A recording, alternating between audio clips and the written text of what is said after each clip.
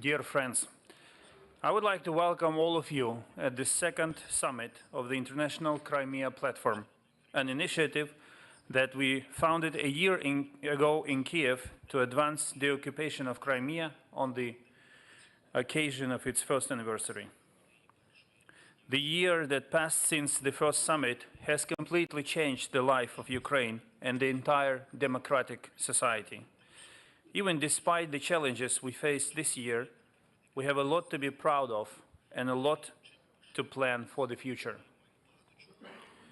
Within the platform, we started working with partners on the appointment of co-leaders on all key tracks, launched the Focal Points Network for constant and rapid communication between the representatives of the Ministries of Foreign Affairs.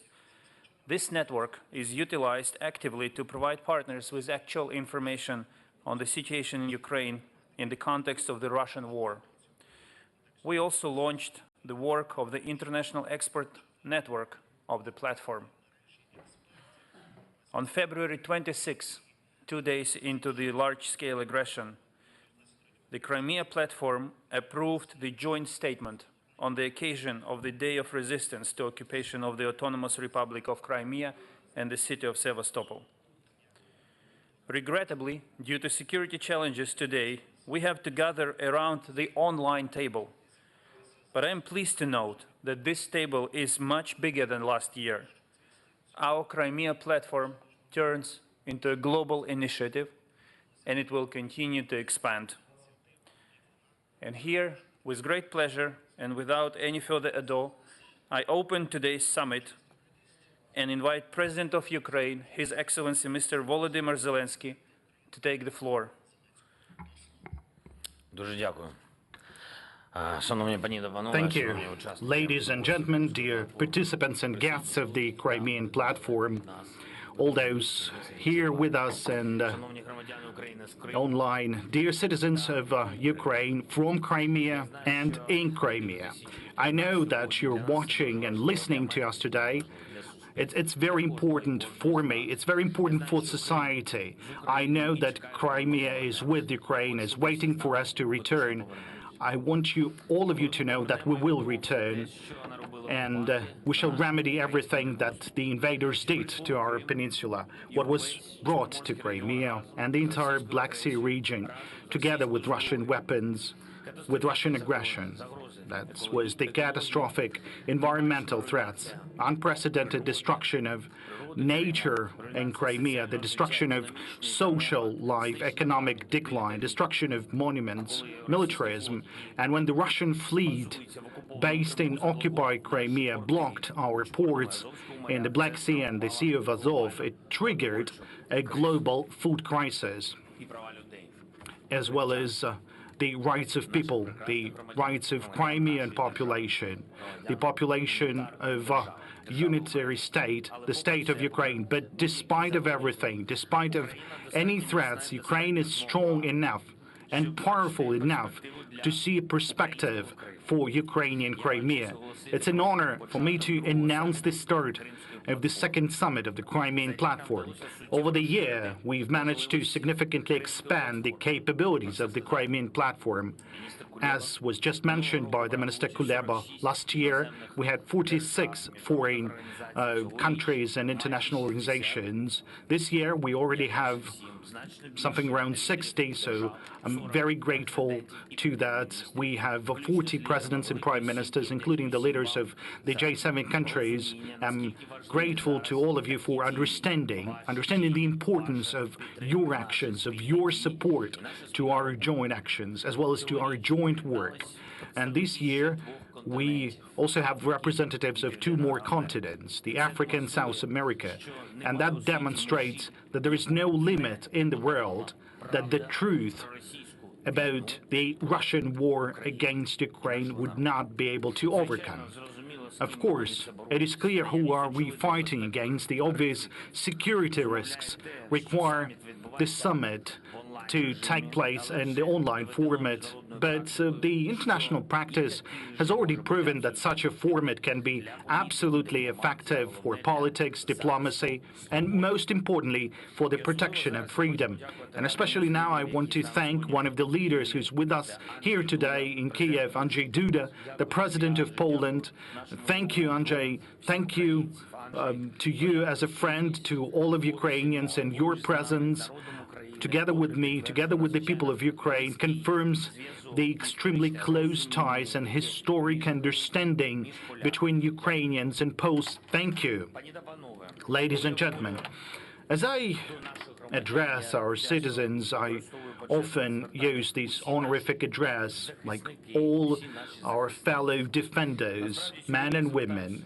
And in fact, today I'm addressing to you, dear leaders, ministers, and I can use the same words with related meaning, as we're all defenders of the international legal order.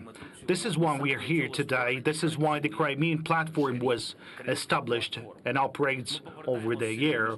We're restoring the strengths of international law, and it is thanks to this we are returning the Ukrainian flag to the land of Crimea, to our land, and it is thanks to this we will bring freedom to Ukrainian citizens in Crimea, and we shall certainly restore justice to all those who suffered from the repressions and abuses of the Russian occupiers. But to win, we shouldn't forget the path towards the current situation. This degradation of Russia started with the seizure of Crimea. It started with the terror against the Crimean Tatars, the indigenous people of Crimea. It started with the repressions on religious grounds, which became the largest religious persecution in Europe in the 21st century against the Crimean Muslim community. There was also the expulsion from occupied Crimea of all those ordinary people who said that Crimea is Ukraine, who were not afraid to defend Ukrainian culture and Ukrainian freedom in Crimea. Those murders, torture, humiliation, we've seen all of that, the looting, all of that the occupying forces committed and continue to commit in Crimea from the first weeks after its capture, its seizure. And then they brought those crimes to Donbas, to other countries, particularly to Syria, to African countries, where Russian banditry is present under the cover of Russian special services. This mass terror after the 24th of February has become the logical conclusion of the degradation of this state, which not so long ago was invited to sit at the G7 table, but now competes for supremacy with the most brutal regimes of the past, responsible for genocides, war of aggression, and deportation. We are grateful that many people in the world did not remain silent to all this. Many opposed, constantly helped us, assisted, fought, but at the same time, many remained silent. That's true. Tried not to notice what was happening in Crimea. And this became one of the major reasons that I think for everything that is happening now in Ukraine and the whole world. It is important to remember that there was resistance on the peninsula. There were, and there are people, we know that, who are not silent, who defend freedom and just normal, ordinary life in Crimea. They are being repressed. But we see them, we know about them, we are grateful to them. Recently, as you know, I've received a letter from one of the Kremlin, from Nariman Jalal, and unfortunately he's now in prison. The occupiers imprisoned him on an absolutely false charges. We know this only for the fact that he's fighting for his own homeland, for the fact that he took part in the first summit of the Crimean platform last year. So last year he came to Kiev from occupied Crimea to tell the participants of the summit what is really happening on the peninsula, and and what would be the consequences of all that. Now, 9 days after his return to Crimea, the occupiers have deprived him of his freedom. And he was a free person. Now, that was Russian response. In his letter, Mr. Jalal wrote, "It began with Crimea, it will end with Crimea." And this is really it. And I believe that, like 100%. In order to overcome terror, to return predictability and security to our region, Europe, and the whole world, we need to win. To win the fight against Russian aggression, and therefore we need to free Crimea from occupation. It started in Crimea, and it will end in Crimea, and this will be an effective revival of the international legal order. But this is not just a political and legal task. This is about the specific land, specific people living in Crimea, about cities, culture, about sites, about hopes of specific people, about the fact that someone has invested his whole life in Crimea, and after the arrival of Crimea was forced to either leave it and to seek refuge in other lands, or was forced to fear that he would be taking away of everything, like his house, land, work, or business. So everyone had to force to restrain themselves or risk losing everything. Russia stole a part of life, even from those in Crimea who were lucky enough not to become a victim of repression. It was impossible to imagine, but the occupation turned the Crimea, and that was a paradise for all of us. It turned this paradise into the depressed and dependent region, this region of high fences, barbed wire, and utter lawlessness, to the zone of environmental disaster and a military platform for aggression and spread of grief. Since February 24th, from the occupied Crimea, they've launched 750 different cruise missiles hitting our cities. Just imagine, 750 missiles over half a year. They've destroyed hundreds of civilian facilities like schools, universities, ordinary residential buildings, hospitals, and therefore Ukraine's restoration of control over Crimea will be a historic anti-war step in Europe. This will restore security and provide justice, reintegrate Crimea into the modern world, and it will allow every one of us, the participants of the Crimean platform, to tell our children, our relatives, that they can be proud of us as peacemakers. And I want to emphasize for Ukraine, Crimea is not just some territory, not a figure in the geopolitical game, as in case of the terrorist state. For Ukraine, Crimea is a part of our people, our society, like a community of people to whom we guarantee freedom and restore modern existence. Crimea was and is Ukrainian, and after deoccupation, along with our entire state, it will become part of the European Union, and I'm sure about this.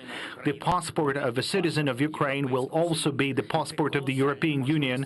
These are colossal opportunities for all of our people living in Crimea. The roads of Crimea will be the roads of the entire European continent. The ports of Crimea will be the ports of all Europe. Only Ukraine can connect Simferopol with Berlin and Yalta with Naples.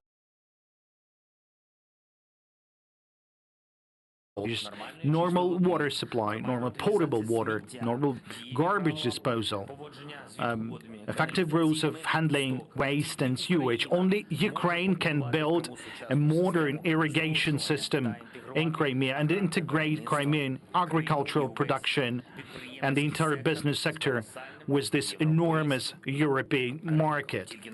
Only our state can provide Crimea with a modern and affordable medical system, a modern and affordable educational system, a sophisticated digital system of public services. Ukraine will remove the barbed wire that blocks the way for ordinary people to the best spots and places of Crimea. These illegal fences that have torn out these beautiful coastline of our beautiful Crimea, free access to beaches, the real protection of natural reserves, historical objects.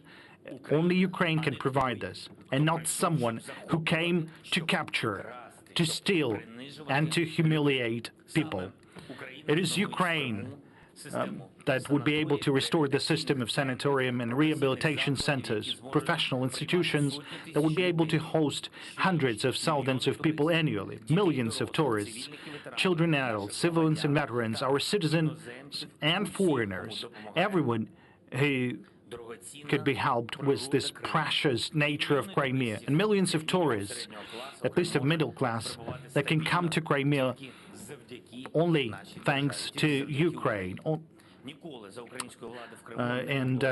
There was never a repressions during the Ukrainians' control of Crimea. There was never a lack of freedom or moral suffocation in Crimea, which Russia brought in 2014. And even more so, Ukraine will never ignore the social needs of pensioners or anyone else in Crimea. Ukraine will never tell people there is no money, but you just have to hold on. I think everyone remembers those words, because we respect people, and even this year, despite this bloody war, we have performed the indexation of the pensions for all of our pensioners. Ladies and gentlemen, I think my words let you feel that we have a very comprehensive views to how to restore our Ukrainian Crimea after the expulsion of Russian invaders. And that is why we are adding two more directions to the work of the Crimean platform, economic and legislative directions. We have a strategy for the renovation of Crimea, and today it will be represented in the frames of the economic panel, and we are establishing legislative foundation for Crimea after deoccupation, as well as for all those for whom Crimea is much more than home. We've adopted the law on indigenous people, which protects the rights of the Crimean Tatar people and Majlis, Karits, and Krimchuks. We are developing the Crimean Tatar language. We've adopted the law on the protection of political prisoners, all those who suffered from repressions of the occupiers. And we're not going to stop there. There's more work to be done this year. The Crimean platform will be continued in autumn in Croatia with a parliamentary summit. It's not going to be in the online format. There will be parliamentary delegations from the whole world. We shall use the power of democracies to protect our state and the international legal order. And returning to the letter of the imprisoned Nariman Jalal, I want to read several additional of his quotes. Thanks to the change in the agenda on the international arena in Europe and in Ukraine itself, because of the aggression of Russian Federation, the members of the Crimean platform are more determined and focused on the implementation of specific actions.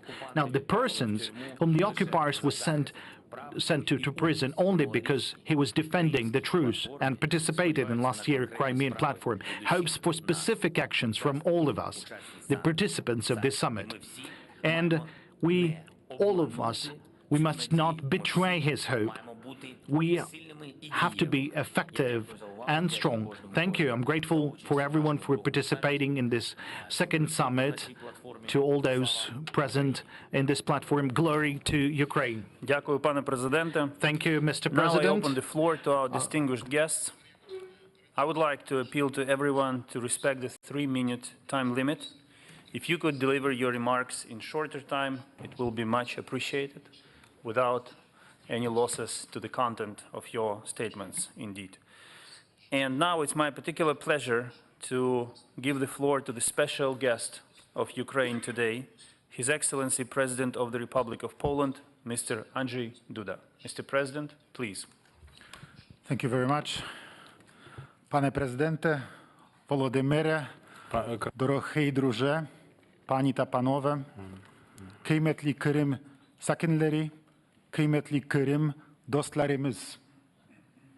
Крим бо Україна. Крим – це Україна. Так як Гданськ чи Люблін є частиною Польщі, так Крим був, є і буде частиною України. Panie i panowie, prezydenci, premierzy, ministrowie, przedstawiciele państw i narodów. Zacząłem od rzeczy oczywistej, bo mam wrażenie, że w ostatnich latach była właśnie ona zbyt mało oczywista. Pamiętam doskonale i to, że to był czas, w którym nas, prezydentów i premierów, było tutaj raptem kilka, może kilkanaście osób. Panowało wówczas zupełnie inne myślenie w Europie.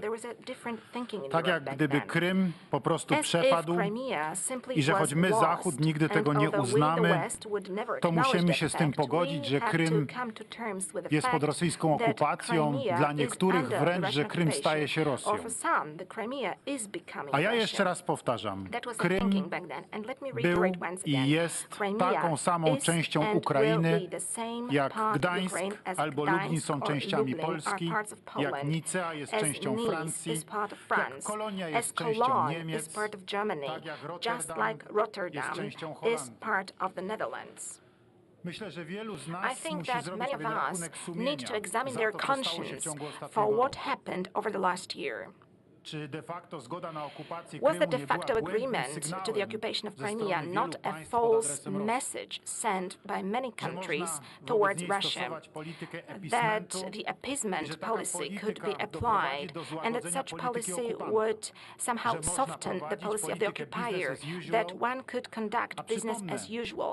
And let me remind you that Nord Stream 2 was built already after the illegal annexation of Crimea. So, ladies and gentlemen, there is no return to business as usual in relations with Russia. There is no return to business as usual in relations with Russia, for sure. In the time when Russia is conducting a war against Ukraine, which it attacked, when Russia is occupying the legally and internationally recognized lands of Ukraine. And the true moment of change in the policy of the West will be not only stopping Nord Stream 2, but also its dismantling, getting rid, liquidation of this gas pipeline. Ladies and gentlemen, I believe that today, after Mariupol, Bucha, after bombs dropping on Kiev and Kharkiv, after missiles reaching Lviv, after Irpin and Borodyanka, after crimes, after the war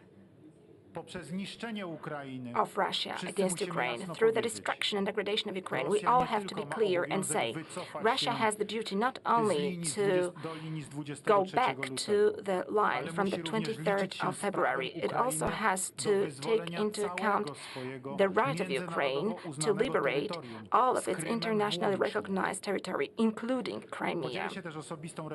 Let me share a personal reflection with you. I have never visited Crimea myself, although I always wanted to feel its exceptional magic, the magic of that place, so beautifully described by the poet Adam Mickiewicz, a common poet of Poland and Lithuania. I believed that Crimea was so close from Poland, and I believe that I always have the time to reach it. And as long as after 2014, I could just for a while think that I missed the moment, then in 2022, I believe that I will see Crimea, the Ukrainian Crimea. I believe, Volodymyr, that you will show Crimea to me. I will be there. However, today we are facing up to the Russian invasion. Ukrainian men and women are protecting Europe with arms in their hands against tyranny and totalitarianism. They are paying the highest price for Warsaw, for Prague, for Berlin, for Paris, for London. In this war, Poland is your background, Ukraine. Poland is your ally. Poland is your home. Brothers for all children and all families who will seek refuge in Poland. all those who will feel such a need will find home in Poland. And there is no dispute about this in Poland. If any of my predecessors and successors of the President of the Republic of Poland was sitting in my place, he would say exactly the same thing. As long as you need us, we are there and we will stay at your side. Шановний пане президенте, мій друже Володимире, дорогі українські браття, ще не вимерла Україна, jeszcze Polska nie zginęła. Poland has not yet perished. And Volodymyr, dear friends, Ukrainian. Thank you. Thank you, Mr. President. And now, with great pleasure, I invite Prime Minister of Canada, His Excellency Mr. Justin Trudeau, to take the floor. My friends, President Zelensky, Volodymyr, Mustafa Aga, leader of the Crimean Tatar people, partners, allies, I'm joining you today from Toronto with the German Chancellor, my friend Olaf Scholz. Last year, when Canada participated in the first Crimea Platform Summit, no one yet knew that Vladimir Putin would launch a full-scale, unprovoked invasion of the rest of Ukraine.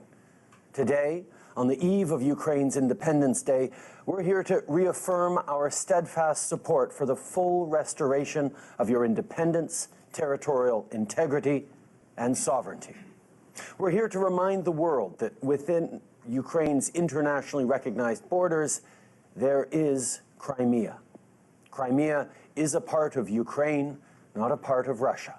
In fact, we can't forget that Putin's invasion of Ukraine really started in 2014 with the attempted annexation and illegal occupation of Crimea and the city of Sevastopol. The Ukrainian people have the right to defend themselves, including in Crimea. So Canada will continue to be there to support you, and we know that our allies, like Germany, will continue to do the same. Le Canada va toujours être là pour soutenir la démocratie et le respect du système international fondé sur des règles. Quand la Russie a envahi la Crimée, elle s'est attaquée. Based on the rules, when Russia invaded Ukraine, they attacked the basic principles and rights. This is unacceptable. Back in May, I was in Ukraine, and I saw all the brutality of war waged by Vladimir Putin. Since 2014, Canada, with our partners, has imposed hard-hitting sanctions against over 1,750 individuals and entities from Russia, Ukraine, and Belarus. And today we're announcing new sanctions on 62 additional individuals and one defense sector entity that is complicit in Russia's war in Ukraine. We should all be deeply concerned about the consequences of Russia's war, both in Ukraine and around the world. This includes inflation, as well as economic, energy, and food insecurity. Through the IMF, we recently provided $450 million in loans to Ukraine to support the purchase of necessary heating fuel before winter. We've now disbursed the complete $1.95 billion in loans committed this year. For food security, Canada proposed an initiative with the Food and Agriculture Organization of the United Nations, and we're investing $52 million to help address grain storage shortages in Ukraine. I want to repeat yet again that there are no sanctions on food. When the Russian regime blames sanctions for the food crisis around the world, they're engaging in disinformation. We need to continue fighting Russian disinformation. That's why Canada will create a dedicated team to help increase our capacity to monitor and detect Russian and other state-sponsored disinformation. With this initiative, we will enable deeper international collaboration, including through the G7 Rapid Response Mechanism. Canada will also provide additional support to Ukraine's security sector institutions through two different projects. The first will support the National Police of Ukraine and Ukraine's state emergency services, including with the provision of essential equipment and supplies. And the second is focused on providing technical advice and support to Ukraine's Ministry of Defense. On ne doit pas s'habituer à cette guerre de la Russie et à ses horreurs. On doit continuer d'être là pour nos amis ukrainiens. Merci de m'avoir donné l'occasion de parler aujourd'hui et merci à tous les participants de continuer à faire leur part We all remain steadfast Thank you for participation in this and the opportunity to participate in this meeting. Я хочу передати слово Олафу Шольцу. Thank you, Your Excellency, and naturally, the floor now goes to the Federal Chancellor of Germany, Olaf Scholz. Sir, please. President Zelensky, Justin, dear colleagues and friends of Ukraine, thank you very much for the invitation to this year's Crimea Platform Summit. 8 years after Russia's illegal annexation of Crimea and 6 months after the beginning of Russia's latest blatant war of aggression, it is more than timely to come together with partners in this important forum. Today, on the day we commemorate the victims of Stalinism and fascism, we make once again clear that the international community will never accept Russia's illegal imperialist annexation of Ukraine territory.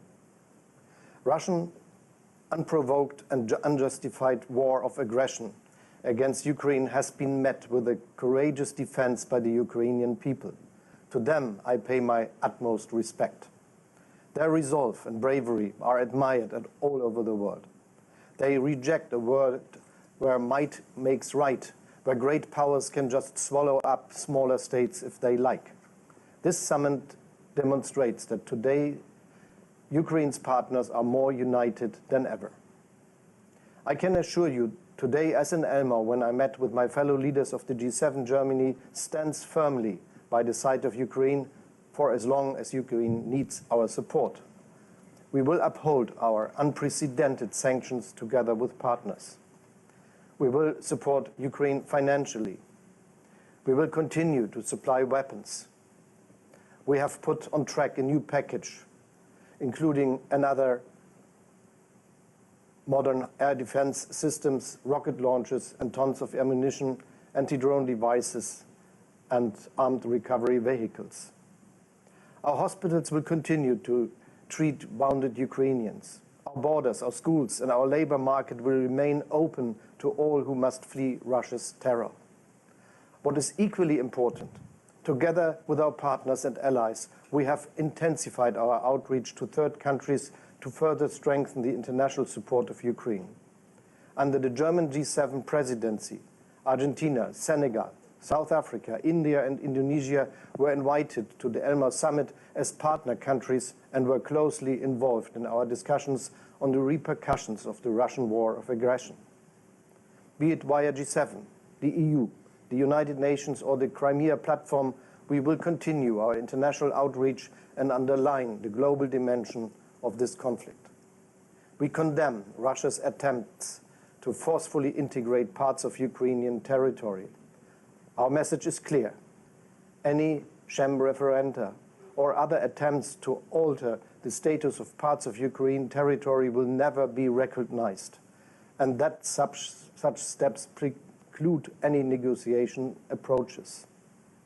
It is Russia, with its war of aggression, that is responsible for worsening food security, with grave implications for people worldwide. As a reaction to this crisis, at this year's summit in Elmau, the G7 provided an additional $4.5 billion support for global food security. We welcome the recent United Nations agreement on grain exports via maritime safe corridors. As European Union, we have facilitated grain exports via land and rivers, thus exporting over 8 million tons of Ukrainian grain between April and early August through our solidarity lanes. We also see that storage capacities in Ukraine are still under pressure. To address this, Canada, Germany, and Japan are financing with over $60 million a new program of the Food and Agricultural Organization. This program will, in coordination with the Ukrainian government, support small and medium-sized farms with temporary and fixed storage solutions for grain and oil seeds.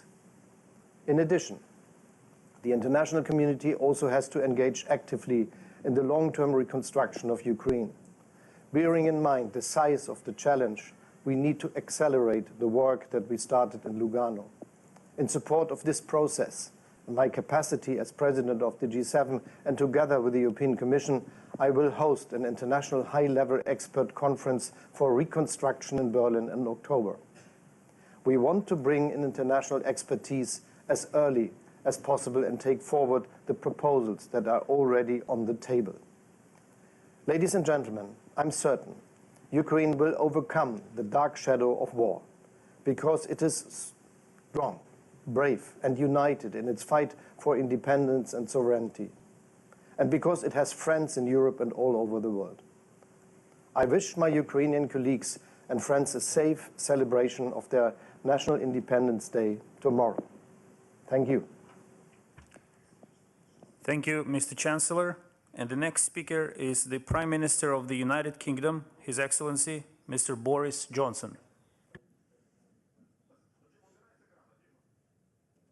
I want to congratulate President Volodymyr Zelensky particularly for bringing us together and for focusing our attention on Russia's illegal annexation of Crimea, because that land grab in 2014 was the direct precursor of today's war.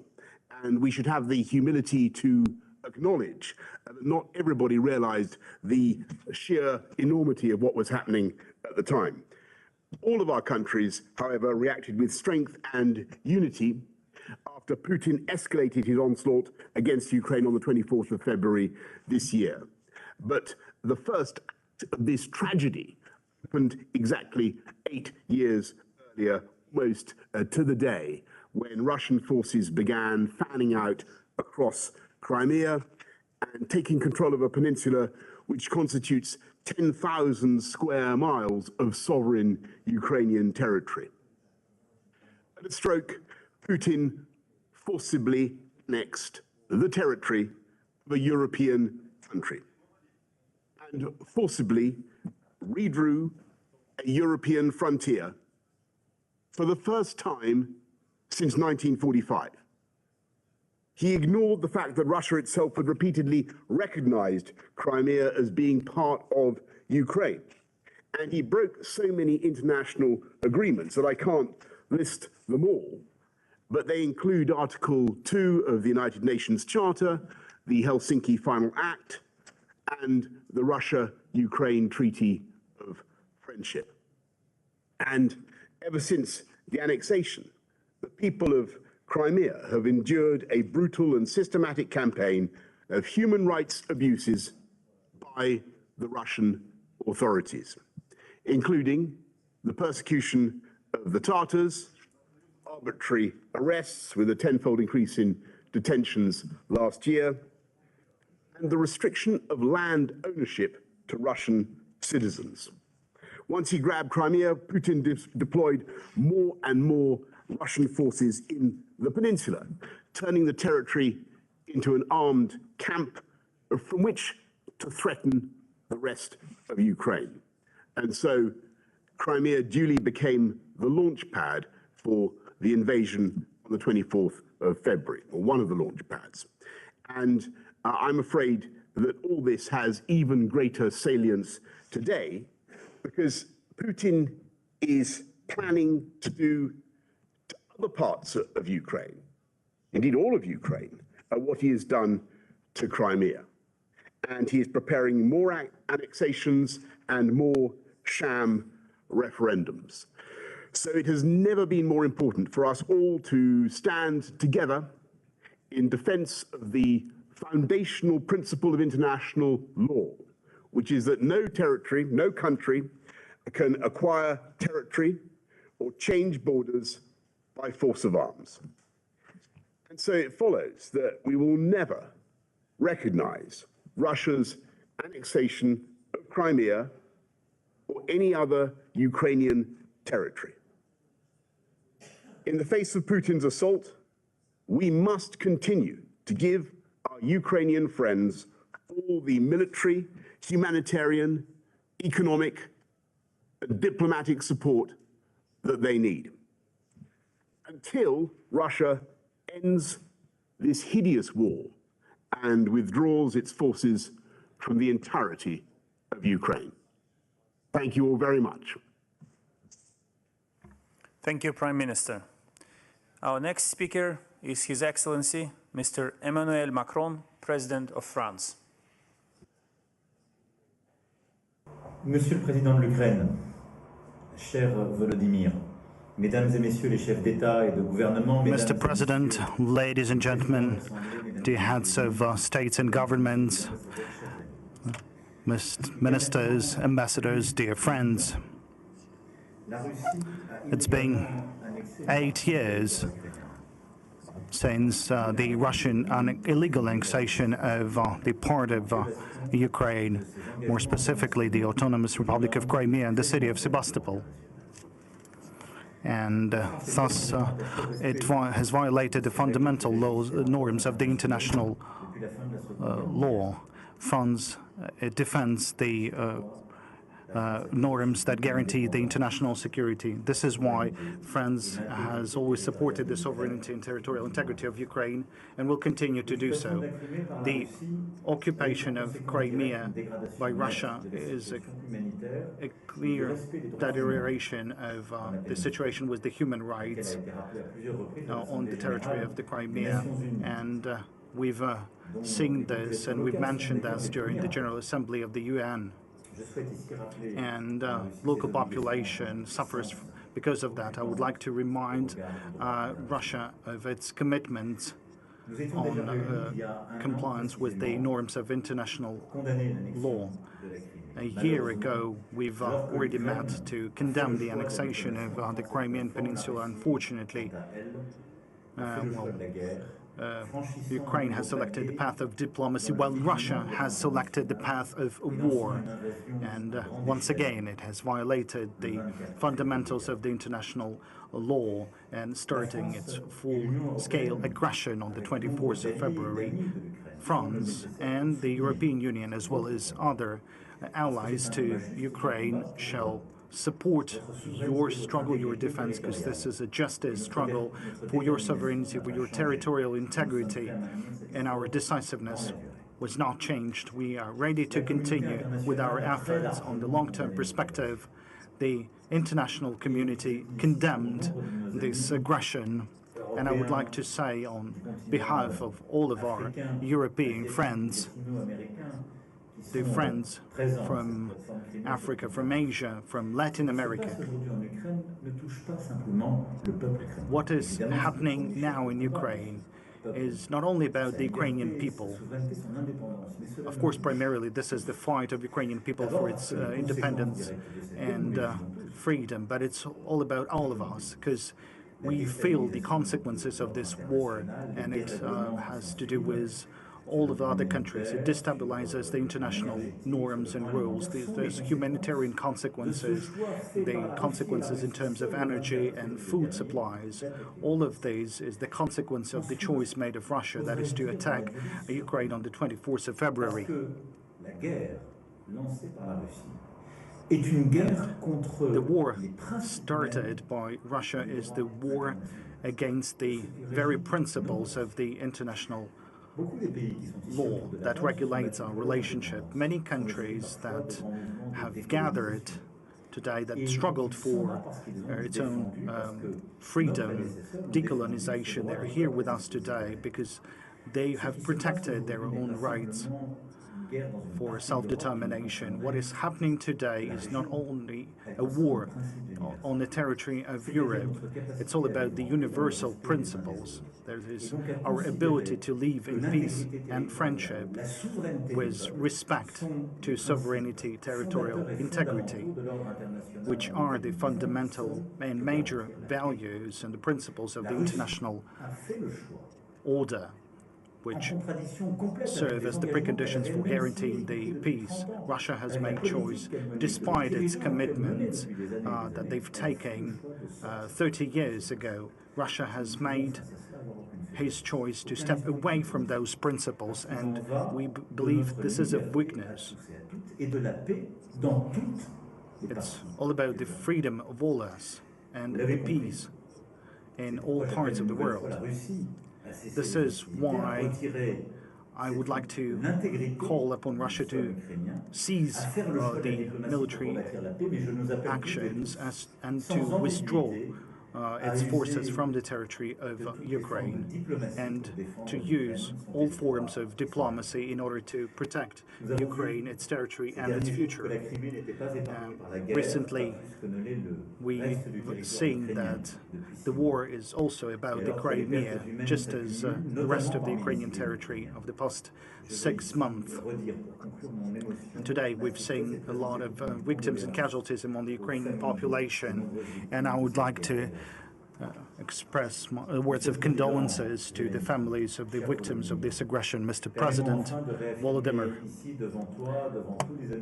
allow me once again to reaffirm my respect, the respect of the people of France with the struggle, with the defense waged by the people of Ukraine every day. This is the fight for your sovereignty, your future, your children, and this is the fight for our universal principles. This is what I wanted to say today in my statement through video conference. Today, the future of Ukraine is being decided, and we shall stay together with you today, tomorrow, the day after tomorrow. But I wanted to say that this is also a fight for the principles of international law that has to do Thank you, with Mr. President. the case of all of us. And our next speaker is His Excellency Mario Draghi, Prime Minister of Italy. Dear President Zelensky, dear colleagues, on the second anniversary of the International Crimea Platform, I wish to express Italy's unwavering support for this initiative and for Ukraine. Russia's occupation of the Crimean Peninsula in March 2014 was an unacceptable act of aggression, a clear violation of international law. Italy has constantly condemned Russia's illegal annexation of Crimea and Moscow's gradual militarization of the peninsula. We are deeply concerned for the worsening situation of human rights in the peninsula, and we stand with the Crimean Tatar community against the violence and injustice it suffers from. The fight for Crimea is part of the struggle to liberate Ukraine. Last February, Russian forces used Crimea as a launch pad for their attack on the regions of southern Ukraine, including Kherson. They continue to use Crimea to put military pressure on other areas, notably the port cities of Mykolaiv and Odessa. As Russia attempts to subjugate more parts of Ukrainian territory, the international community cannot look away. Russia must stop its illegal occupation, its brutal targeting of unnamed civilians. Italy will continue to support Ukraine. We are with you in your fight to resist Russia's invasion, restore Ukraine's territorial integrity, protect your democracy and independence. Thank you. Thank you, Prime Minister. Our next speaker comes from Asia, and it will be the distinguished Prime Minister of Japan, Kishida Fumio.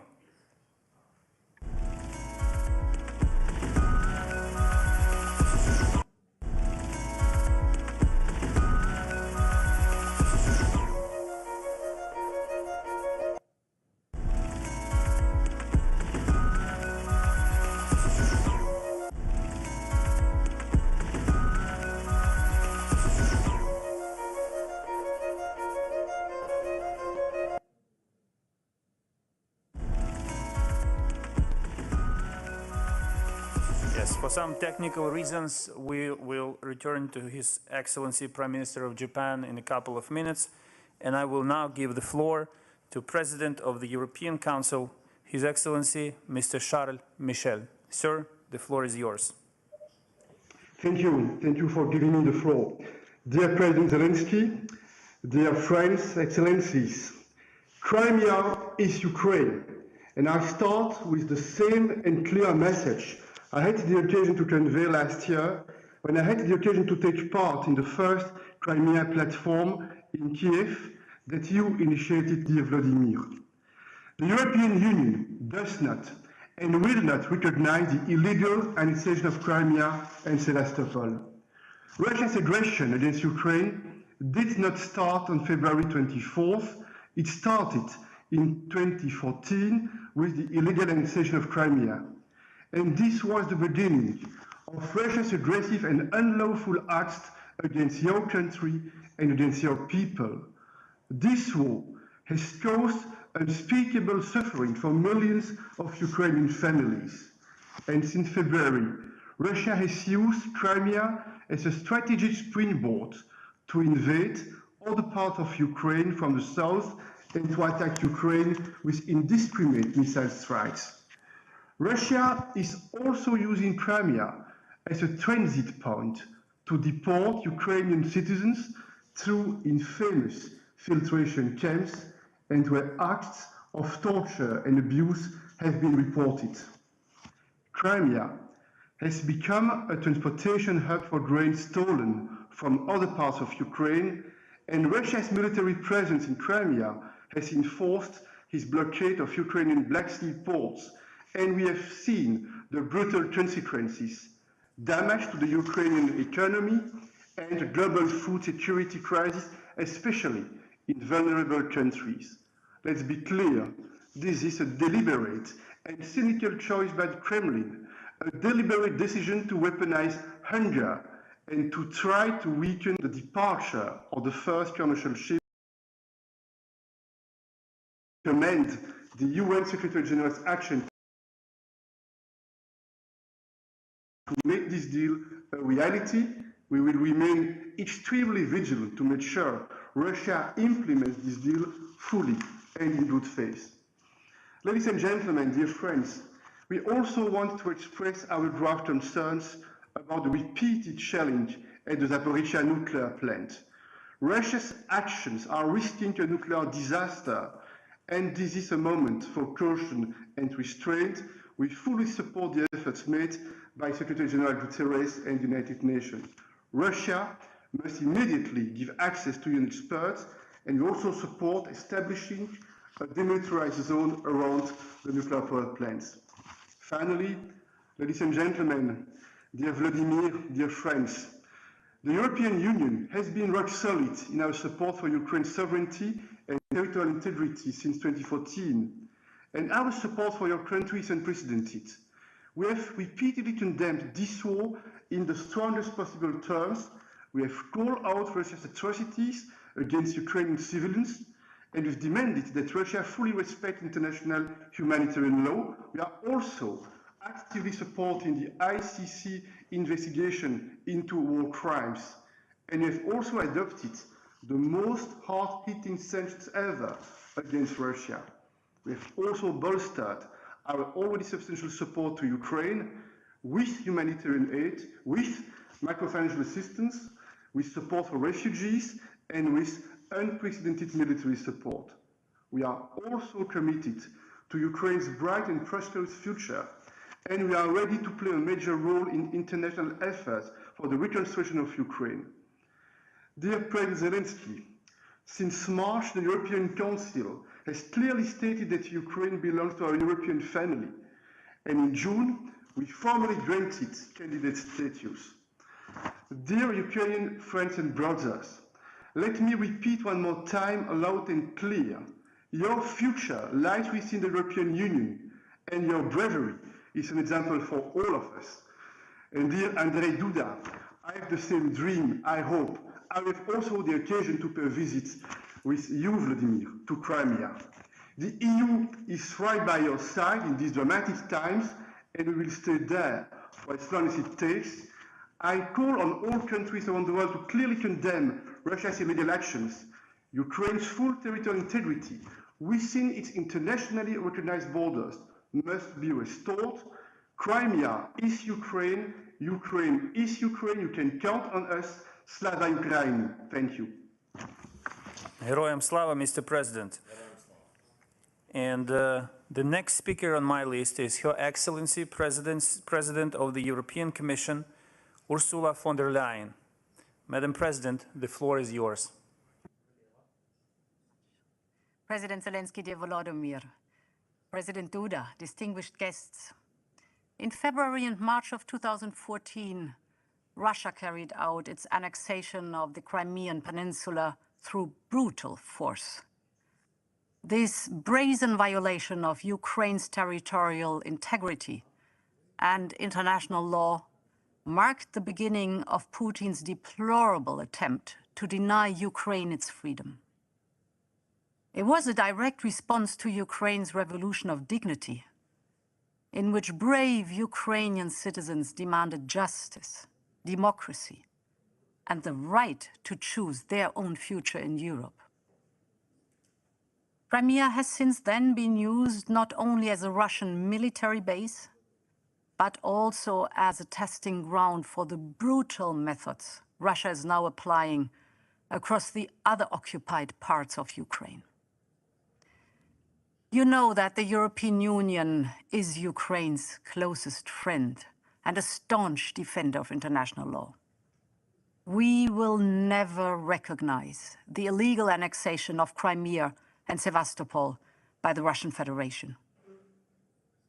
We are deeply concerned about the human rights violations in the Crimean Peninsula, the disappearances, the torture, the killings, the persecution of Crimean Tatars, the intimidation and incarceration of journalists, lawyers, and human rights defenders. This is the dark reality of Putin's occupation. The European Union will tirelessly work with the Ukrainian authorities and our partners to expose these violations, to hold those responsible accountable, and to support the victims. We are with you. We have been with you in this existential fight from the beginning. Since Russia's full-blown assault in February, we have massively stepped up our economic, humanitarian, and military support. We have welcomed over 7.5 million Ukrainian refugees into our homes. Our sanctions are critically undermining Putin's war machine and the Russian economy. EU solidarity lanes helped export over 10 million tons of Ukrainian grain. And we will continue to help you get the European Union will continue to stand with Ukraine for as long as it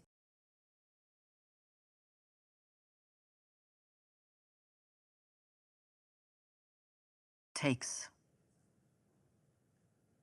Putin wanted to thwart Ukraine's independence and break your belief in a better future. The opposite has happened. Not only is Ukraine celebrating its 31st year of independence tomorrow, but you have also become a candidate to join the European Union.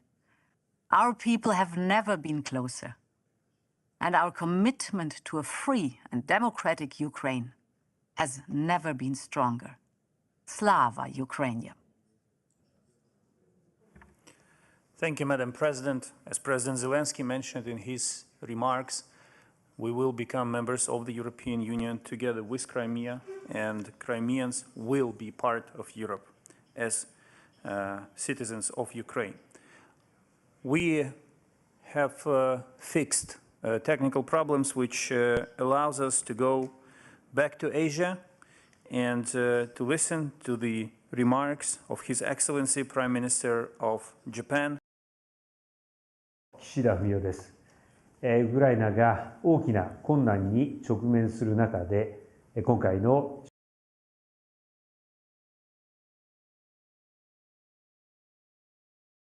首脳会合を主催されるゼレンスキー大統領のリーダーシップに最大限の敬意を表するとともに、ウクライナ政府、ウクライナ国民の皆様との連帯を改めて強調したいと思います。ロシアによるウクライナ侵略はを含めたウクライナの主権及び領土一体性を一貫して支持し、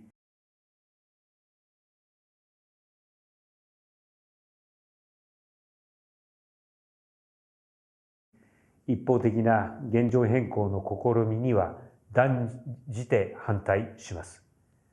特に広島出身の総理大臣として核兵器の使用、威嚇も決して許しません。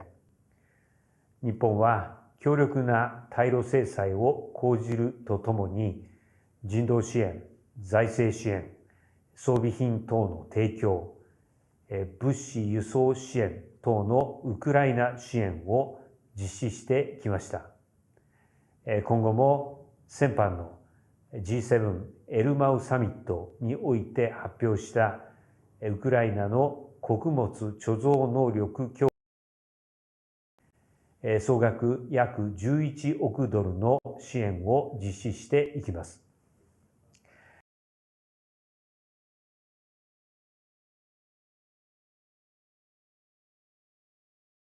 ロシアによるウクライナ侵略が長期化する中、国際社会が結束して対応することが重要です。アジア唯一の G7 メンバーとして、私自らこれまでにインドや東南アジア諸国をはじめとする各地域の首脳との間で対話を重ね、国際社会の原則を守ることの重要性で一致してきました。今週末の日本がチュニジアで開催する TICAD8 の機会を捉えたアフリカ諸国への働きかけなど、これから G7 の議長国を務めますが、ウクライナにおける一刻も早い平和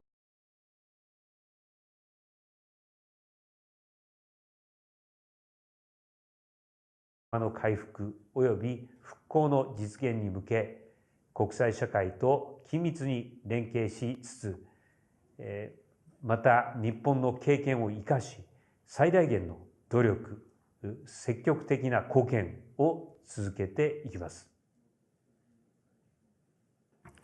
Thank you, Prime Minister. And we will now go to the entire Euro-Atlantic space. And I cordially invite His Excellency, Secretary General of NATO. Duda, friends of Ukraine. 8 years ago, Russia illegally annexed Crimea.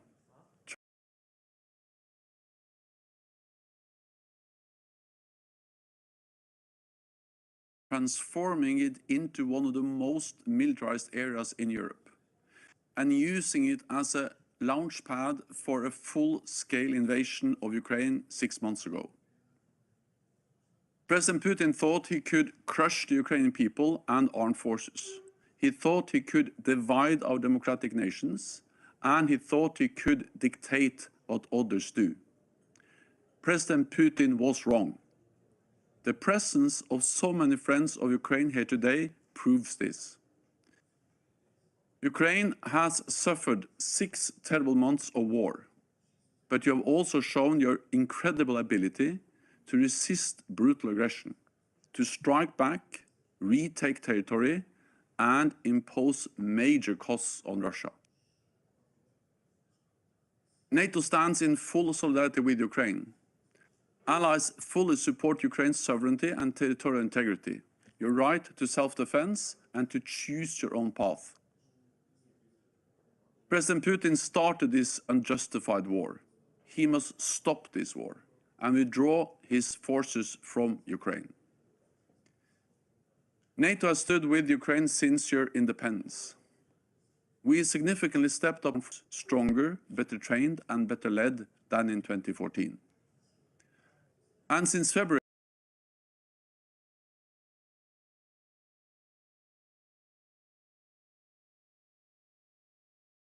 NATO allies have provided unprecedented military, financial and humanitarian aid.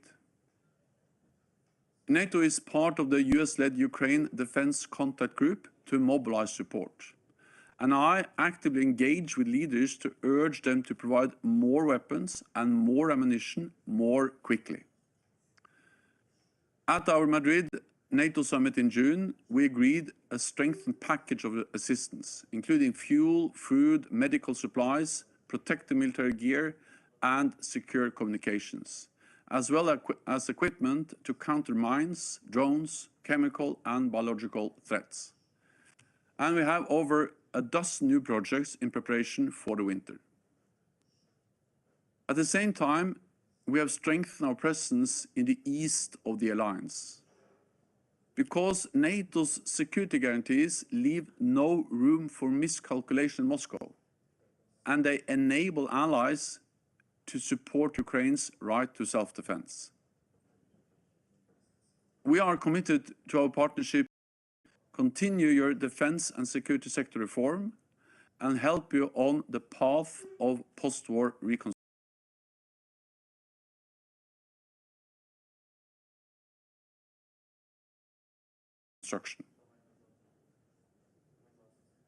Winter is coming, and it will be hard. And what we see now is a grinding war of attrition. This is a battle of wills and a battle of logistics. Therefore, we must sustain our support for Ukraine for the long term, so that Ukraine prevails as a sovereign, independent nation.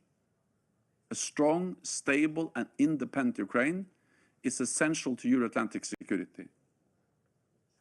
NATO has stood with Ukraine throughout 3 decades of independence. We stand with Ukraine now. We will continue to stand with Ukraine for as long as it takes. Thank you, Secretary General. Now, I would like to take you back to the last year when Nariman Jalal, first deputy chairman of the Majlis of the Crimean Tatar people, took part in the summit, in the first inaugural summit of the Crimea platform. He had been taken by the Russian security forces. His only connection with the world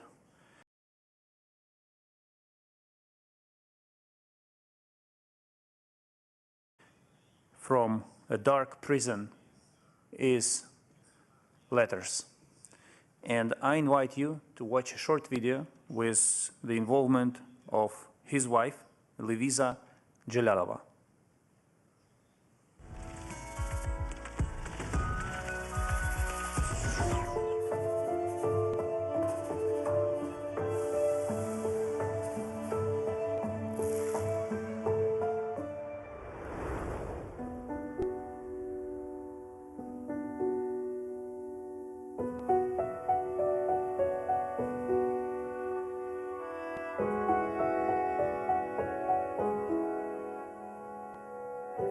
Как ты, родная? Мне не спится. Сейчас ночь субботы на воскресенье. This is night from Saturday to Sunday. I have slept during the day and now I cannot sleep. I think about you, about our children. I envy you so much. I know it's not easy for you, but you are next to them, to our little ones. It's difficult to think. I'm afraid that she will have to get to know me once again.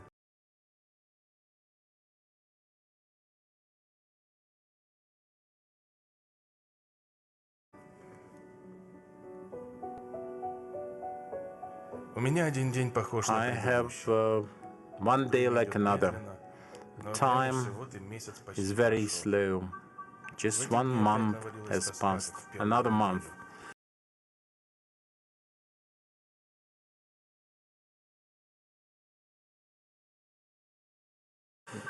I feel depressed, but I try to fend depression off. Not today, though. Nothing compares to this. I just need to share this with you. There is nobody else to share it with. I'm still confident in you and your strength. Do not be afraid to be weak. And we have to live, we have to host guests, invite friends. Just remember that you are the most loved and one for me and my closest friend. No one is dearer to me than you and our children. So do everything to make your life full. No agreements can make this. Can they be trusted? We have to fight. That's the only way. To fight is the shortest way to victory.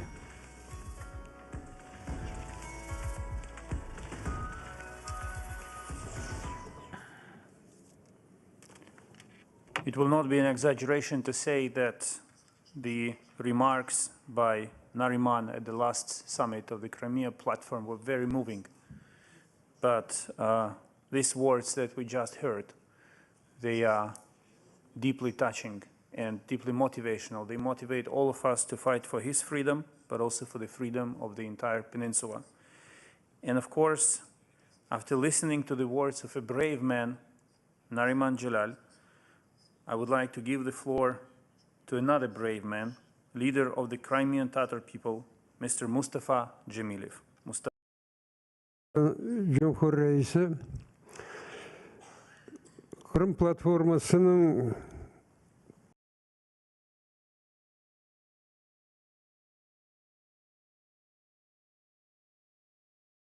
bizim vatanımızı kurtarmak için kurulan Kırım platformasına katılan all the participants who joined the Crimean platform for liberation of the Crimea, leaders of states, heads of states, leaders of governments and parliaments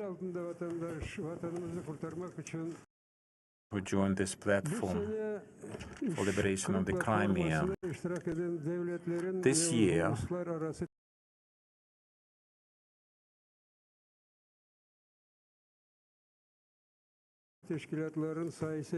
all the countries and the international organizations participating in this platform, this year's platform, this event brings hope to many people. A year ago exactly,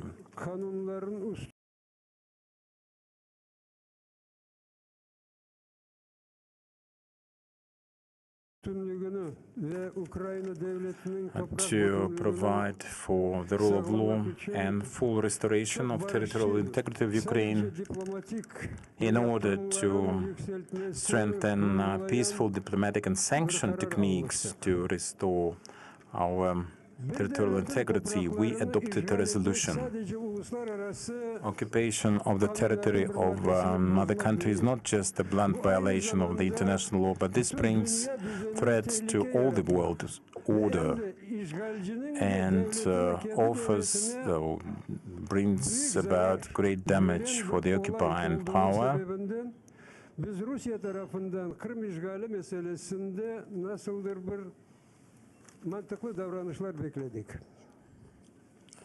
We haven't seen from the side of Russia any logical steps for the occupation of the Ukraine to make some logical steps, but our calculation was wrong.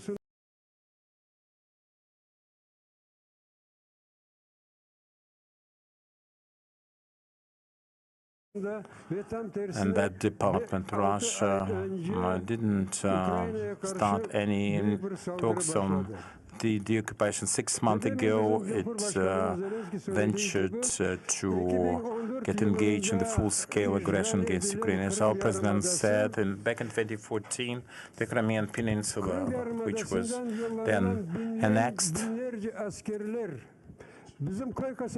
thousands of the military from the Crimean Peninsula, Russian troops entered the Crimea. They proclaimed their rules, they waved their flags and declared it their territory, like in the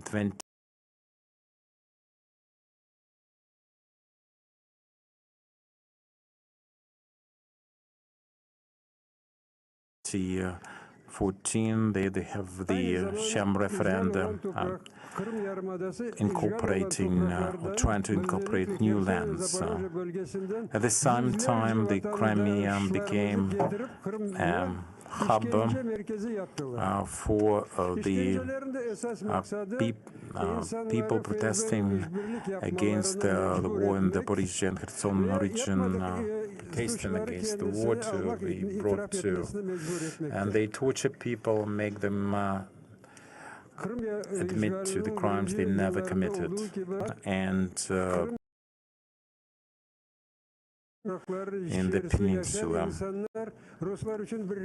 people living in the occupied territories are also hostages for the Russians.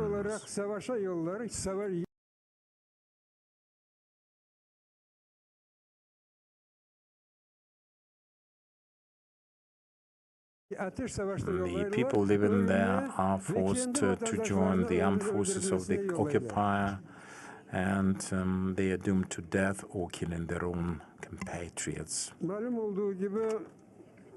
As we know,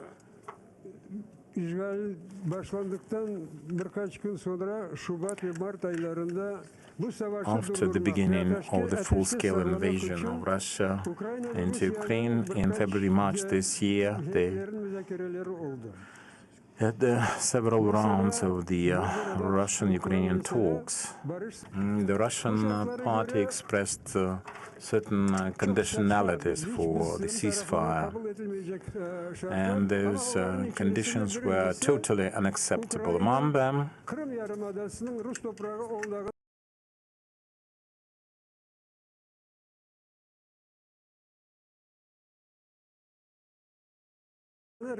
there was recognition of Ukraine of the Crimea as legitimate Russian territory. And that was the reason for legally and otherwise.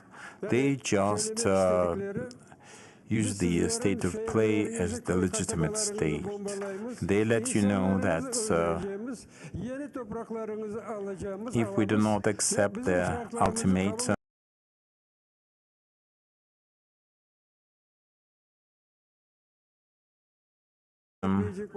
and their arrogant demands, they just will continue taking people hostages, capturing new territories, killing people, bombarding the communities. We have this impression that this is not the 21st century. We are in the middle, back to the Middle Ages. As of lately, as we all know, many opinions were published on the part of the world leaders and different activists as to how we could reach peaceful agreements. Some of them really astonished us, and we cannot accept them under any circumstances. For example, to participate in the presidential race of 2024, and some European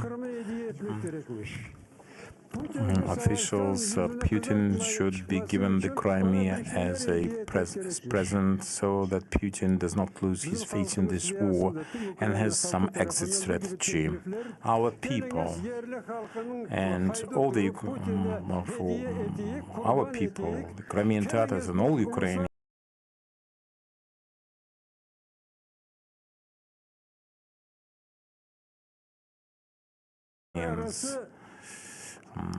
think that this is a sacrifice of the indigenous people of the Crimea for the sake of Putin.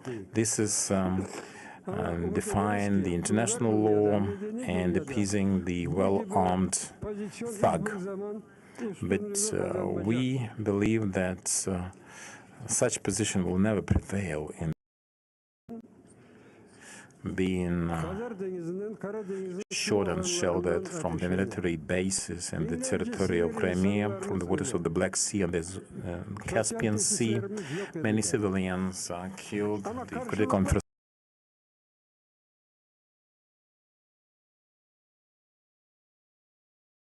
infrastructure facilities, hubs in the enemy's territory, because we have no technical facilities for that, no capabilities, no air defense or missiles with sufficient range.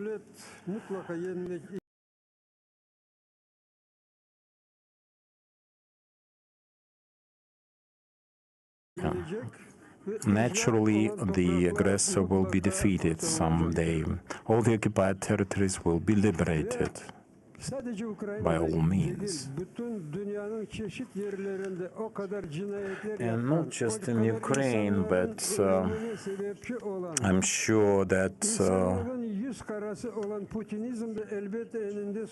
all this Putinism will be erased from the face of earth. It brought so much sorrow and grief to the people, not just in Ukraine, but other parts of the world. But if the world fails to provide Ukraine with the necessaries, material and technically, the war can become a prolonged one with the further devastation, killing, and grief for the people.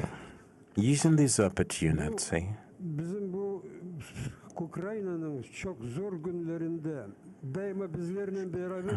under such difficult circumstances, in these hard days and hard times, I would like to express appreciation to all the countries, all the nations providing the multilateral support to Ukraine. The years will pass, but Ukraine will never forget about this assistance. I hope that such support aimed at the occupation of the Crimea and the restoration of the territorial aggression, where the assistance will never be relaxed till that point. Thank you very much for your attention. And now I would like to welcome His Excellency Mr. Borut Pahor, President of the Republic of Slovenia. Dear Mr. President, Excellencies, colleagues and friends, a year ago I participated at the launch of the Crimea platform. Today I want to reaffirm the strongest support of Republic of Slovenia for the sovereignty and territorial integrity of Ukraine. After occupying Crimea in 2014, Russia has, 6 months ago, invaded Ukraine. We strongly condemn this unprovoked, unjustifiable attack and its war of aggression against Ukraine. We call on Russia to immediately and unconditionally withdraw its forces and military equipment from the entire territory of Ukraine within its internationally recognized borders. Russian war against Ukraine is a serious breach of international law. I wish to use this opportunity to commend the bravery and resolve of the Ukrainian people and of the country's leadership. You are fighting for universal values, freedom, independence, and democracy. We are appalled by the repeated attacks of the Russia's armed forces on the civilian population. All war crimes must be duly investigated and perpetrators brought to justice. The war in Ukraine has severe economic and humanitarian consequences on wider community, and I warmly welcome all the efforts to alleviate food prices. We need to be aware that the war in Ukraine has spillover effect on the security in Europe, in particular in Western Balkans. In the EU, we have a wonderful tool on disposal to strengthen our security. This is the enlargement process. I welcome the recent decision of the European Council to grant candidate status to Ukraine and Moldova. I wish the same for Bosnia and Herzegovina. Mr. President, ladies and gentlemen, I see the International Crimea Platform as an important contribution towards the full restoration of Ukrainian territorial integrity with its internationally recognized borders.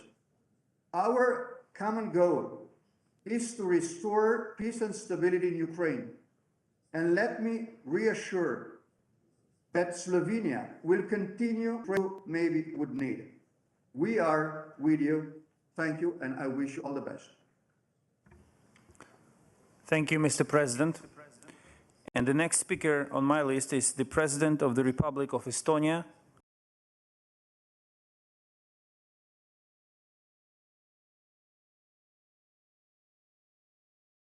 His Excellency, Mr. Alar Karis. Dear Ukrainian friends, I would like to start by expressing my endless admirations for your courage. Your spirit is strong, and your will to defend freedom and independence and to fight against this aggression is extraordinary. To everyone who still believes in the United Nations Charter, it is a war of aggression against Ukraine. We do not and will never recognize the illegal annexion of Crimea or any other Ukrainian region. First, our most immediate task today is to continue to raise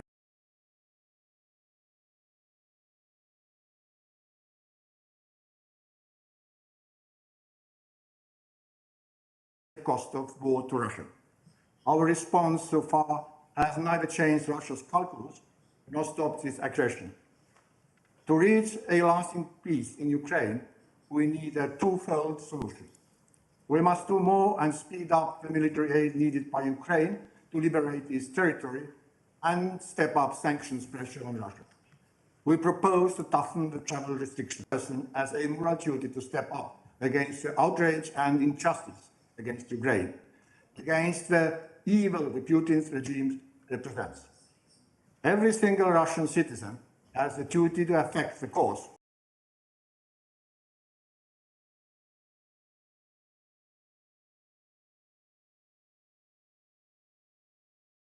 justice and accountability. Putin and its administration must be held accountable for crimes of aggression committed in Ukraine. We see gross violations of human rights, attacks against civilians and civilian infrastructure, filtration operations and forced deportation, preparations for so-called referendums, looting of Ukrainian grain. The list of crimes committed by aggressor is endless.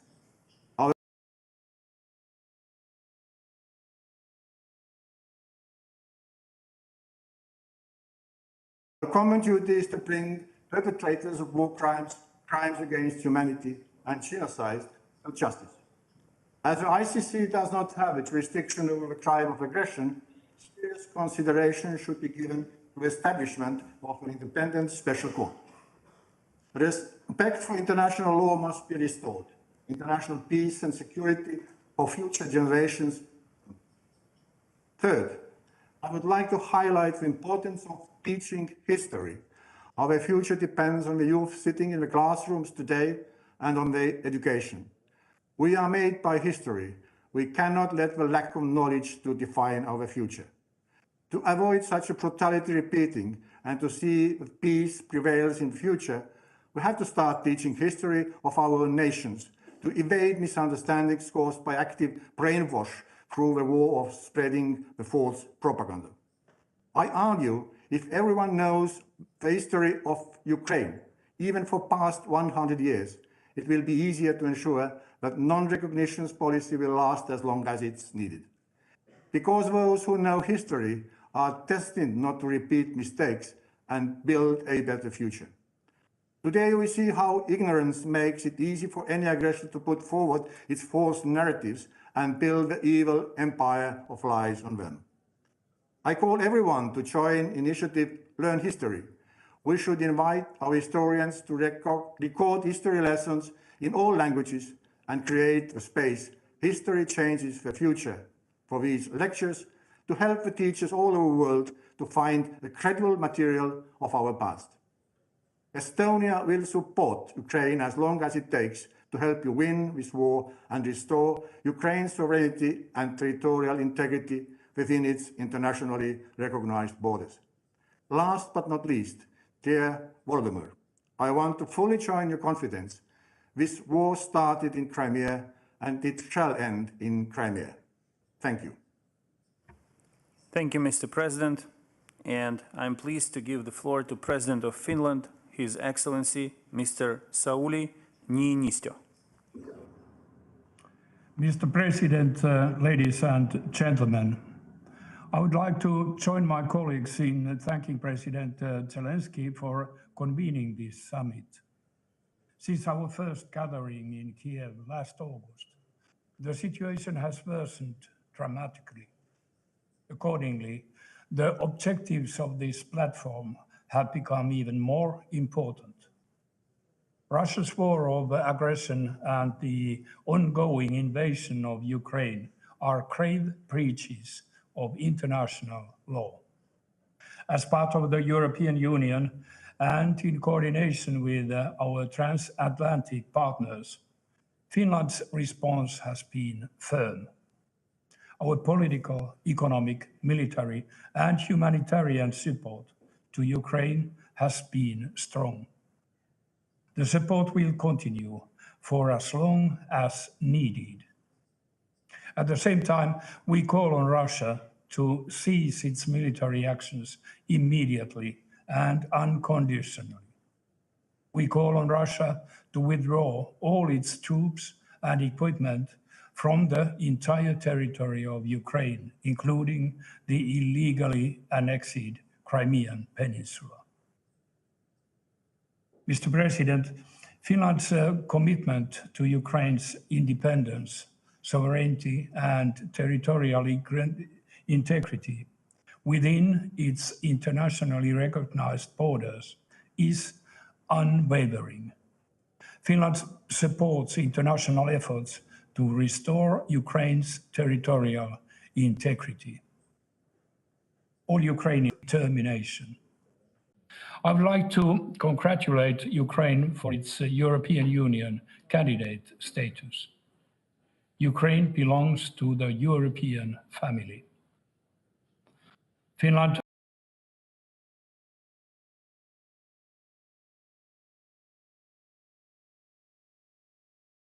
affirming itself.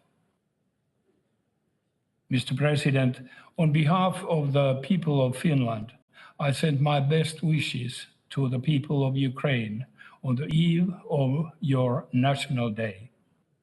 Your brave fight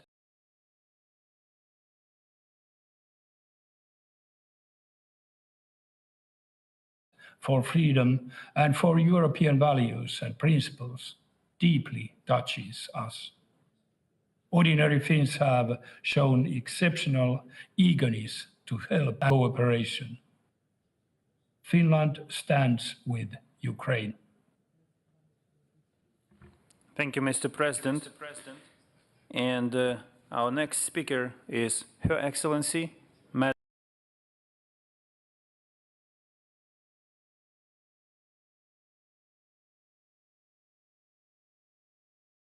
Madam Salome. Excellency, we are here united for the second time around the Crimean platform. Last year, Georgia was represented by its Prime Minister, and it is a great honor for me today to be representing Georgia and its people at this summit. For it is essential to stand together in defense of the values that unite us and which I'm confident will shape our common future. And I'm proud to join the Crimean Platform Declaration in the name of Georgia, and thus to reaffirm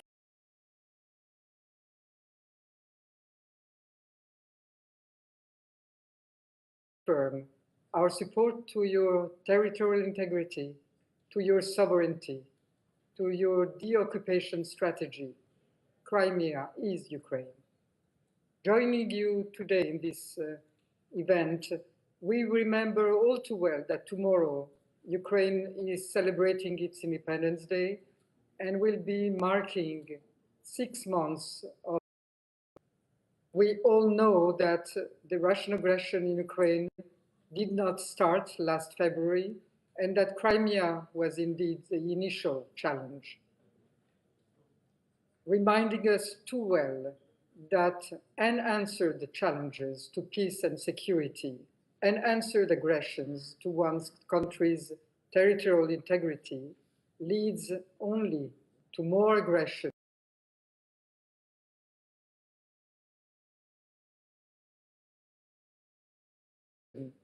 and to more instability. For Georgia, the events that have unfolded in Ukraine are unfortunately well known and have reopened many wounds. For Kremlin's aggression against its peaceful neighbors follows a pattern that Georgia has experimented in 1992 and 2008. We hence know only too well what it means to see one's own territory invaded and occupied. We understand only too well the price your soldiers and your whole civilian populations have paid and are paying. I want, in the name of the Georgian people, to reaffirm our admiration for your valor. And already your fight has been victorious, since it has challenged Russia's sense of invincibility and impunity. Your fight is already victorious.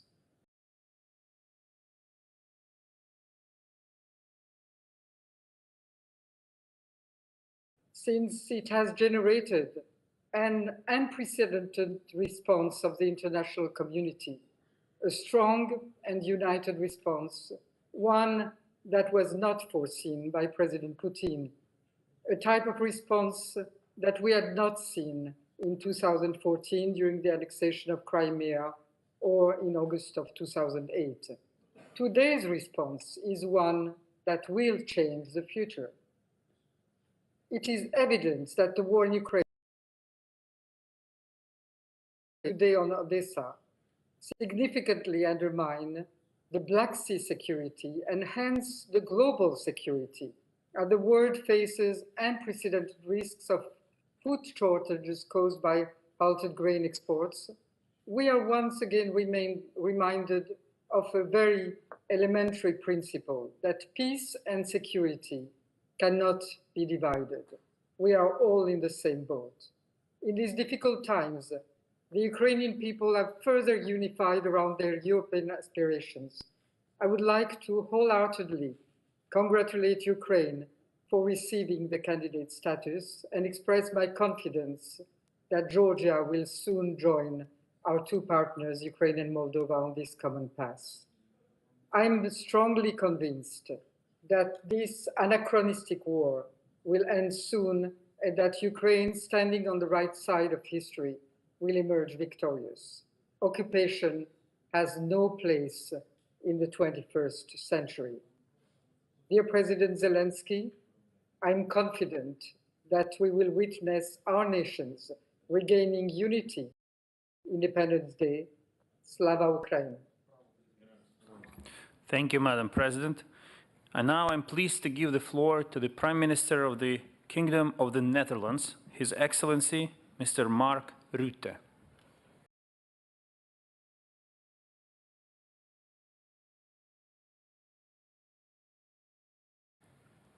Thank you, Ukraine, for hosting yesterday the Dutch Defense Minister and the Dutch Minister for International Trade, and for arranging this summit, which shines a global spotlight on Crimea.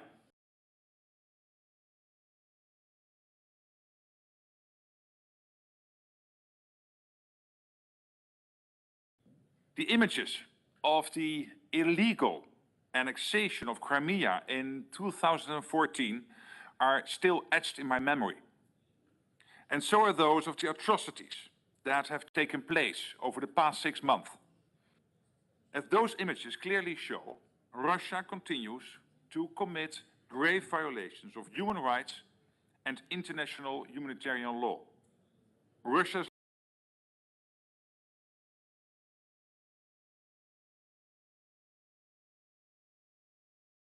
leadership and armed forces have demonstrated a complete disregard for international law, such as deliberately targeting civilians.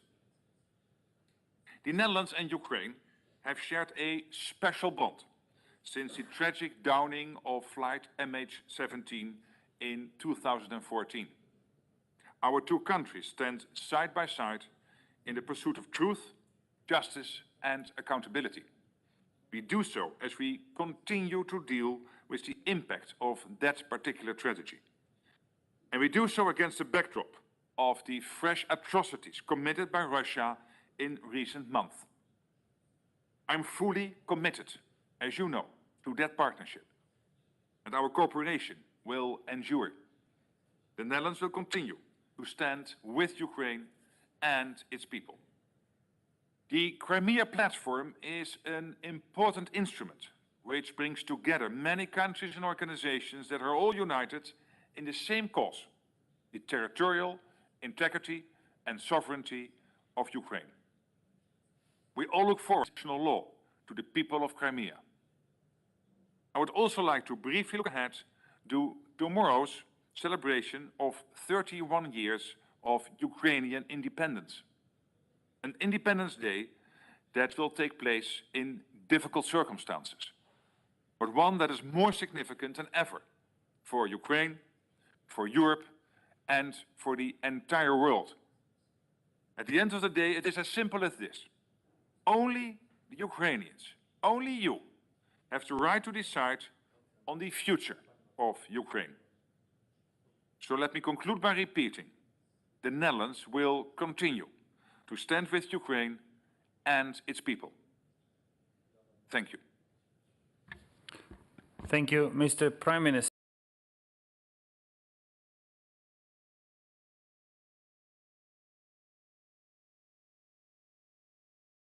And now from Europe, we will go to South America. And I'm pleased to welcome the President of the Republic of Guatemala, His Excellency, Dr. Alejandro Giammattei Falla.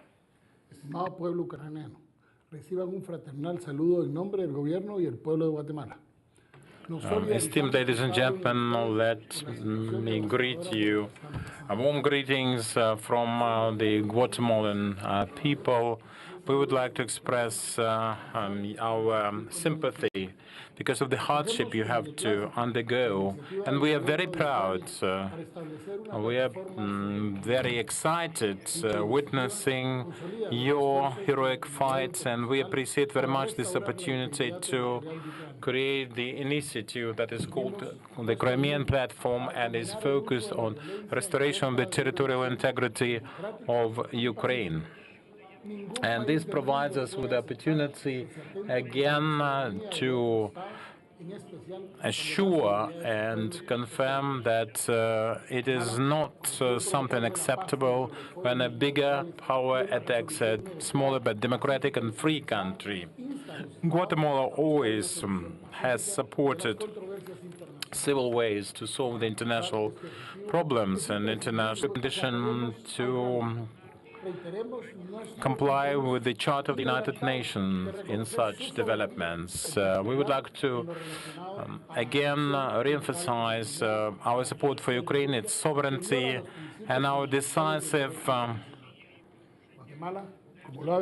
condemnation of the Russian aggression. Guatemala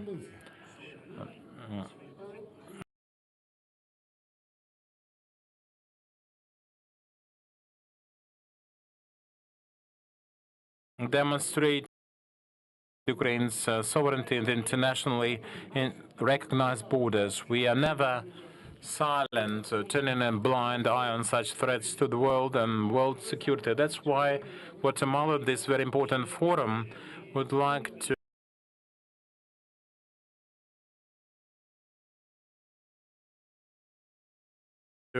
again the nation for self-determination. And this conflict should be concluded as soon as possible, so that in the future all the controversies are solved in a dialogue mode. Back to Europe, I'm pleased to give the floor to the Prime Minister of Ireland, Mr. staunch supporters of the sovereignty of Ukraine and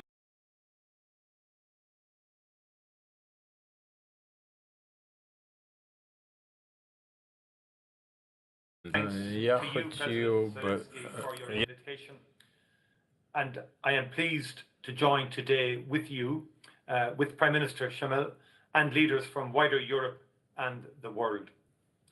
After 6 months of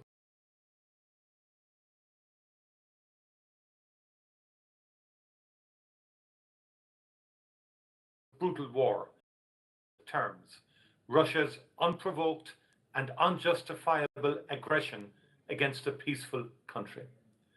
The Ukrainian people's courageous stance in defense of your country, its sovereignty,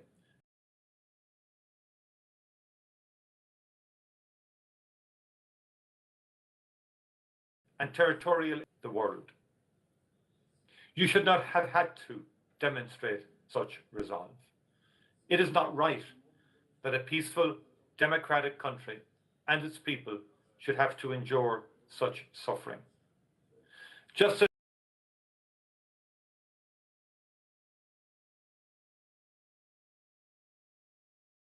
as of Ukraine. Ireland strongly supported Ukraine's application to join the European Union, and Ireland will continue to champion Ukraine's European path every step of the way.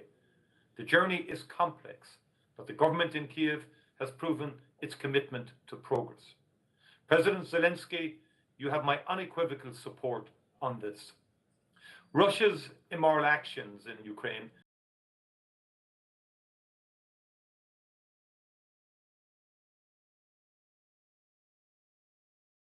have consequences. Russia, as we know, seeks to cynically manipulate hunger, energy, migration, and even the truth itself in order to wreak further havoc and divide us. It will not succeed.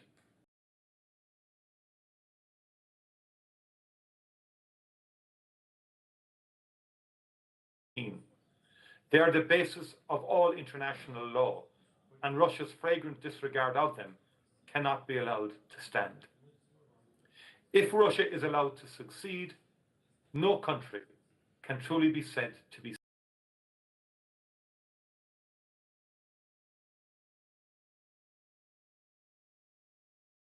safe.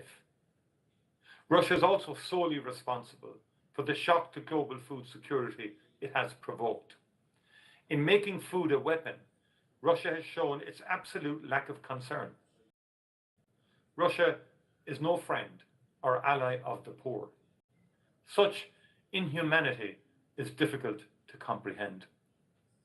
Efforts to ensure security and stability in the Black Sea and Sea of Azov region must continue. I welcome that shipments are taking place from Ukrainian ports through the Black Sea Grain Initiative. I call on Russia to end its aggression and to withdraw from Ukraine. I'm gravely concerned about the Russian military activity at and in Zaporizhzhia. The nuclear power plant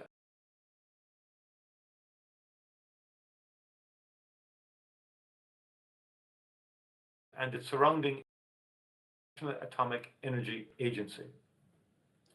Ukrainian sovereignty over Crimea must be restored.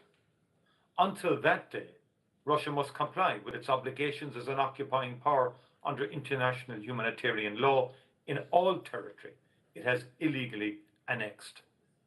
I'm very concerned about the gross violations of human rights that we have heard just at this conference and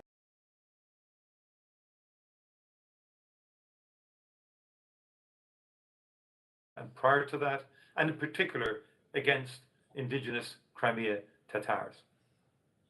Today, all of us stand in solidarity with the people of Ukraine and those who value.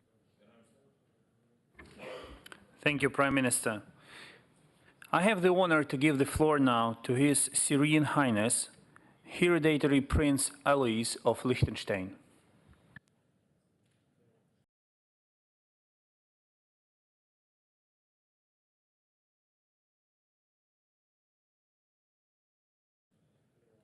Dear President Zelensky, Excellencies, Liechtenstein welcomes this summit as a very timely opportunity to reaffirm its unwavering solidarity with Ukraine.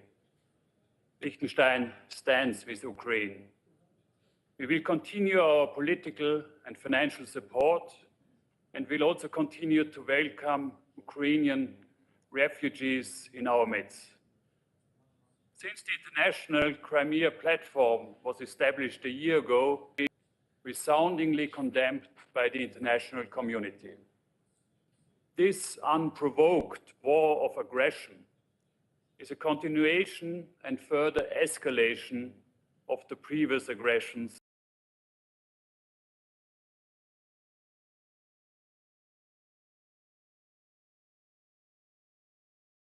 against Ukraine. Ending the aggression against Ukraine and ensuring full accountability for it must be our highest priority, both in the interest of peace and security on the European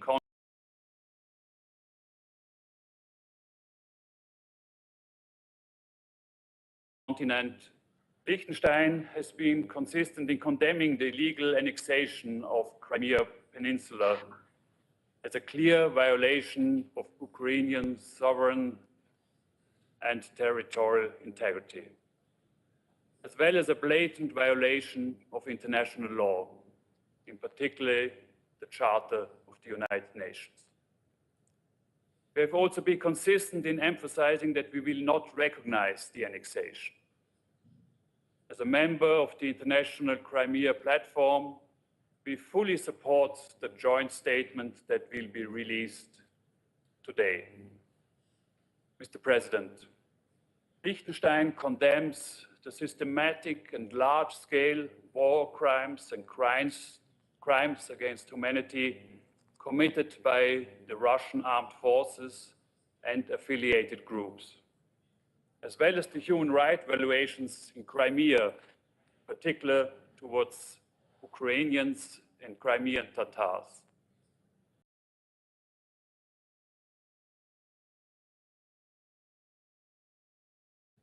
We believe that those who have individual criminal responsibility for the aggression against Ukraine must be held accountable in a court of law on the basis of the existing international law and under the umbrella of the United Nations system.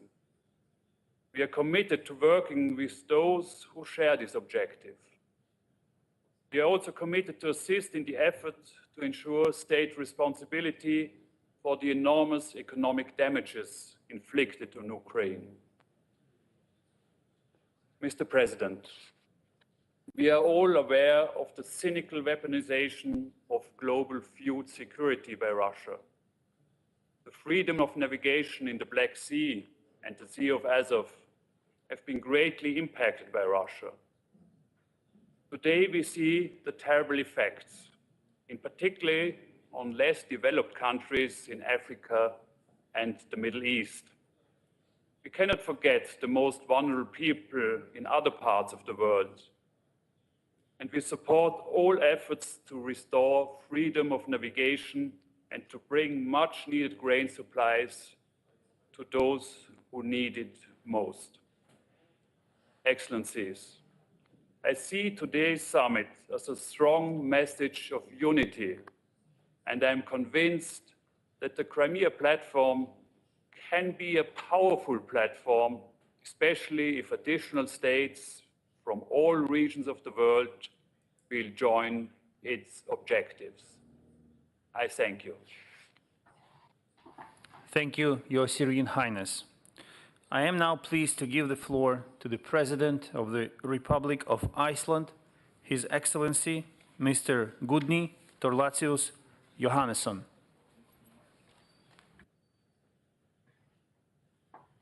President Zelensky, Excellencies, dear friends of Ukraine.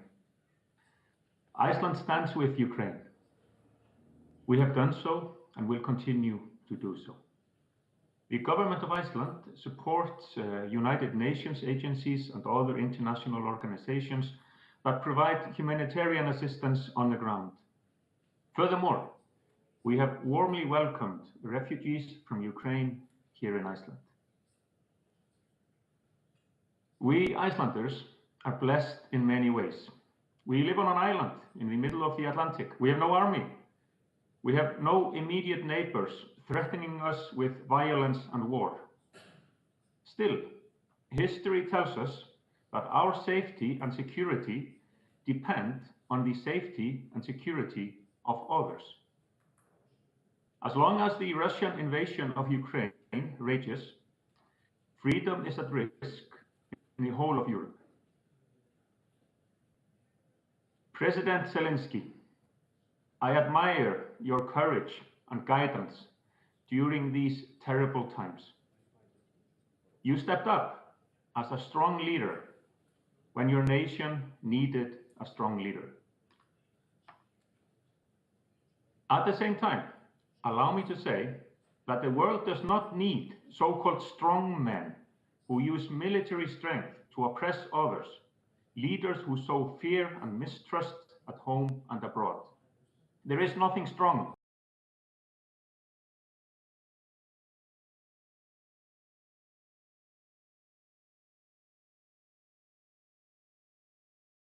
with strong respect for freedom and diversity. Let us work for the strong rule of law, not the law of the strong, for that is no law, only force and ferocity. Dear listeners, dear friends of Ukraine, Iceland stays united with Ukraine and its people. Thank you very much. Thank you. Thank you, Mr. President. And now I'm pleased to invite to take the floor the President of the Republic of Latvia, His Excellency, Mr. Egils Levits. President Zelensky, Excellencies, dear friends of Ukraine, 8 years have passed since the Autonomous Republic of Crimea and the city of Sevastopol have been occupied and illegally annexed by Russia. In Crimea, the world has seen Russia following its traditional algorithm of occupation.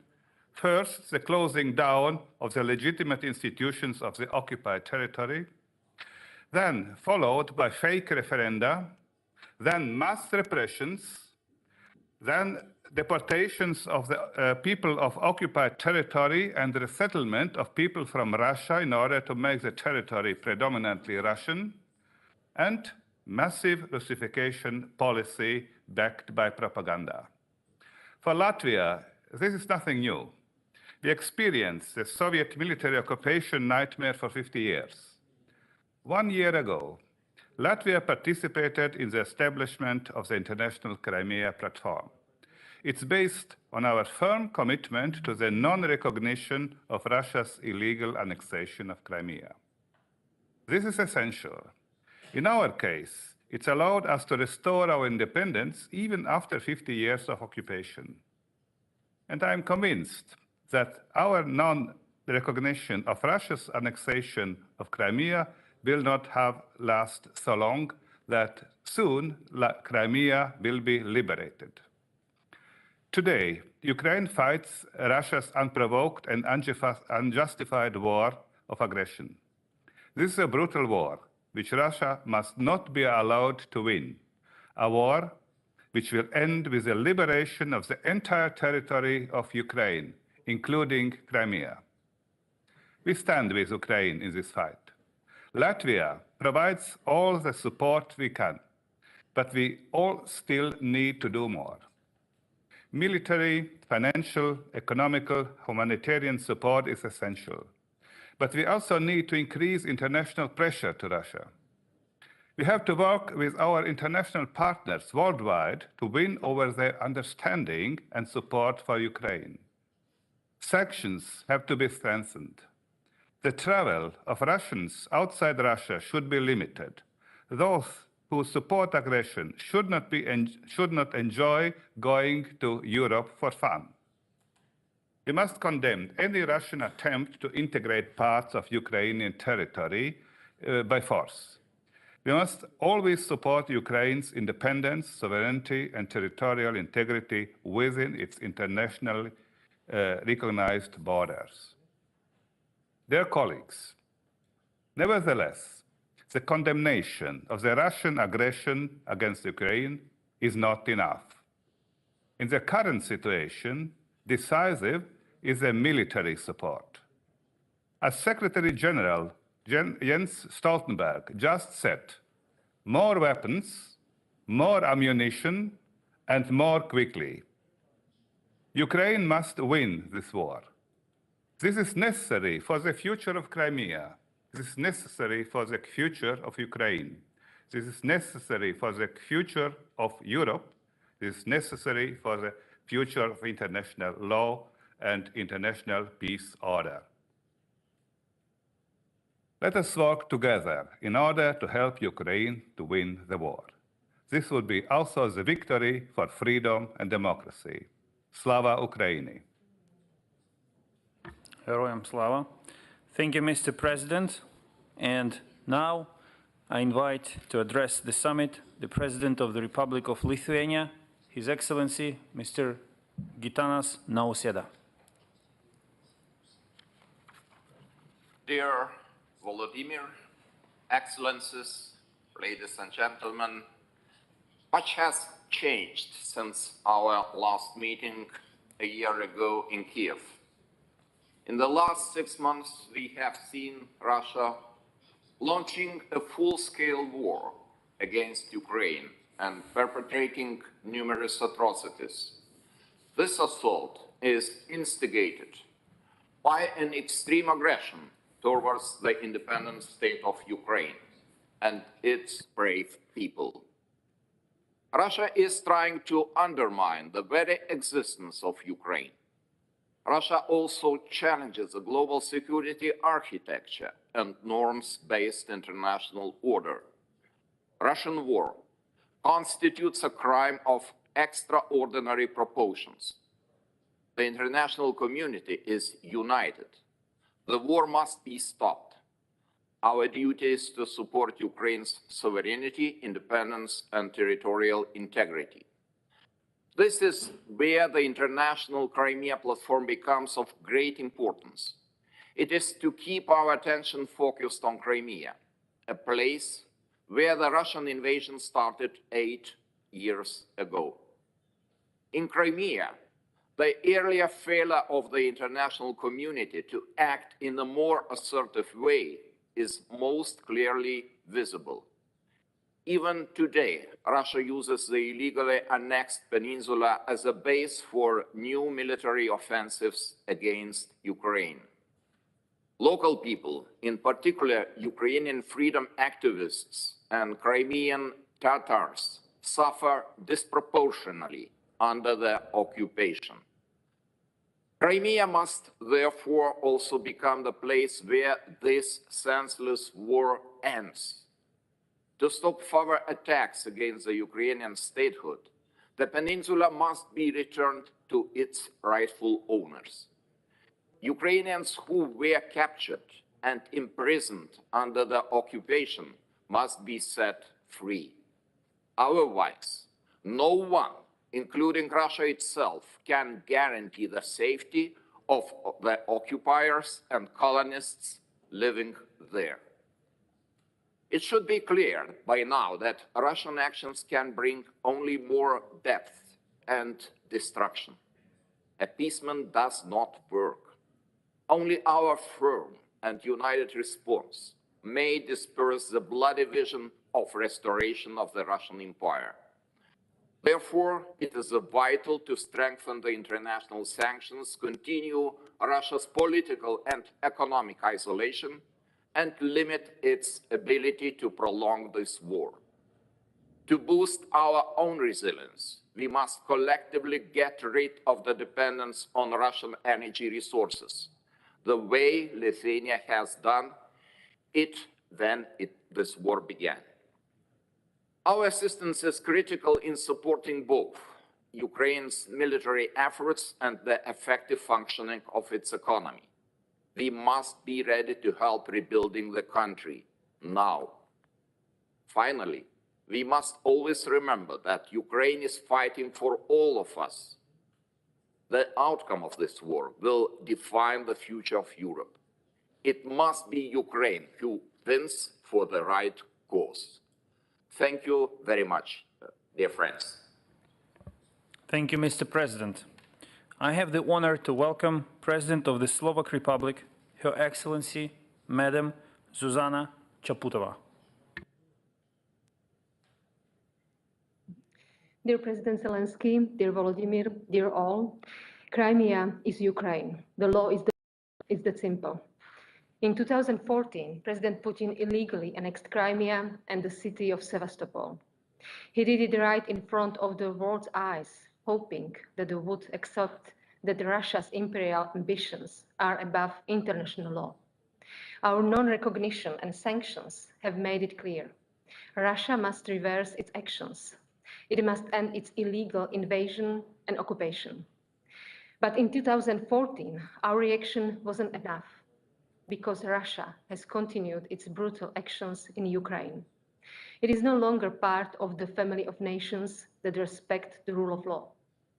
It has militarized Crimea, it is violating human rights, persecutes the Crimean Tatars and all those who oppose its rule. It also damages the region's unique ecosystems and cultural heritage. 6 months ago, Russia launched a full-scale and unprovoked invasion of Ukraine. Its crimes in Crimea can't be seen as an exception. For Vladimir Putin, they have become the rule. Crimea is being used for Russia's attacks. Thousands of civilian casualties, thousands of destroyed homes, destruction of civilian infrastructure. This is how Moscow treats its neighbors. What Russia did to Ukraine, it can do to others in the future. Slovakia stands by Ukraine and the Ukrainians in your rightful defense against the brutal aggressor. With our partners and allies in the EU, NATO, and beyond, we won't stop. We will continue our political and humanitarian help, but also our economic and military aid, including the delivery of 30 fighting vehicles we are announcing today. We must also keep increasing the costs of this war for the Russian regime and expand our sanctions and cut the money Russia uses for war. Ukraine's fight is a just fight. It's the fight of people who want to live in peace, freedom, and democracy. It's the fight for Ukraine's future. But only the brave Ukrainian nation has the right to decide what this future will be. No one else can. And no one else can force you to make choices you don't want to make. We will continue to support you in your efforts. Thank you. Thank you, Madam President, for your strong words. We all know that the Black Sea is currently the only sea in the world where a full-scale war is taking place. And the source of this war is the illegally occupied Crimea. So in this context, we invite you to watch a short video dedicated to security consequences and threats of the Russian illegal occupation of Crimea.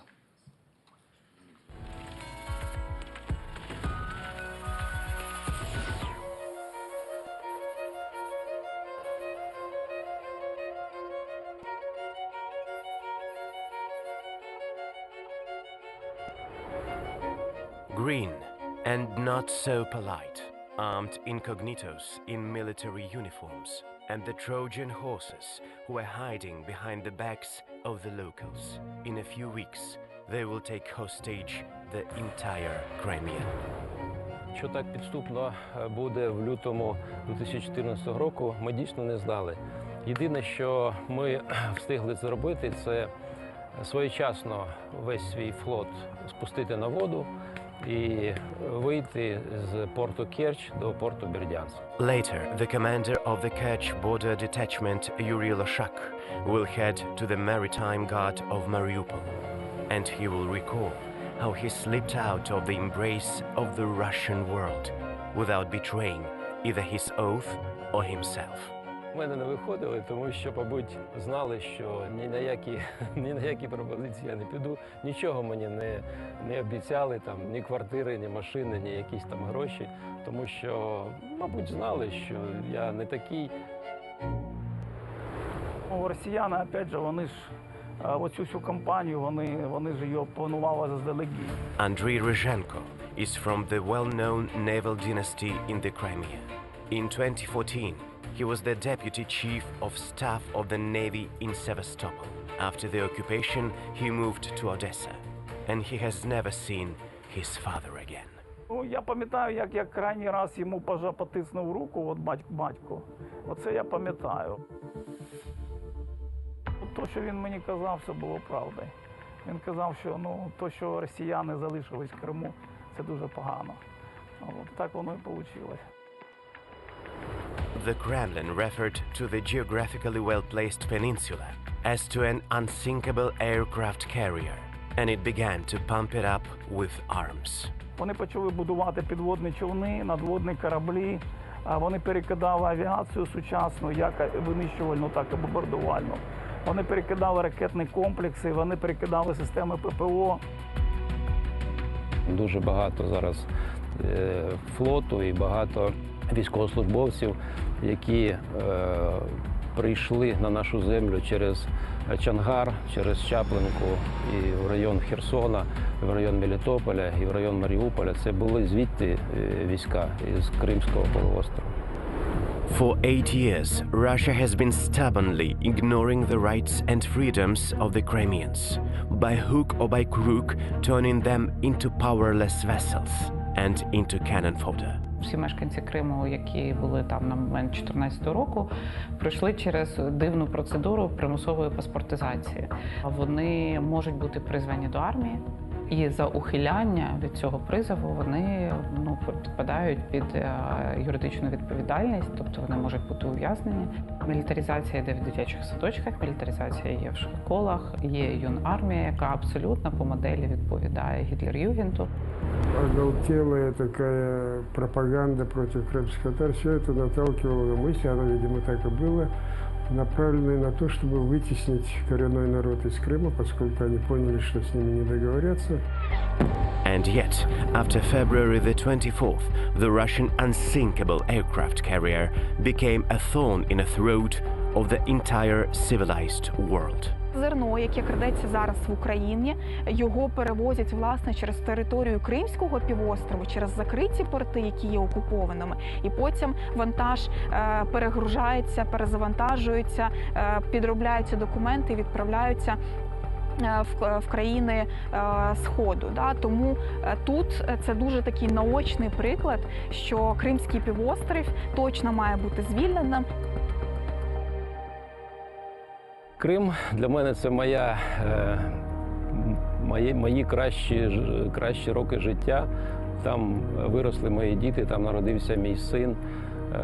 Там у мене пройшла більша частина мого життя. Це моя батьківщина. Крим – це Україна.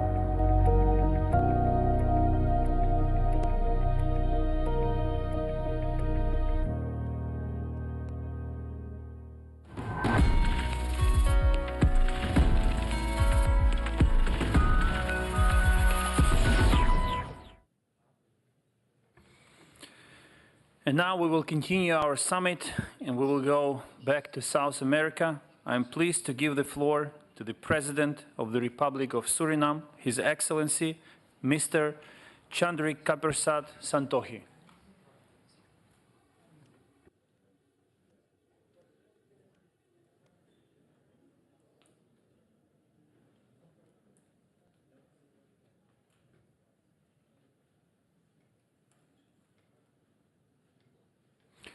Mr. President, we enjoy you speaking, but we cannot hear you. If you could switch on the microphone, please. Yes. Okay, can you hear me? Thank you, yes. Yes, okay, I'll start again. Good morning from Suriname, Your Excellency Vladimir Zelensky, President of Ukraine, Excellencies, Head of States and Government, distinguished ministers, ambassadors, and participants. As President of the Republic of Suriname, I wish to express sincere appreciation for the invitation extended and the opportunity provided to participate in this virtual summit on the occasion of the first anniversary of the International Crimea Platform. I commend Ukraine for launching this international consultation and coordination mechanism a year ago to improve the international response to the ongoing occupation of the Crimea Peninsula with the main goal of deoccupation of Ukraine. The government of the Republic of Suriname is of the view that a prosperous world requires a firm commitment to the upholding of international principles and international law. In this respect, Suriname supports the guiding principles of international law as enshrined in the Charter of the United Nations. Suriname underlines the independence and territorial integrity of Ukraine in this context.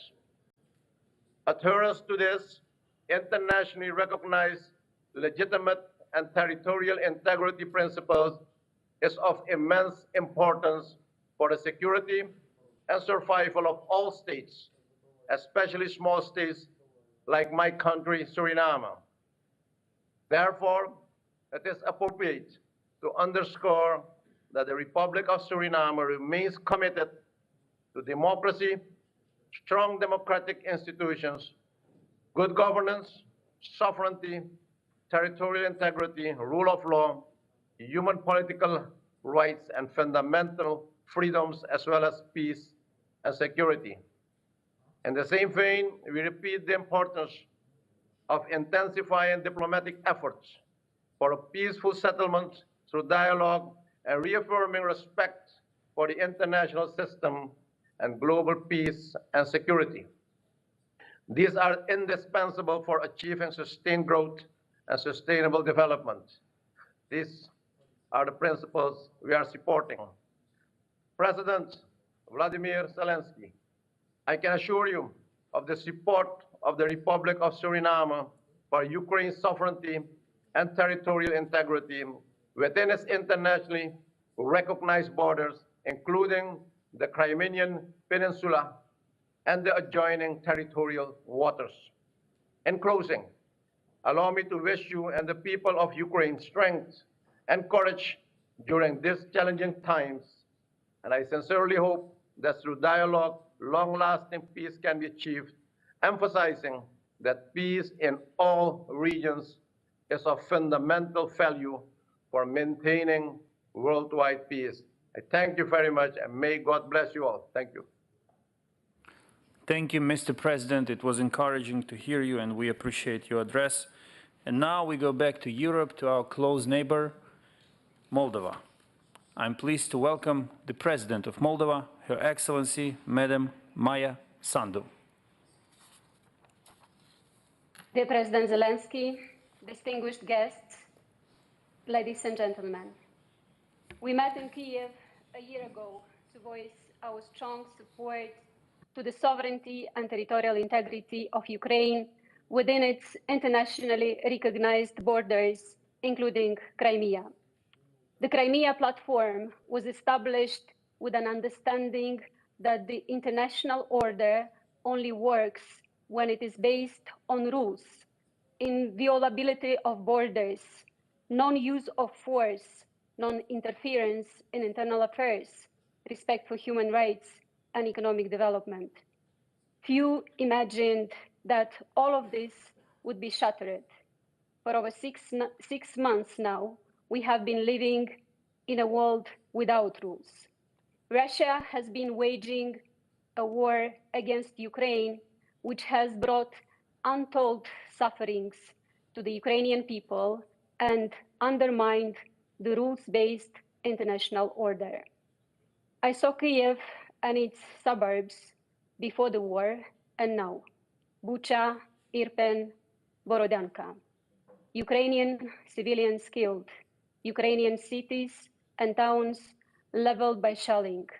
Millions of refugees have fled the country, and an entire generation has an unmistakable imprint of the war. Untold tragedies for millions of families. This is the reality of this ruthless war, the death of women, children, and the elderly. The consequences of the war extend far beyond Ukraine and the region, as food and energy crisis loom. My country is no exception. We are a peaceful country and peaceful people, firmly committed to a world in which the fundamental principles of international law are respected and protected. But you cannot build a stable regional security order in a world without rules. No state will ever feel secure. The decision of the European Union to grant the status of candidate countries for EU membership to Ukraine and Moldova is a historic decision. The accession process will be lengthy and will require sustained efforts, but we are committed and determined to follow this path. We will not remain weak, divided, indecisive, in the gray zone. Moldova does not tolerate injustice. From the very beginning, Moldova joined an international community in condemning Russia's war against Ukraine and called for an end of the aggression. President Zelensky, the Moldovan patriots, and they are an absolute majority in Moldova, are on the side of Ukraine and firmly condemning Russia's war against the Ukrainian people. Moldova provides assistance to Ukraine, focusing our efforts on supporting a large number of Ukrainians who have found refuge in Moldova, as well as on rendering humanitarian aid. My country is firmly committed to continue providing international protection for Ukrainians who are seeking refuge in our country. We have received and will receive with open arms the Ukrainians who had to leave their homes. We will further assist with any arising humanitarian issues and will help as many people as we can who find themselves in need for protection and shelter. Allow me to congratulate the Ukrainian people on your 31st Independence Day, which you made fighting for your independence, for your existence as a sovereign nation. Moldova reiterates once again its unwavering support for the independence, sovereignty, and territorial integrity of Ukraine within its internationally recognized borders, including Crimea. Ukraine protects us today. Ukraine protects the free world. Slava Ukraina. Thank you, Madam President. We will now go to Switzerland, and I'm pleased to welcome the President of the Swiss Confederation, His Excellency, Mr. Ignacio Cassis. Dear Mr. President, dear Mr. Speaker of the Parliament, Excellencies, on behalf of Switzerland, I would like to thank Ukraine and President Zelensky for holding this year's Crimea platform despite the enormous difficulties and suffering caused by Russia's military aggression. Holding this platform has become even more relevant. More than 8 years ago, Russia annexed Crimea in clear violation of international law. Now, in 2022, Russia has attacked the entire Ukraine. Switzerland condemns Russia's military aggression against Ukraine in the strongest possible terms and calls for the withdrawal of its troops from Ukrainian territory without delay. Ukraine's territorial integrity and sovereignty must be restored immediately. Switzerland is deeply concerned about the situation in Crimea. Reports by OHCHR and other human rights organizations describe severe restrictions, particularly concerning the rights to freedom of expression, association, and assembly, but also numerous cases of arbitrary detentions, as well as restriction of freedom of movement and forced displacement. OHCHR is concerned that the current hostilities are restricting the freedom of movement to and from regions occupied by Russian armed forces. Reports on ill treatment of prisoners are deeply troubling. As the occupying power in Crimea, in eastern and now southern areas of Ukraine, Russia must fulfill its obligation to ensure respect for international humanitarian law and human rights. Switzerland calls on all parties to strictly respect international humanitarian law, and international human rights law. Switzerland is a participant of the Crimea platform from the very beginning and follows the non-recognition policy since 2014. I reiterate Switzerland's unwavering support for a Ukrainian Crimea for the Ukrainian people now facing Russia's military aggression. Switzerland is applying sanctions against Russia. Despite the military aggression, most Swiss international cooperation project partners remain active in Ukraine.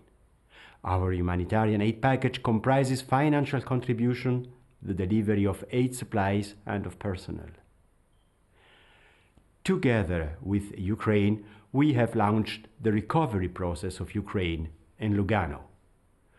With our international partners, we adopted the Lugano Declaration and principles, thus giving perspectives to the affected populations, including in Crimea. We aim at rebuilding a safe, prosperous, and sustainable future in a free Ukraine. The commitment of the British and German partners to take up the torch in 2023 and 2024 is also an excellent signal. We stand by Ukraine. Thank you. We thank President of the Swiss Confederation, and I am pleased to give the floor to the distinguished President of the Republic of Turkey, His Excellency, Mr. Recep Tayyip Erdogan.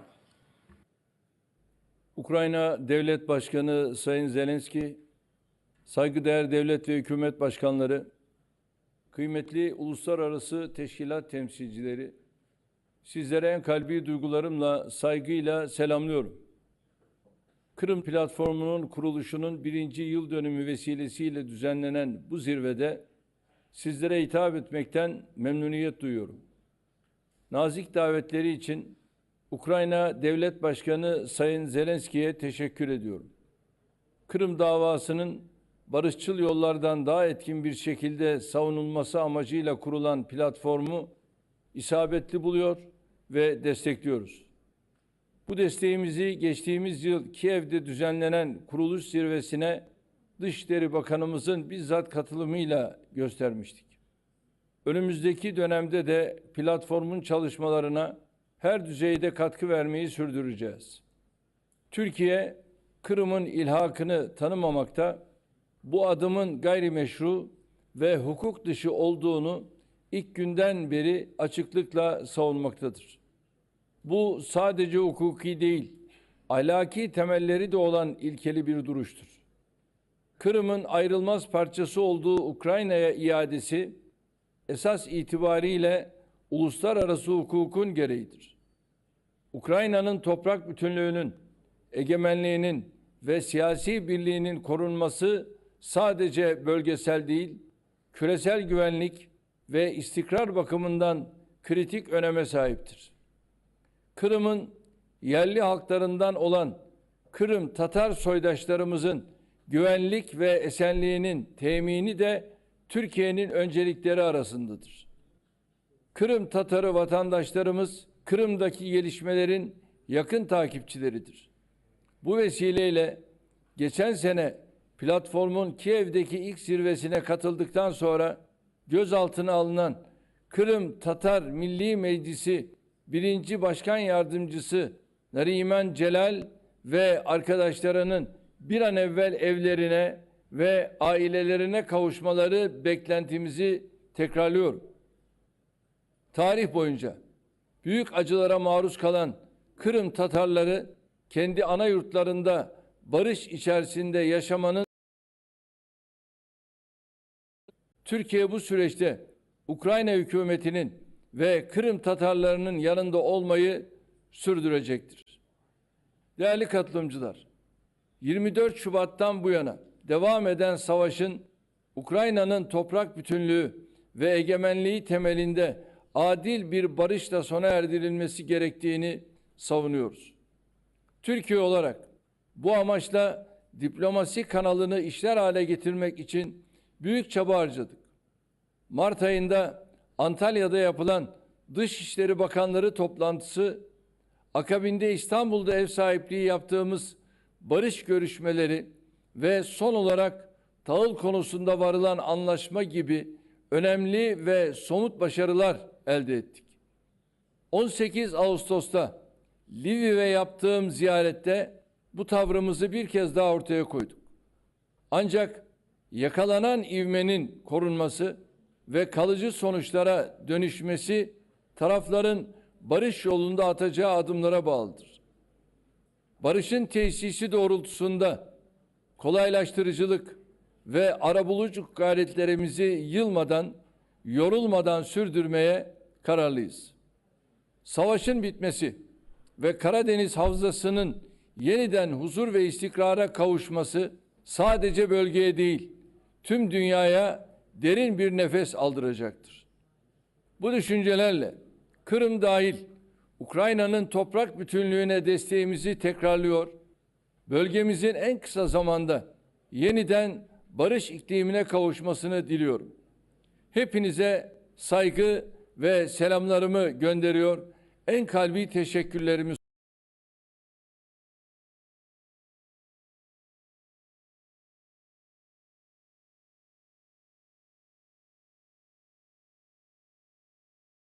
sunuyorum.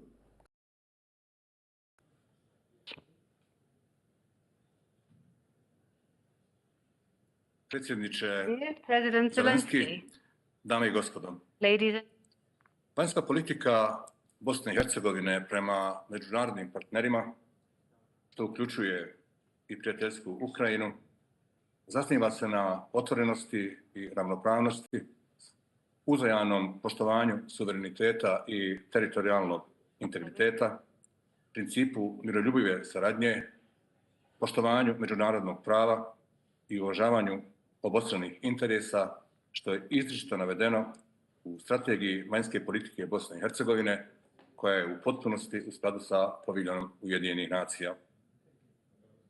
Predsjedništvo Bosne i Hercegovine je 6. marta 2014. godine usvojilo posebnu izjavu o situaciji u Ukrajini. Tom izjavom predsjedništvo je izrazilo očekivanje da će do rješenja novonastale krize doći mirnim i demokratskim sredstvima, dijalogom i političkim pregovorima između svih relevantnih strana uz konstruktivnu podršku cijele međunarodne zajednice na opšte prihvaćenim principima međunarodnog prava. Tom prilikom predsjedništvo Bosne i Hercegovine također je izrazilo punu podršku naporima s ciljem prevazilaženja trenutne situacije i održavanja mira i potrebne sigurnosti, te pozvalo sve strane u sporu da se suzdrže od upotrebe sile i žurno otpočnu politički dijalog za rješenje novonastale situacije u interesu mira, regionalne i globalne stabilnosti. Dakle, to je bilo 6. marta 2014. godine kao stav predsjedništva Bosne i Hercegovine. Godinu dana nakon održavanja nelegalnog i nelegitimnog referenduma i posljedične nezakonite Ruske federacije, 16.3.2015. godine Bosna i Hercegovina se pridružila deklaraciji visokog predstavnika u ime Evropske unije o Krimu, kojom je potvrđena čvrsta opredjeljenost za suverenitet i teritorijalni integritet Ukrajine. Istom deklaracijom nastavljeno je sa osudom tog čina kršenja međunarodnog prava, te je istaknuto da je ilegalna aneksija Krima i Sevastopolja direktan izazov međunarodnoj sigurnosti s ozbiljnim implikacijama na međunarodni pravni poredak koji štiti jedinstvo i suverenitet svih država. Također, istaknuta je posvećenost potpunoj provedbi politike nepriznavanja, uključujući i restriktivne mjere. Ponovo je potvrđena duboka zabrinutost zbog kontinuiranog vojnog jačanja i pogoršanja stanja ljudskih prava na poluostrvu Krim, uključujući uskraćivanje slobode govora i progon pripadnika manjina. Ponovljen je poziv da se međunarodnim akterima u oblasti ljudskih prava omogući potpun, slobodan i neograničen pristup cijeloj teritoriji Ukrajine, uključujući Krim i Sevastopolj. Ponavljam, Bosna i Hercegovina se pridružila ovoj deklaraciji visokog predstavnika u ime Evropske unije o Krimu. Nakon invazije Ruske federacije na Ukrajinu 24.2.2022. godine, Bosna i Hercegovina sa slijedom prethodno navedenog pridružila brojnim međunarodnim dokumentima kao što su Rezolucija Generalne skupštine Ujedinjenih nacija, agresija na Ukrajinu, Odluka Vijeća Europe o suspenziji predstavništva Ruske federacije u Vijeću Europe, Deklaracija visokog predstavnika u ime Europske unije o invaziji oružanih snaga Ruske federacije na Ukrajinu i nizu pratećih deklaracija, kao i nizu odluka drugih međunarodnih institucija i organizacija. Prethodno izneseno su stavovi Bosne i Hercegovine doneseni slijedom odluka institucija te međunarodnih obaveza, uključujući Sporazum o stabilizaciji i pridruživanju Bosne i Hercegovine sa Europskom unijom i druge akte. Poštovane dame i gospodo, na kraju, uprkos vanjskim i unutrašnjim pritiscima, kao predsjedavajući predsjedništva Bosne i Hercegovine, mogu reći da nisu promijenjeni navedeni zvanični stavovi države Bosne i Hercegovine o podršci suverenitetu i teritorijalnom integritetu Ukrajine i o osudi postupaka kojima se povređuje suverenitet i teritorijalni integritet Ukrajine. Hvala vam na pažnju. Thank you, Mr. Chairman. For 8 years now, the words human rights and fundamental freedoms in the occupied Crimea have been an empty sound. Human rights and freedoms were replaced with repressions, persecution, and torture. Currently, more than 120 citizens of Ukraine are detained by Russia in the illegally occupied Crimea for political reasons. I invite you to watch a short video dedicated to this topic.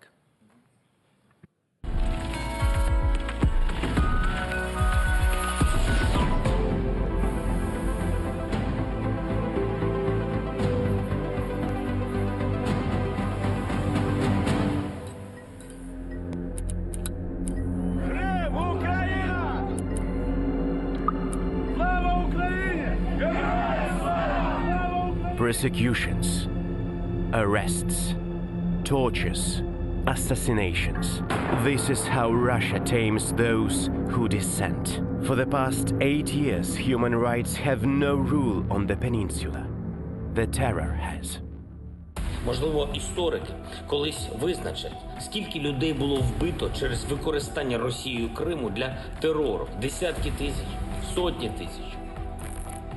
Сейчас оккупационный режим в Крыму, он такой же тоталитарный, жестокий, как и советский, но в значительной мере отличается, потому что в советское время хоть что-то можно было. Це було дуже зворушливо. Це ж Владислав тримав його в руках, цей лист. Це лист з тої бетонної сірої камери, в якій він знаходиться 18 місяців. These rare letters are the only joy for Katerina and the 7-year-old Stefania. They are the only connection with the dearest, Vladislav Yesepenko, the journalist from Radio Liberty, who was on his business trip to Crimea in spring 2014. His wife and his daughter never saw him again. Владислава майже місяць не могли знайти і побачити. Ми не знали, в якому він стані, де він. Адвоката просто крутили за ніс по всьому Сімферополю. То Владислав в СІЗО, то він в управлінні ФСБ, то він ще якомусь там КПЗ. Це слідчий це все, в принципі, ці всі маневри прокручував. І він спеціально не казав, де він, тому що Владислав пережив тортури. Вибивання так званих свідчень і так званих різноманітних зізнань – це традиційна практика для окупанта. Це те, що робили колись чекісти, НКВДісти, КГБісти, зараз це роблять ФСБшники. Vladislav Yesepenko, a journalist, was detained for the alleged making and storing of a grenade. Through tortures, they have got his confession. He was detained for a year before the court proceedings and sentenced to 6 years in prison. Безумовно, ключовий елемент в тому, що як держава-окупант захоче, так цей процес і завершиться, і ми розуміємо, що умовно намалювати строк для держави-окупанта не є проблемою. Вони мене, до речі, запрошували, слідчий по нашій справі, що Катерино, приїжджайте, я вам дам побачення з чоловіком, з дитиною, приїжджайте, все буде добре. Ну, але ж ми розуміємо, для чого це робилося. Тобто це ще один важіль впливу для них був би в їх руках. Тобто Владислав би зізнався не лише у зберіганні і виготовленні вибухівки, а він би там зізнався в тому, що він папа римський, що він бив Кеннеді. Katerina and Stefania Yusepenko are fighting desperately for Vladislav to be released. They communicate with journalists, advocates, participate in protest events. The mother doesn't hide anything from little Stefania. Her dad is her hero. Коли це трапилося, ми для Стефанії придумували різного роду сказочки, типу там синичка в клітці, знаєте, так і папа в полоні. Вона пише татові листи, вибачте, туди. Ми не кажемо це слово, саме те, яке ми розуміємо. Ми кажемо, тато в полоні.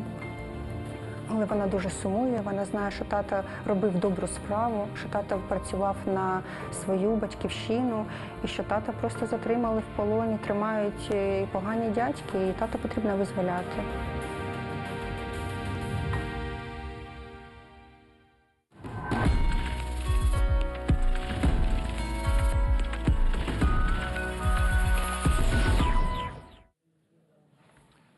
We are back.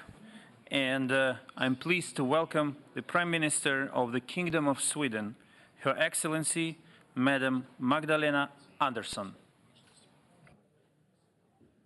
President Zelensky, Excellencies, colleagues, and friends. In August last year, we came together in Kiev to show our unwavering support for Ukraine's territorial integrity and the sovereignty in light of Russia's illegal annexion of Crimea and the city of Sevastopol.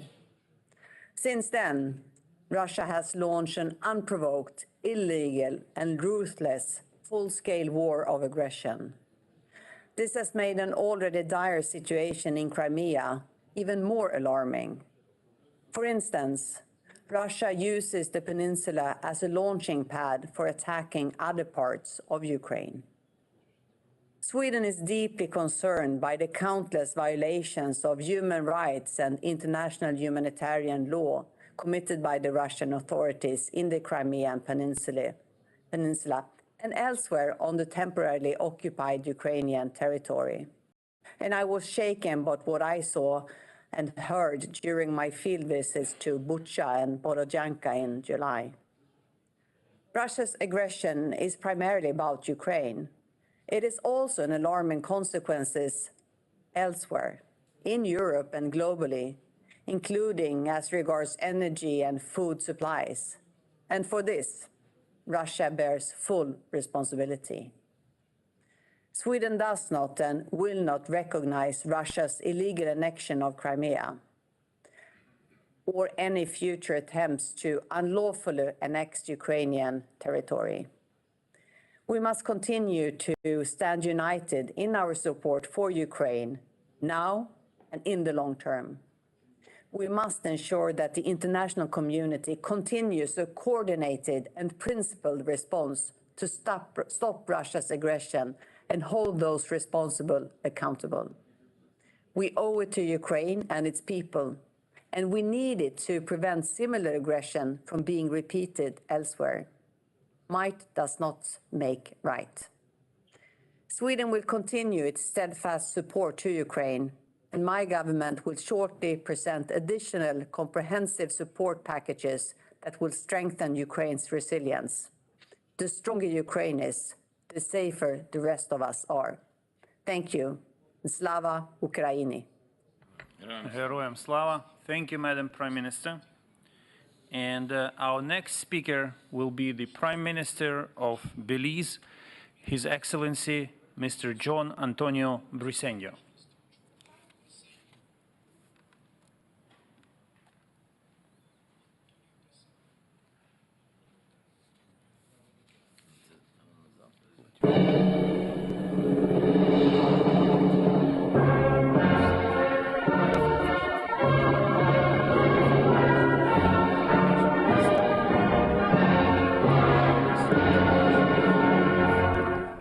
One year ago, the International Crimea Platform was established.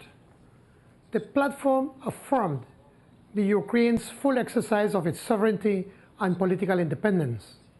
It also affirmed that Ukraine's full territorial integrity cannot be achieved without ending the Russian Federation's temporary occupation of the Autonomous Republic of Crimea. Today, we remain committed to the Ukraine's sovereignty, political independence, unity, and territorial integrity within its internationally recognized borders, including territorial waters. In March of this year, we condemned Russia's unprovoked and unjustifiable full-scale invasion and unprecedented war of aggression against Ukraine. We maintain our position, particularly the actions adopted by Russia on the use of the temporarily occupied Ukrainian Crimean Peninsula, including Ukrainian territorial sea, to launch its war against Ukraine.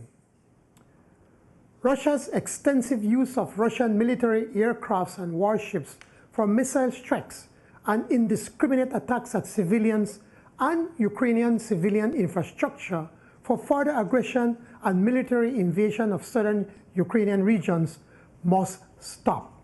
Mr. President, as signatories to the human rights conventions, it is increasingly worrisome that Russia does not abide by its obligations under international humanitarian law and continues to adopt repressive measures against Ukrainians, in particular against persons belonging to the indigenous Crimean Tatar people. We are concerned by the effects caused by the seizure of the Ukrainian ports and the denial of the lawful exercise of navigational rights and freedoms, which pose an imminent threat to the security of the wider Black Sea region, which has exacerbated a global food insecurity. We urge Russia to uphold its end of the deal brokered by the UN and Turkey to enable grain exports through the Black Sea. Mr. President, Belize joins the international community in calling for the immediate and unconditional withdrawal of all its forces and military equipment from the internationally recognized territory of Ukraine, including Ukraine's territorial waters. We maintain our position that abiding by our obligations and upholding the principles of the UN Charter and abiding by the norms of international law is the only way to resolve this situation and to reach a just peace. We welcome the establishment of the Crimea Focal Points Network to facilitate constant and rapid communication between the representatives of participants' respective ministries of foreign affairs. Mr. President, we stand by Ukraine as it exercises its inherent right of self-determination and to defend its territorial integrity and sovereignty. We encourage other states and organizations to consider joining the International Crimea Platform.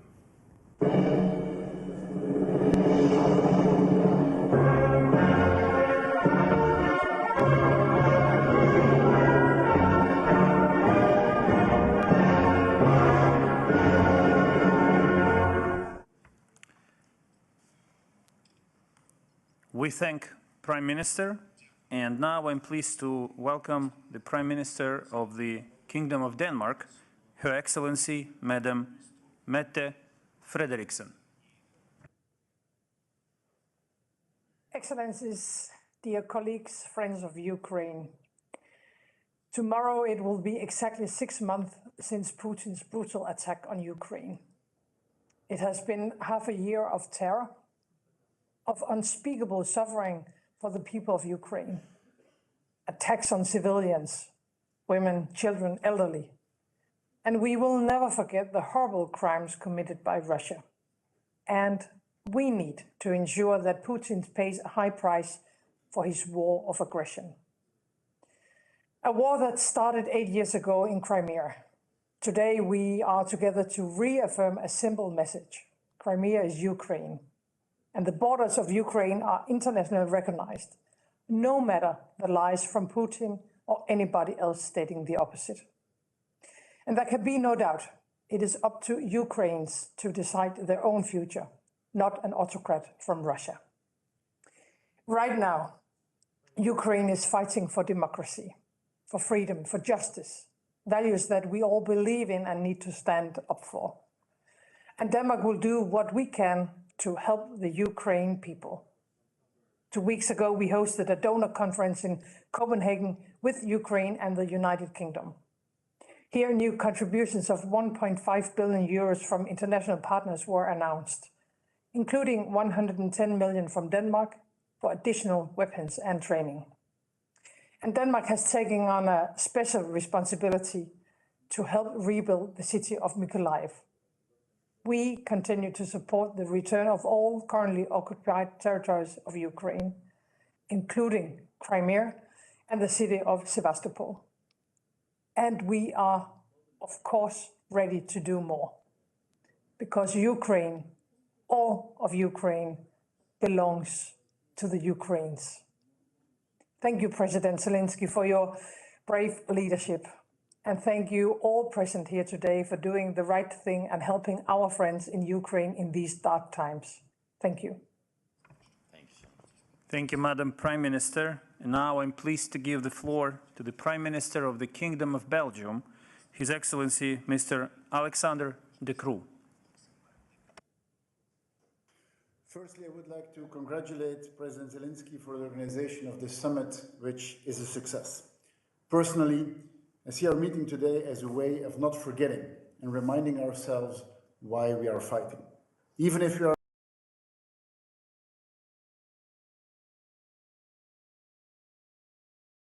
consumed by what is happening every day, the daily bombings that you are subject to, nuclear power plant, the indirect consequences of the war that we are facing throughout Europe, notably in terms of energy supplies this winter, we need to strive to keep in mind. To keep in mind that it is not normal that an atrocious war, which robs innocent people of their lives every day, is happening in the heart of Europe. To not forget that it did not begin yesterday, but long before in Crimea. The war in Ukraine and our joint endeavor in favor of the sovereignty and the territorial integrity of Ukraine started with the first region of your country that became a victim of present-day Russian expansionism, Crimea. That is a fact. And Belgium remains very clear on the fact that the annexation of Crimea by Russia was illegal in 2014, and it is still illegal today. As we meet the persecution of dissident voices in Crimea and the violation of basic human rights of the Crimean Tatar community and of its leaders and activists continues unabated. It is unacceptable, and we are gathering here today not only to confirm our principled position that Crimea is an unalienable part of Ukraine, but also to reaffirm our message to Vladimir Putin. Everyone who violates international and human rights will be held accountable for the consequences of their actions. I would also like to take this opportunity to express my profoundest respect and support to all activists and citizens in the Peninsula who are courageously standing up for their beliefs and for their rights and those of their community. We support you. We Belgians support you. We support Ukraine, its leadership and its people who have been forced by a brutal aggressor to wage an existential struggle for survival. All of us around the table have unequivocally and forcefully condemned the unprovoked, unjustified and illegal Russian invasion of Ukraine. The EU has never been more united, and our solidarity within the EU has rarely been as strong as today. We stand by your side, and we will continue to do so. We have to prepare for a protracted conflict, even though the aggression is turning into a war of attrition. Some people are mentioning Ukraine fatigue. Let me assure you, there is no Ukraine fatigue in my country. My government and our population stands united behind Ukraine and will continue to stand united behind Ukraine, its leadership and its population. Our multifaceted support to Ukraine will therefore continue unwaveringly. Within the EU, we have already adopted 7 packages of sanctions and we are working on an 8th one. With our partners, we are increasing our political support to Ukraine. We are working together with the international community on economic, financial, military and humanitarian assistance. And we're looking forward to Ukraine's post-war future, launching the process of firmly anchoring the country to and in the EU, and setting up the necessary instruments to contribute strongly to the country's reconstruction. Vladimir, you can count on us. Ukraine can count on us. Belgium will continue to support you in your fight for freedom. Thank you. Thank you, Mr. Prime Minister. And the next speaker on the list is Prime Minister of the Republic of Croatia, His Excellency Andrej Plenković. Thank you very much, Minister Kuleba, dear Dmitro, dear President Zelensky, dear Prime Minister Šmihal, dear President of Verkhovna Rada, Mr. Stefanchuk. I would like to, first of all, extend our full support, friendship, and sympathy for the Ukrainian people, for Crimean Tatars, for heroic struggle of the Ukrainian nation in last 6 months. Tomorrow it will be exactly 6 months after the brutal Russian aggression on your country, on your territory, on your nation, on your very identity, and everything that has ensued as the most vicious atrocities on the European continent.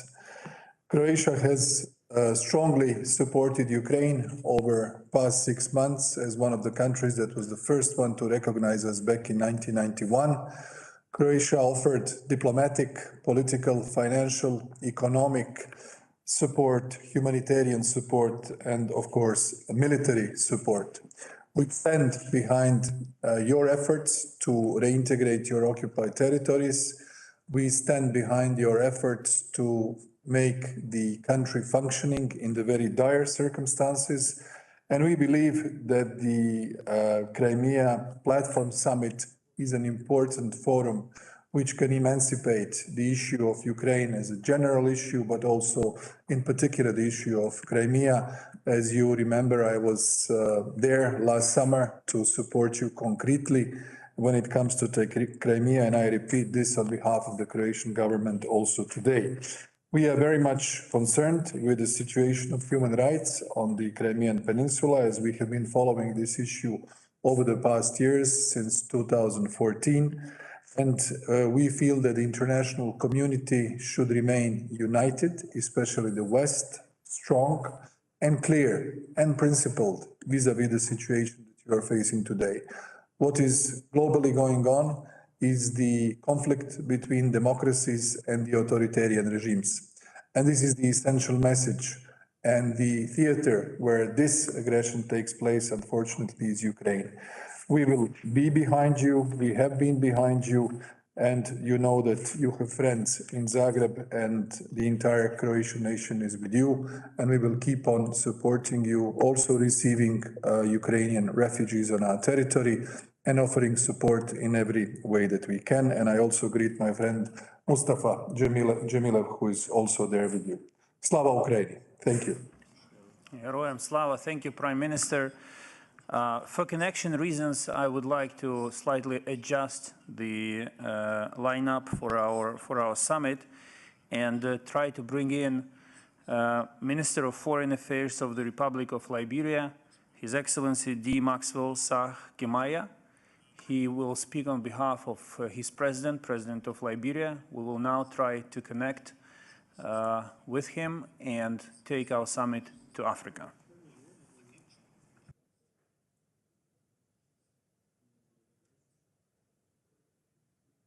Okay, I'm hearing from the editors that the connection has been lost. So while they are trying to restore the connection, I will give the floor to Prime Minister of the Czech Republic, Petr Fiala. Prime Minister, the floor is yours.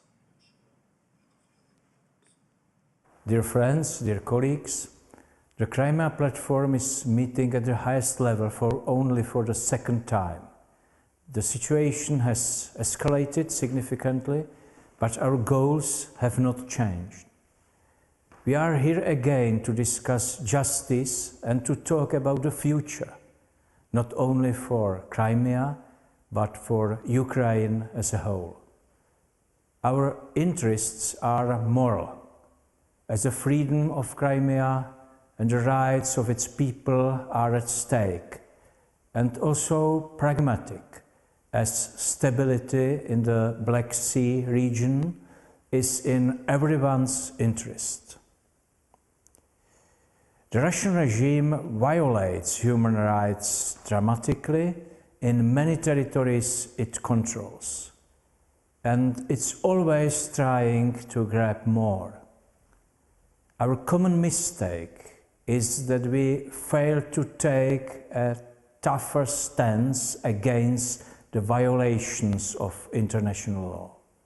We were ignoring many warnings and choose to remain passive.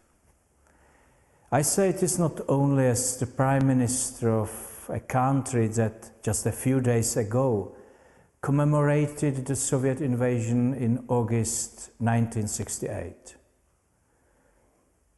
In this context, I would like to mention an important Crimean personality, Mustafa Dzhemilev, a fighter for human rights and one of the leaders of the Crimean Tatars. He bravely protested against the occupation of Czechoslovakia and was put in prison for that. It is the very same Mustafa Dzhemilev who is now prohibited by the Russian authorities from returning home. Once again, he is facing great injustice, just like many others. The Czech Republic is currently holding the presidency of the Council of the European Union, and the joint response to the situation in Ukraine is our top priority. We must do everything to resolve it, for Crimea, for Ukraine, and for us. Thank you. We thank the Prime Minister of the Czech Republic, and we will make another attempt to connect with Liberia. Please.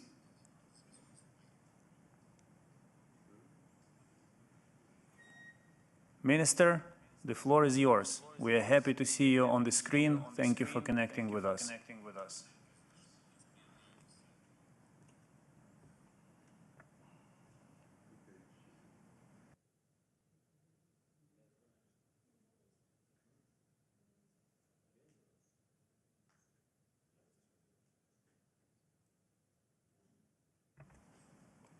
Okay, the third attempt must be successful. In the meantime, we will go to Greece, and I am pleased to welcome the Prime Minister of the Hellenic Republic, His Excellency, Mr. Kyriakos Mitsotakis.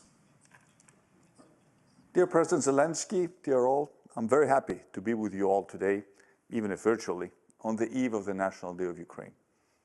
8 years have passed since Russia occupied and illegally annexed Crimea and the city of Sevastopol. And tomorrow, we mark 6 months from Russia's unprovoked invasion and war of aggression against Ukraine. These were not expressions of self-determination. They were textbook violations of basic rules and principles of international law. The inviolability of borders has been the foundation of post-Helsinki Europe. The occupation of Crimea in 2014 marked the first step. The 24th of February was the next step, a revisionist plan to redraw the borders of Europe. We have earlier similar experience with the Turkish invasion and occupation of a large part of Cyprus in 1974.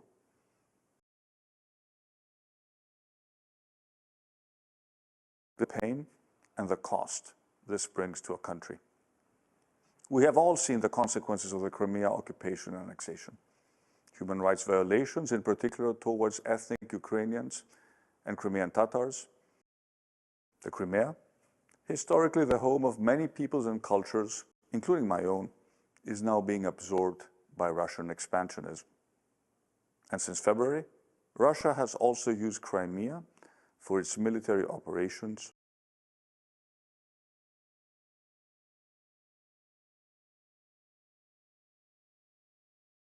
during the full-scale aggression against the territorial integrity of Ukraine. What lessons should be drawn from 2014? First and foremost, that revisionism and disrespect for basic principles of the day, next to the heroic Ukrainian citizens whose lives were shattered by the war, our societies also face dire consequences because of the Russian aggression. Greece has unconditionally stood with Ukraine from the outset, consistent with our long history of standing against authoritarianism, against those who abuse their power to impose their will to their neighbor. We will continue to stand by Ukraine. As a matter of principle, Greece will not accept the change of borders Russia is trying to impose on Ukraine. Greece will be there, once this war is over, to support the reconstruction of Ukraine and help Kiev on its European path. Mr. President, you and your people are an inspiration to us all. Thank you for standing up for those values that are most dear to our peoples and our countries. And my warmest congratulations for tomorrow's celebration of the National Day of Ukraine. Thank you. We will make the third attempt to connect with Liberia. Yes, I see my colleague, Foreign Minister, on the screen. Please, the floor is yours.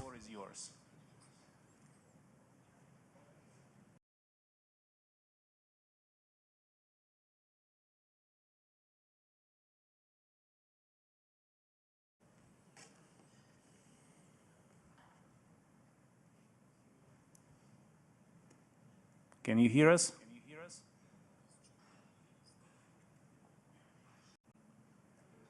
Can you hear us?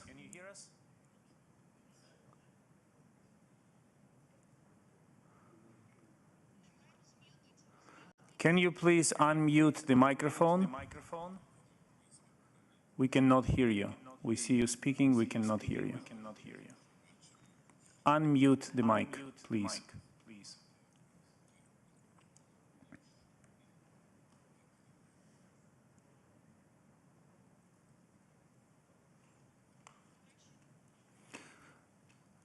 Okay, unfortunately, we were not able to connect, but we will distribute a statement by Liberia separately at a later stage.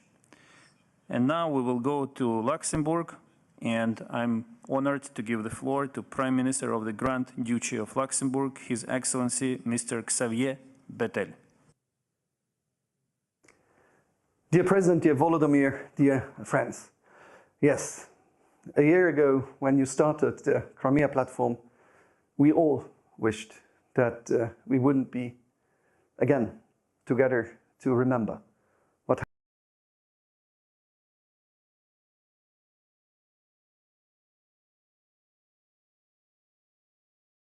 happened. A neighbor decided in our history that once Luxembourg shouldn't exist anymore, and Luxembourgers would not exist anymore. We know what it means. We thought that this would never happen again.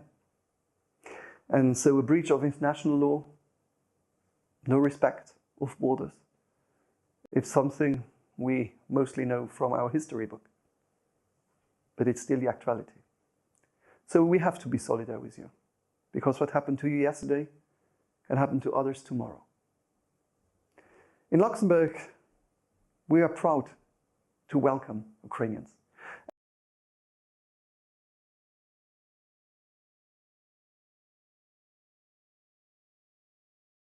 And to give a special in Kiev a few weeks ago. I was impressed by you, Volodymyr, but also by the Ukrainians.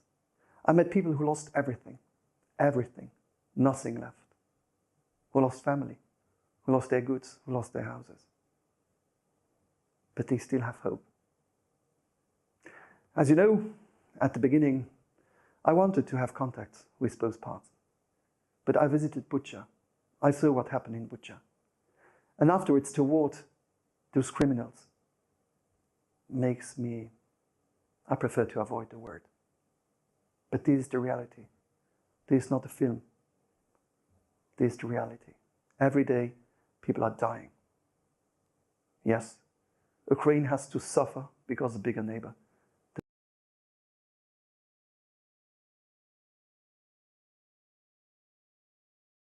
Decided like that.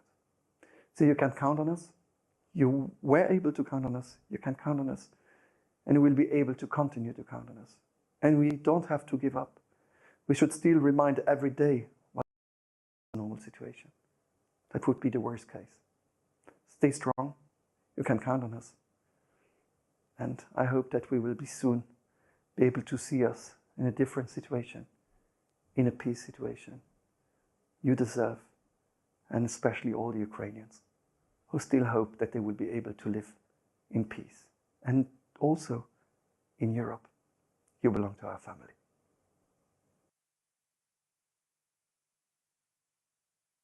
Kind and touching words. And now we will go to North Macedonia, and I would like to invite His Excellency Dimitar Kovachevsky, the Prime Minister of the Republic of North Macedonia, to take the floor. Distinguished President of Ukraine, distinguished Prime Minister of Ukraine, dear friends, dear leaders of countries participants in the initiative International Crimea Platform, and leaders and representatives of the European Union and NATO member states, as well as representatives from other countries from all around the world at the second summit of the International Crimea Platform.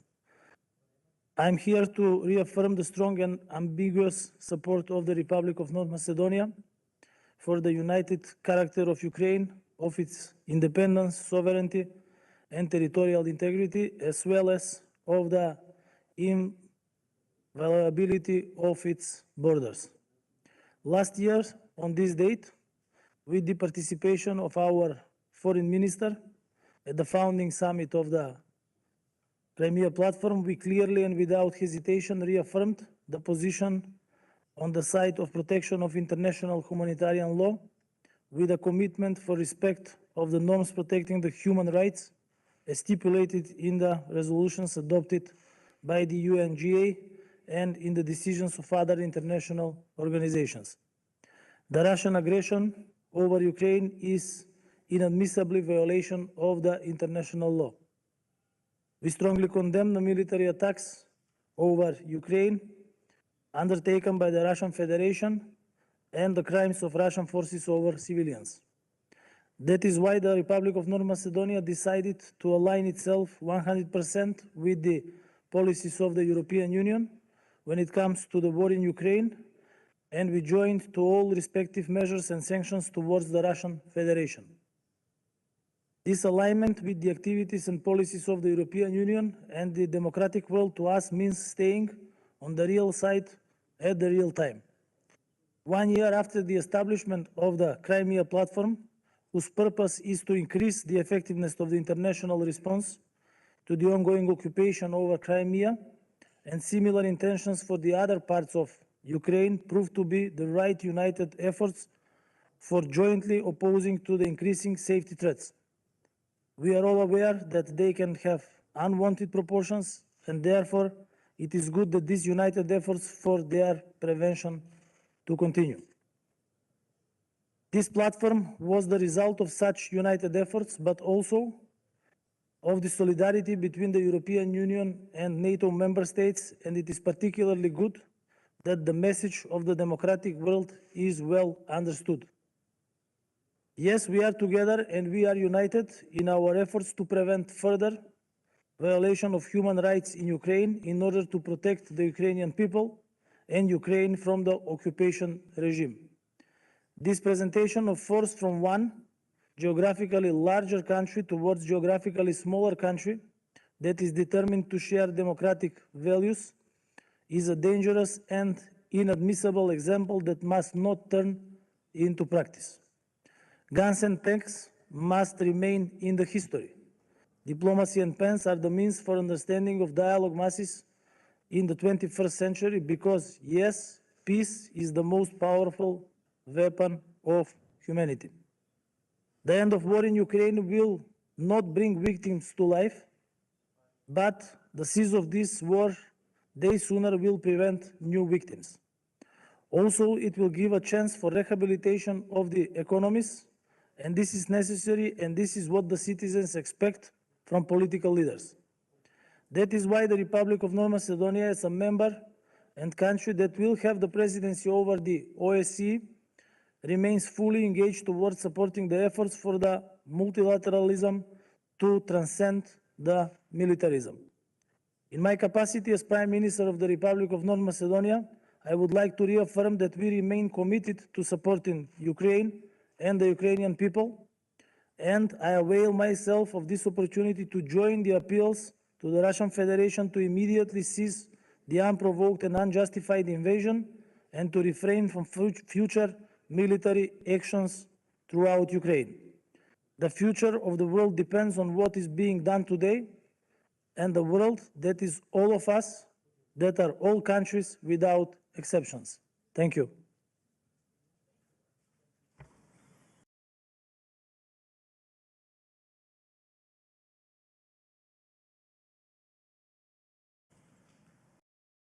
Prime Minister of this country, His Excellency, Mr. Dritan Abazovic.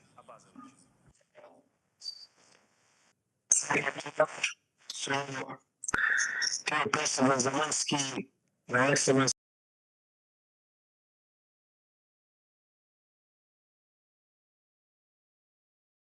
distinguished guests, to step up the efficiency of international response to the occupation of Crimea, respond to growing security challenge, increase international pressure on Russia, prevent further human rights violation, protect victims of occupation regime, and achieve the main goal of the de-occupying Crimea and restoring Ukraine's sovereignty over the peninsula. We can all agree that it managed to achieve it all the more as Crimea platform become an important diplomatic forum for a crucial instrument of Ukraine to coordinate international efforts aimed to assure its territorial integrity. Montenegro has supported these initiatives since the very beginning. I would like to remind that in 2014, Montenegro was among many of other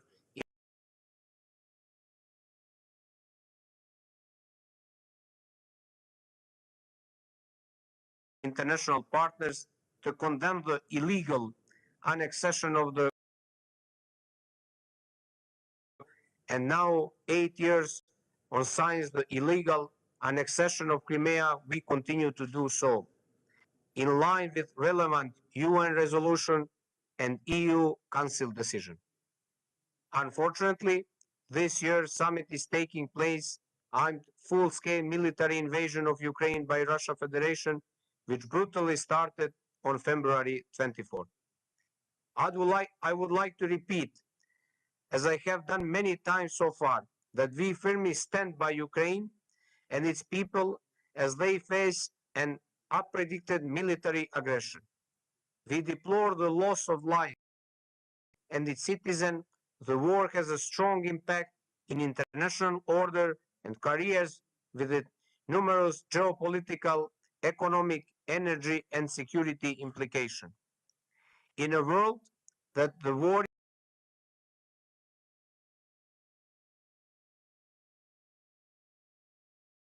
in Ukraine created Sevastopol through peaceful means and pledging to support diplomatic efforts to the end. We express solidarity with Ukrainians, including Crimea Tatars, civic activists, journalists, human rights defenders who continue to oppose Russian occupation on the peninsula. At the end of my intervention, I would like to stress that protecting the world order based on norms and principles of international law, as well as protecting the human rights, will serve the interests of democratic community as a whole. To the end,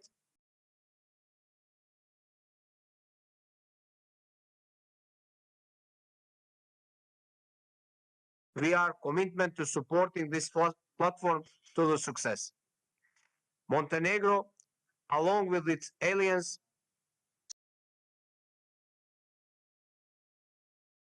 sovereign neighbor, I assure you that we remain ready in our support for Ukraine's independence, sovereignty, territorial integrity within its borders. We stand together with Ukraine. Above all, I sincerely hope that soon, with joint international efforts, we will contribute to the reconstruction of this country, creating a bright future and new opportunities for the friendly Ukrainian people and for Ukrainian to prosperous, free and prosperous country. You have the truly friends in people of Montenegro. Thank you very much and Slava Ukraini. Thank you, Prime Minister. We received a kind request from Liberia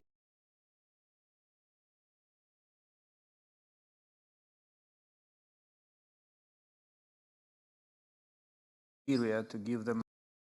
I'm giving the floor to Liberia, to a Foreign Minister of Liberia. Please, sir, unmute your microphone and we will be happy to listen to you.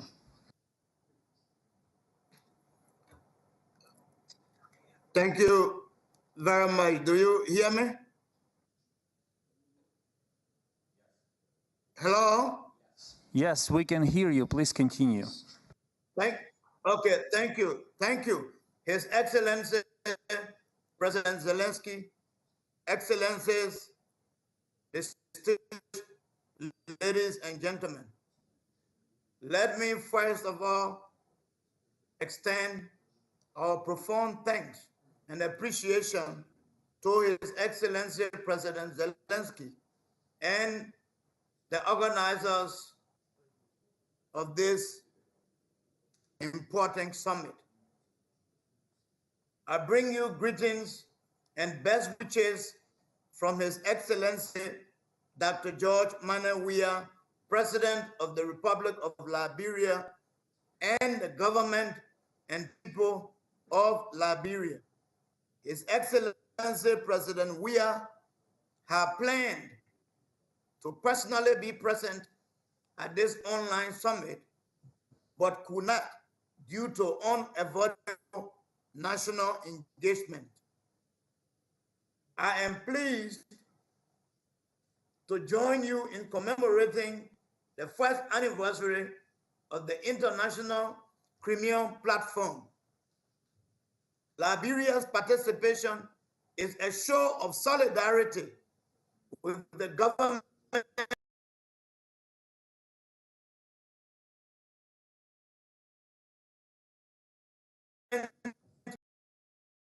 we support a free and safe Ukraine. Our support is based on one of the cardinal pillars of our foreign policy objectives, which stipulates the promotion of peace and harmony based on the principle of non-interference in the internal affairs of other states. We hold the strongest conviction that there can never be a justification for the invasion and occupation of a sovereign state, as is currently being done by the Russian Federation in Ukraine, which is causing the indiscriminate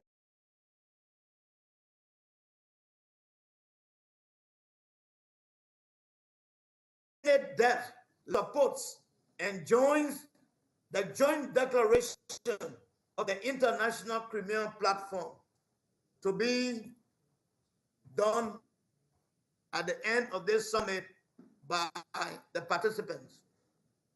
The Republic of Liberia condemns in the strongest terms the continued perpetration of violence and brutality in Ukraine. We believe that the exercise of the sovereign rights of a nation state is no justification for its plunder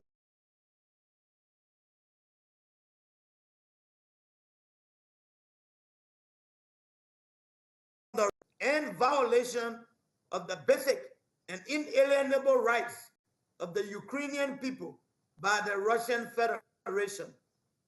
Liberia will continue to champion and defend the cause of self-determination and self-administration without external interference. We call for an immediate end to the plunder of Ukraine. I thank you. Thank you. Thank you. we were pleased to hear your message. You mentioned that Liberia is joining the declaration of the second summit of the Crimea platform. In this context, I'm also pleased to inform participants and our viewers that another African country, Niger, has endorsed the Crimea platform declaration. Its president will not be able to address us today.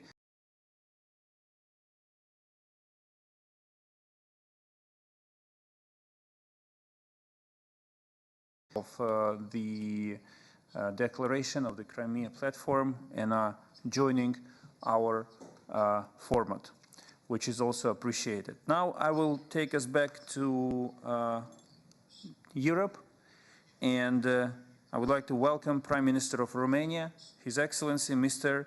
Nicolae Ionel Ciucă. Your Excellency President Zelensky, distinguished heads of state and government, dear colleagues, before 24 February, few of us could have imagined the scale of destruction, of atrocities, and the human suffering that followed. During the past 6 months, the Russian aggression against Ukraine has created the gravest security and humanitarian crisis on the European continent since the end of the World War II, with extremely serious consequences worldwide. And with this illegal and brutal war, Russia showed the world that it is a state that does not shy away from blatant aggression, from breaking international law, including the international humanitarian law, that it is a state that openly pursues a policy of spheres of influence. Few of us thought this still could have been possible in the 21st century, although we witnessed the 2008 war in Georgia and the 2014 illegal annexation of Crimea. As this illegal war continues, we should stand firmly united in support of Ukrainians' independence, sovereignty, and territorial integrity within its international recognized borders. We should make clear time and time again that Ukraine, as well as all the other countries, including in the eastern neighborhood, have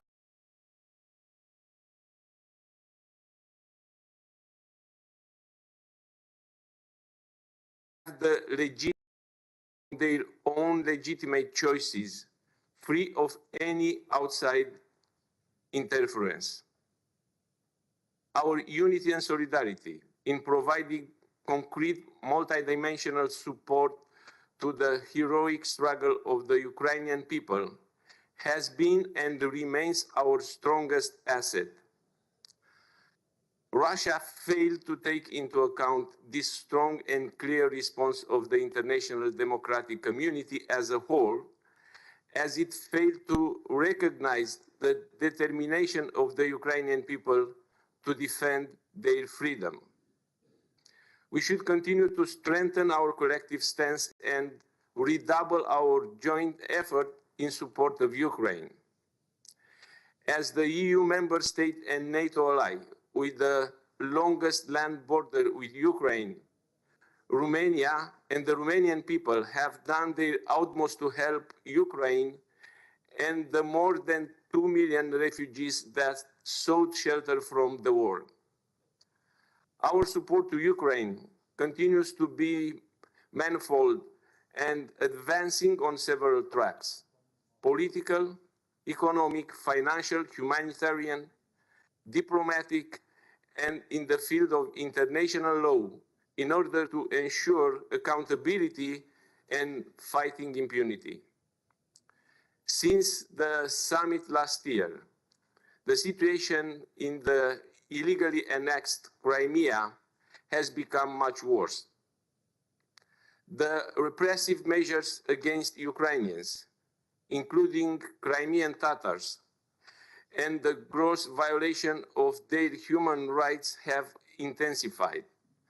The aggressive imposition of education in Russian and of Russian curricula has continued unabated.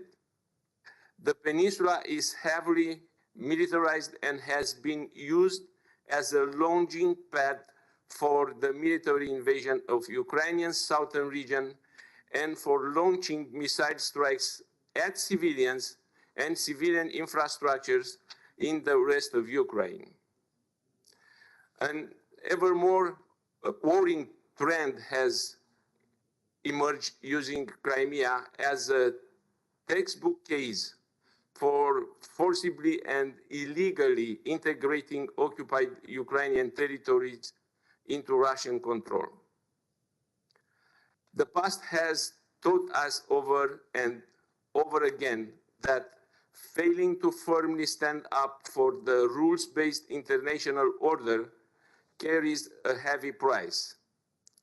83 years ago to the day, on 23 August 1939, the Ribbentrop-Molotov Pact was the final preparatory step to unleashing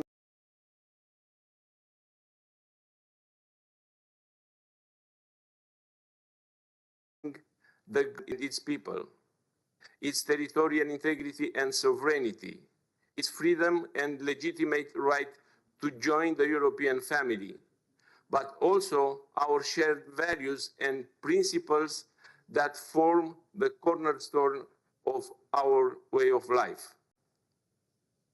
We are duty-bound to support Ukraine with everything is in our power to resist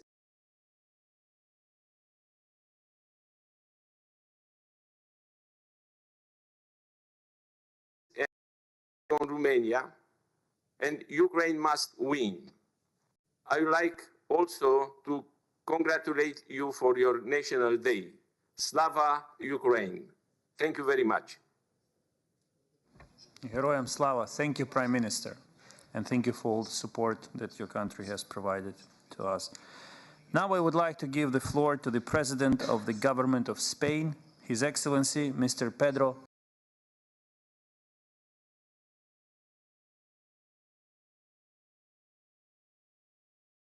Sanchez. Dear participants, it is a great honor for me to be part of the second summit of the International Crimea Platform. The Crimea Platform has been crucial in fostering a strong international response condemning Russia's illegal occupation of the Autonomous Republic of Crimea and the city of Sevastopol, as well as the invasion of Ukraine's recognized borders, including its territorial waters. This was clearly shown during the recent NATO summit in Madrid. Spain reiterates its strongest condemnation against the unjustified aggression, including notably the temporary occupation of the Crimean Peninsula, where its illegal actions are blatant violations of international humanitarian law and human rights. We call upon Russia to withdraw from the entire territory of Ukraine within its international recognized borders. We're extremely concerned by the Russian occupation of Ukraine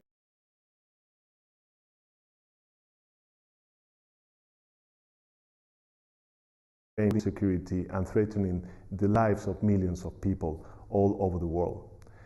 Spain's political, humanitarian and military support to Ukraine has been constant since the beginning, delivering several tons of humanitarian aid and welcoming over 130,000 Ukrainians. We contribute to the European Peace Facility, and we also need to support the reconstruction of Ukraine. During the Lugano Conference on Ukraine's recovery, Spain announced a contribution of around 250 million euros channeled through the World Bank and the European Bank for Reconstruction and Development. In a scenario of long and protracted war, unity among partners and allies will be key. The role of the International Crimea Platform is essential as it unifies international efforts in its support to the heroic defense of Ukraine and its people. Thank you.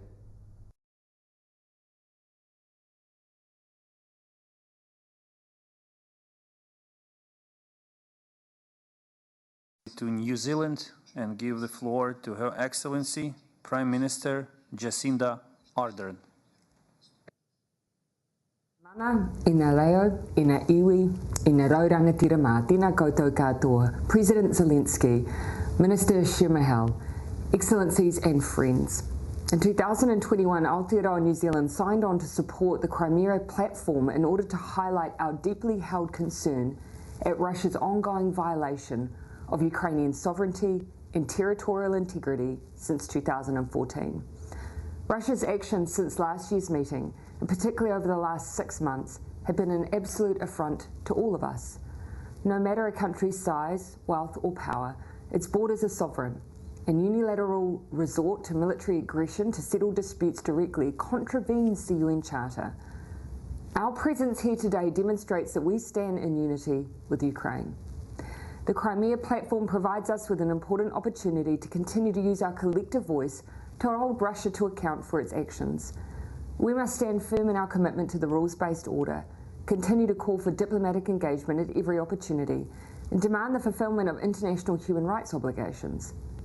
Aotearoa New Zealand condemned Russia's annexation of Crimea in 2014 and continues to condemn unequivocally Russia's unprovoked and illegal invasion of Ukraine since February 2022.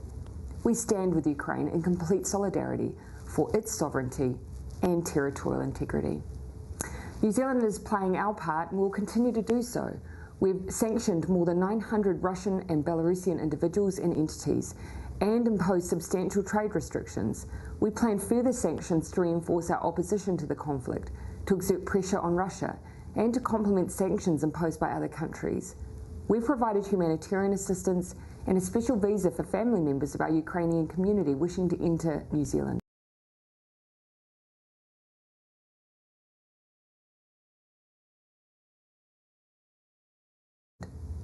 We're providing military and non-military assistance. Early in the invasion, we deployed our Defence Force personnel and assets to support Ukraine's response. We sent logistics specialists and a C-130 Hercules an artillery training team to support Ukrainian troops, and last week we announced a further 120 Defence Force training specialists to also help train Ukrainian soldiers in the United Kingdom.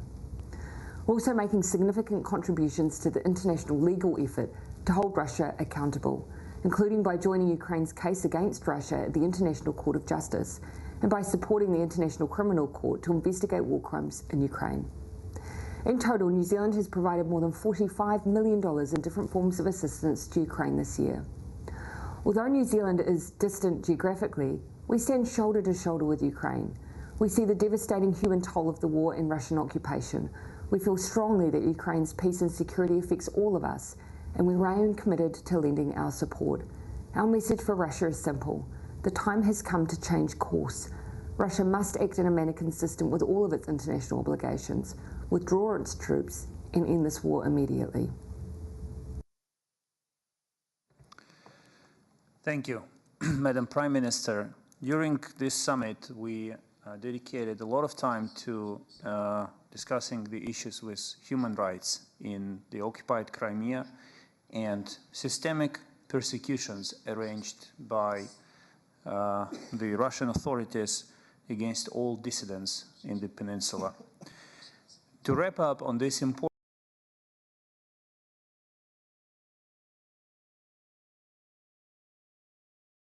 issue, Yar Holocaust Memorial Center, former Deputy Prime Minister of the State of Israel, and most famously human rights activist and political prisoner in the Soviet Union.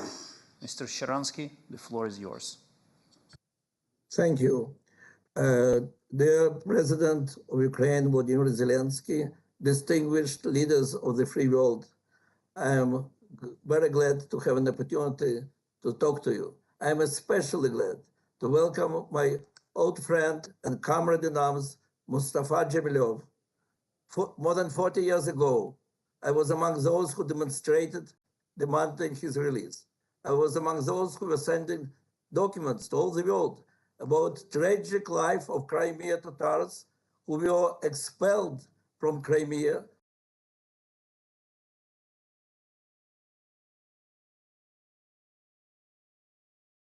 Half of them died. That was the awful example of the genocide against people in Crimea, and definitely crime against humanity. For our struggle for the rights of all the people, different nationalities in the Soviet Union, we were accused to be in high treason, and I spent many years in prison. But we did hope that after the fall of Soviet Union, these problems are behind us. And we were very glad to see that in new Ukraine, the people like Crimea Tatars have full rights, and the memory about Holocaust is also restored. Unfortunately, our hope that now the suffering of people in Crimea is finished were not justified. 8 years ago, this cruel aggression and the occupation of Crimea created strange situation. On one hand, the world understood what a crime it is. On the other hand, we heard the voices that maybe we should not be too active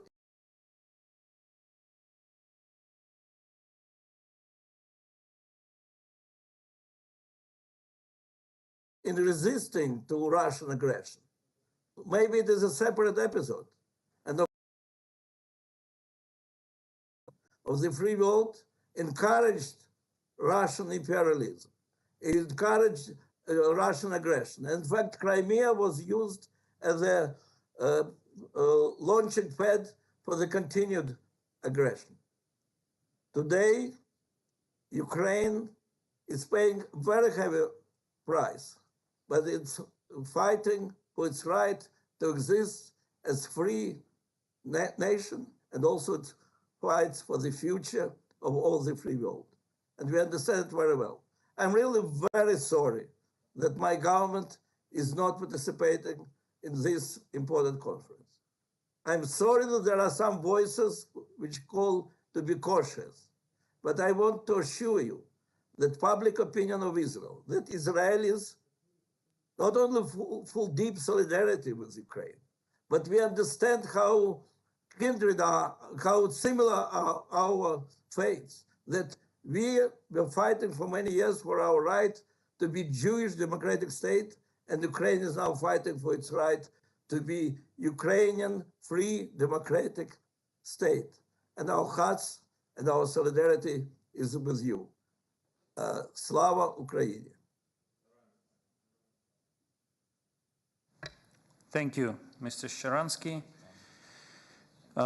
Online summits always require certain cautiousness and time adjustments. So now, before wrapping up on this part of our distinguished gathering, I would like to go back to the other part of our planet and give the floor to the Foreign Minister of Australia, Penny Wong, who will deliver a message on behalf of the Prime Minister of Australia, Anthony Albanese. Please, the floor is yours. Thank you, Chair. It has been 8 long years since Russia's illegal annexation of Crimea, and 6 long months since Russia's full-scale invasion of Ukraine. These are gross violations of international law, and they fly in the face of Russia's commitment to Ukraine's territorial integrity under the 1994 Budapest Memorandum. This is not the first time we have seen such flagrant disregard for international law and human rights from Russia. We have seen it before in Crimea. The oppression of hundreds of thousands of Crimean Tatars, a hostile force imposing its will on peaceful local populations, persecuting and exiling a people, repressing culture, religion and language, destroying cultural relics and holding sham referenda. In February, Russia sought to replicate this reprehensible strategy throughout Ukraine. It continues these brutal actions across the Donbass, in Kherson and elsewhere in southern Ukraine. 6 million Ukrainians are seeking refuge in Europe and countries like Australia. Another 6 million are internally displaced. There is clear evidence of Russia committing egregious war crimes, torture, mass executions, rape, shelling civilians, and forced deportations, including of children. Australia deplores Russia's suppression of human rights in Crimea, including arbitrary detentions and arrests, torture, and forced disappearances, including of the Medjlis of the Crimean Tatar people. Australia condemns the Russian government's limitations on freedom of religion and belief, and freedom of expression and association, through the suppression of internal opposition and protest by Russian people against this war. We call on Russia to immediately withdraw its forces from Ukraine, comply with its obligations under international law, release all Ukrainian prisoners unjustly detained in Crimea, and allow access by international monitors. Since 2014, Australia has maintained an autonomous sanctions regime that includes targeted financial sanctions and travel bans against people and entities responsible for or complicit in the illegal annexation of Crimea. Australia has proudly committed 388 million Australian dollars in military assistance and $65 million in humanitarian assistance to Ukraine. We believe in political freedom, human rights, the rule of law, and the rules-based international order. Prime Minister Albanese's visit to Kyiv on the 3rd of July was the first by an Australian Prime Minister, and it demonstrated the strength of our commitment to those shared values. We pay tribute to the incredible courage and resilience shown by the Ukrainian people. Australia stands with them. Thank you. Thank you. Ukraine is unimaginable without Crimea, and in Ukraine, Crimea is unimaginable without Kherson region. Two neighboring regions of Ukraine. They are deeply interconnected, and after the illegal occupation of Crimea by Russia, Ukrainian Crimean authorities moved to the Kherson region along with many refugees. Therefore, I invite you to enjoy a short video dedicated to Kherson region and its future. Thank you.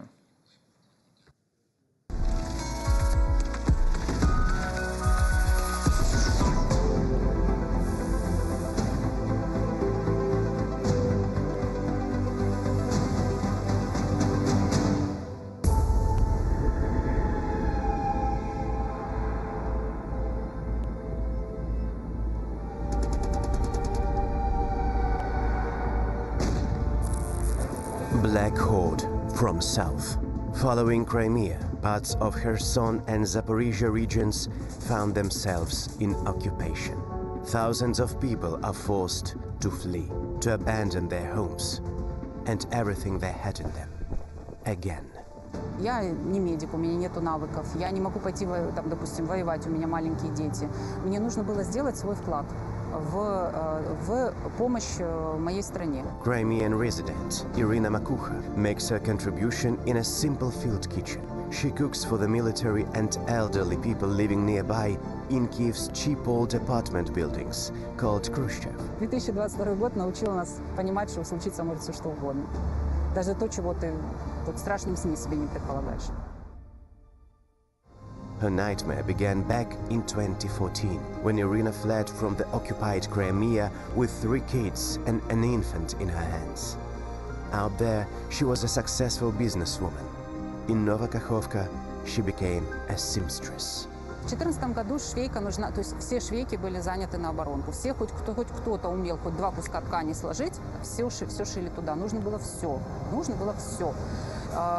Конкретно мы шили спальники, потом мы шили наколенники, потом мы пробовали даже разгрузки шить. Yet, 8 years later, the war has come after her even to the lands of Kherson region. She had to flee again. Ты видишь, как эти долбаные вертушки летят над рынком, вообще на низкой-низкой высоте, ты их номера видишь, эти звездочки, и они летят на ГЭС. И ты понимаешь, что Ты ничего не можешь с ними сделать.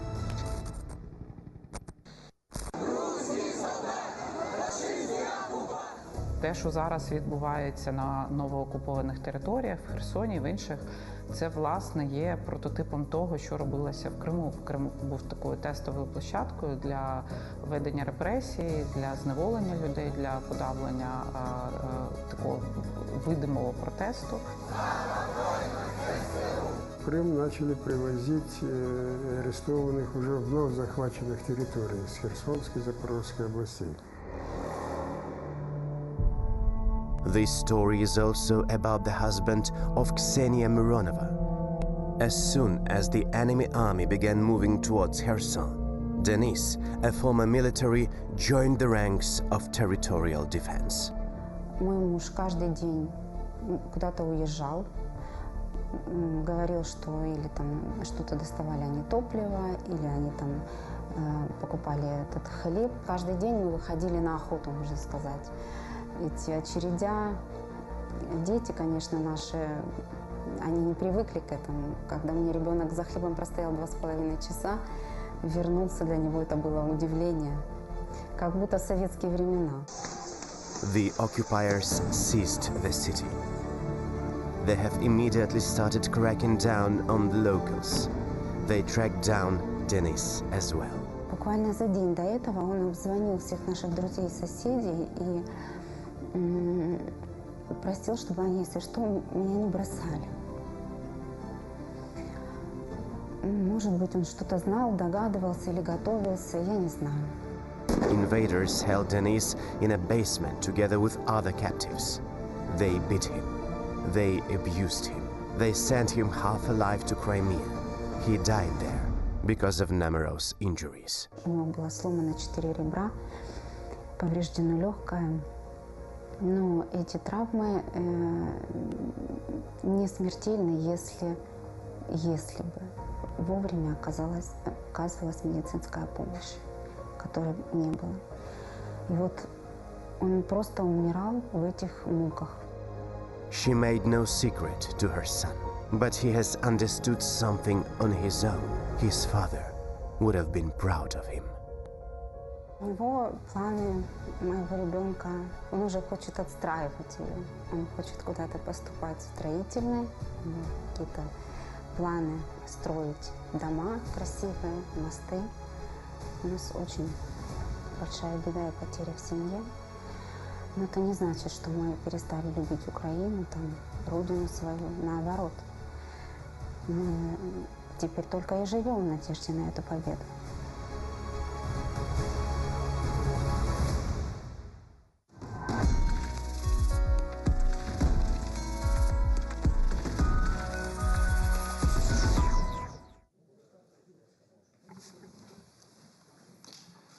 Dear participants, dear viewers of the Crimea Platform Summit, I am pleased to inform you that we are joined by the Speaker of the Ukrainian Parliament, the Verkhovna Rada of Ukraine, Mr. Ruslan Stefanchuk, and Prime Minister of Ukraine, Mr. Denis Shmyhal. With this, we will proceed to the next part of our summit, and I would like to invite you to watch a short video dedicated to the economic recovery of the Autonomous Republic of Crimea after its liberation.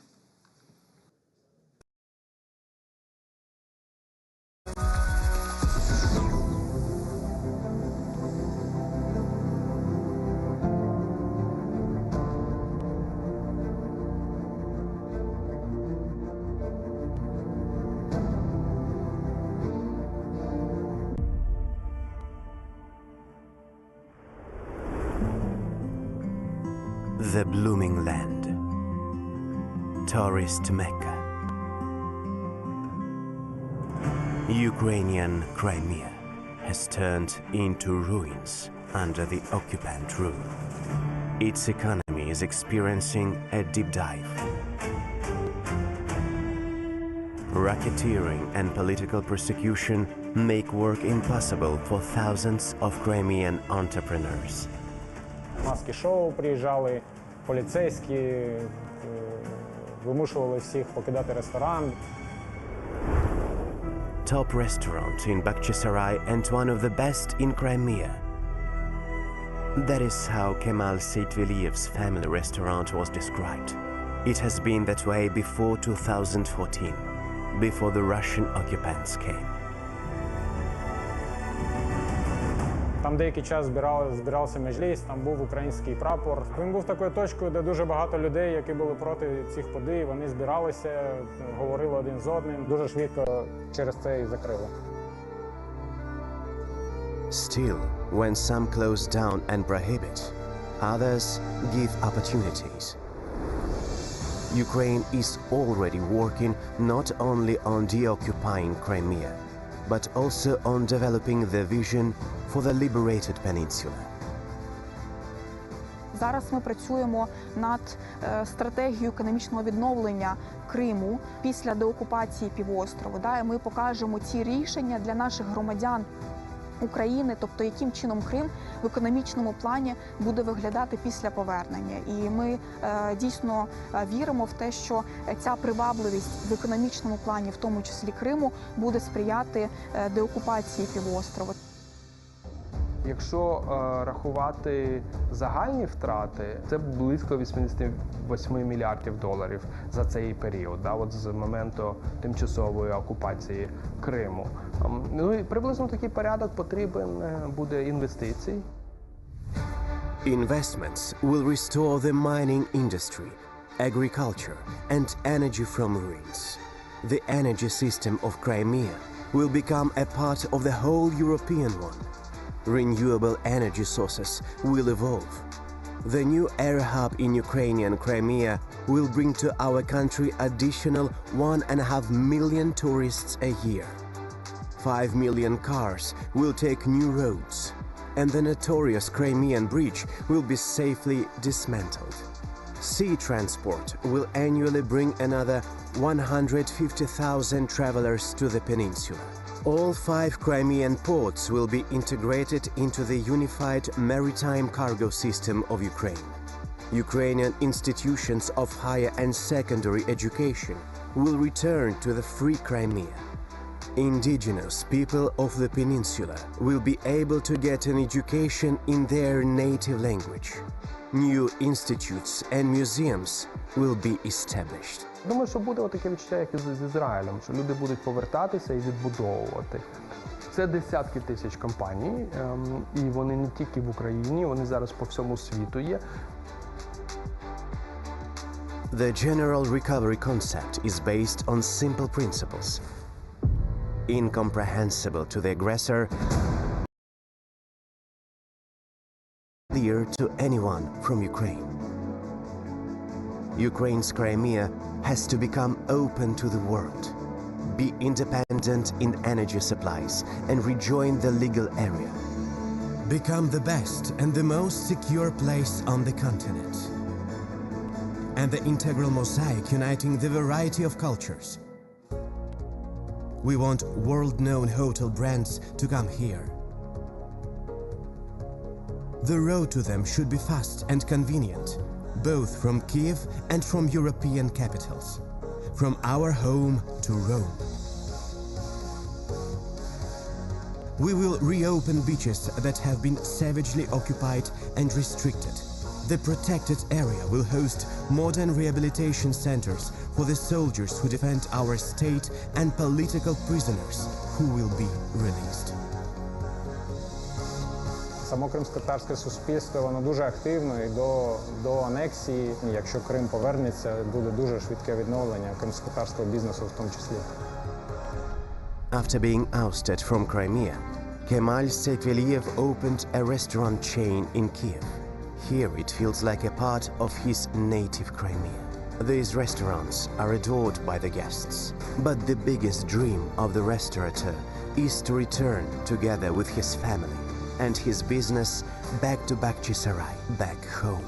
Ми маємо відноситися до Криму, як він був би в Україні, він буде в Україні. Все, що є в ресторані, воно робиться так, як ми б хотіли, щоб воно було в нас вдома. Може, в цьому і є якийсь секрет.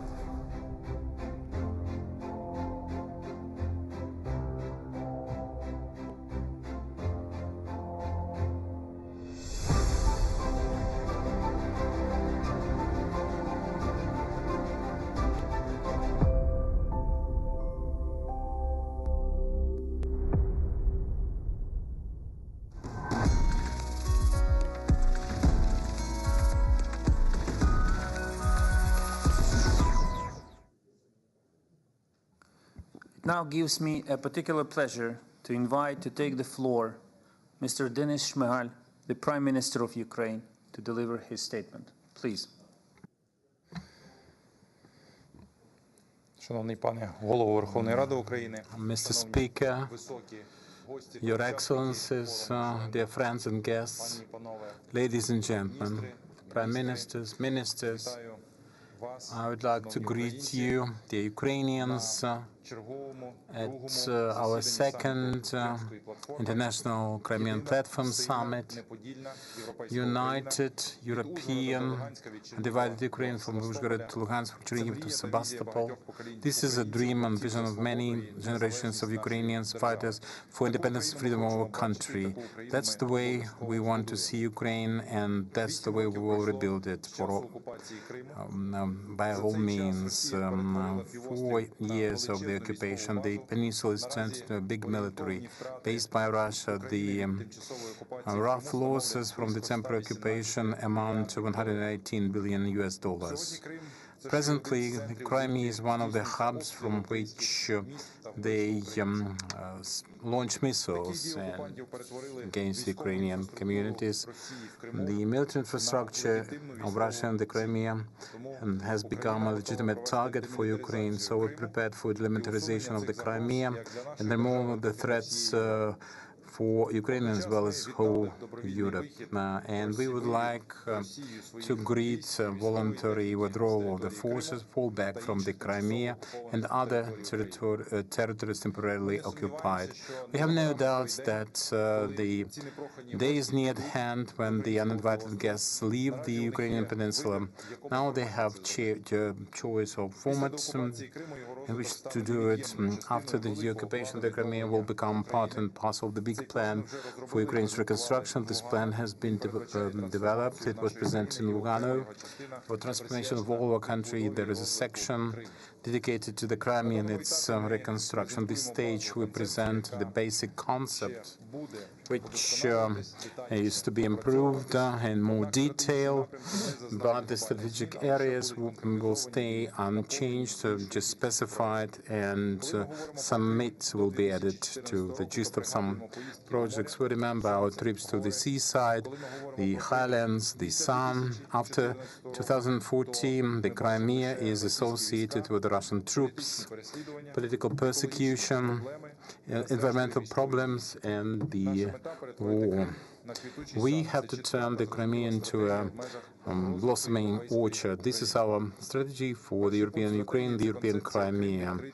And the Crimea open for the world. This is a new European resort with a new infrastructure. The Crimea will become part of the European transportation space. The Crimea will be integrated into the European TNT road network. That will mean new roads leading to the Crimea by rail, with the motorways and creation of a powerful aviation hub. This is another opportunity for the Crimea to come back to its status as one of the best resorts in Ukraine. Crimea 365, creation of infrastructure around the year, and development of hotels of the full cycles with the leading operators and developers, cult festivals, revival of the infrastructure for business, for conferences, construction of the biggest in the south of Ukraine concert hall. Such developments will invite to the Ukrainian tourist market citizens of the EU countries and other friendly countries. For airports alone, we can increase the flow of tourists by 1.5 million people annually.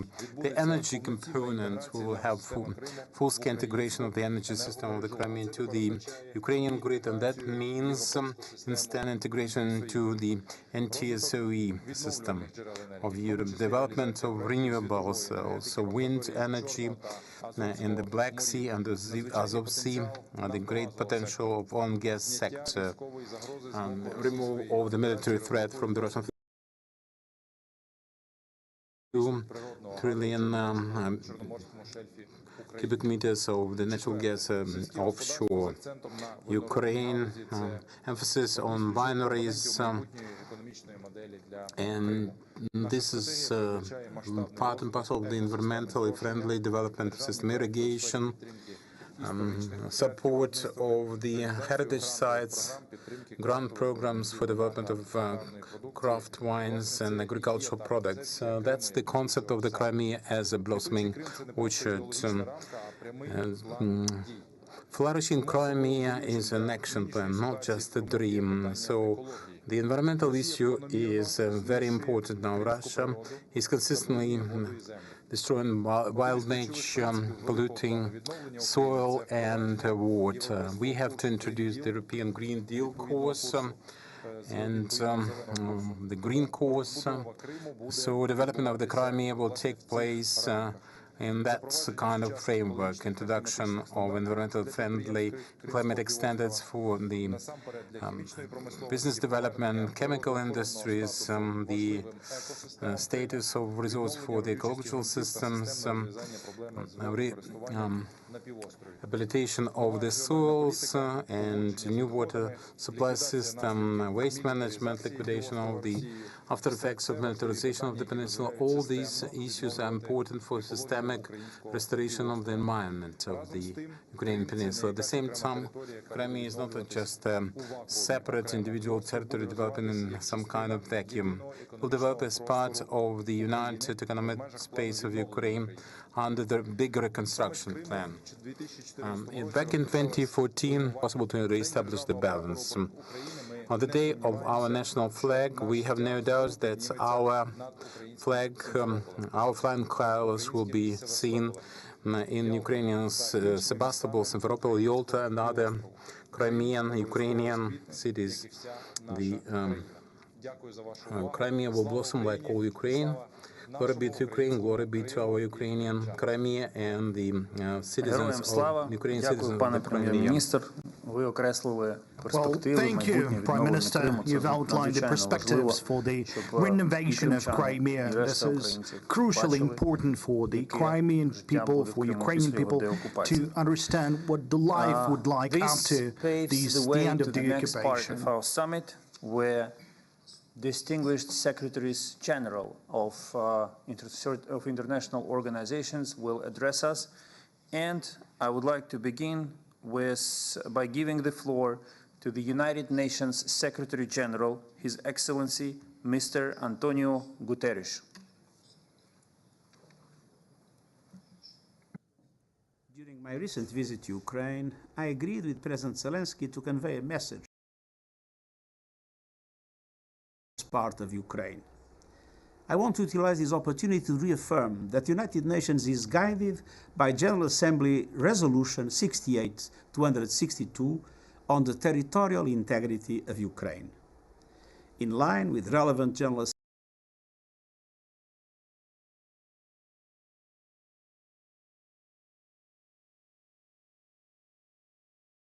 Assembly resolutions, I wish to reaffirm the commitment of the United Nations to the sovereignty, independence, unity, and territorial integrity of Ukraine within its internationally recognized borders.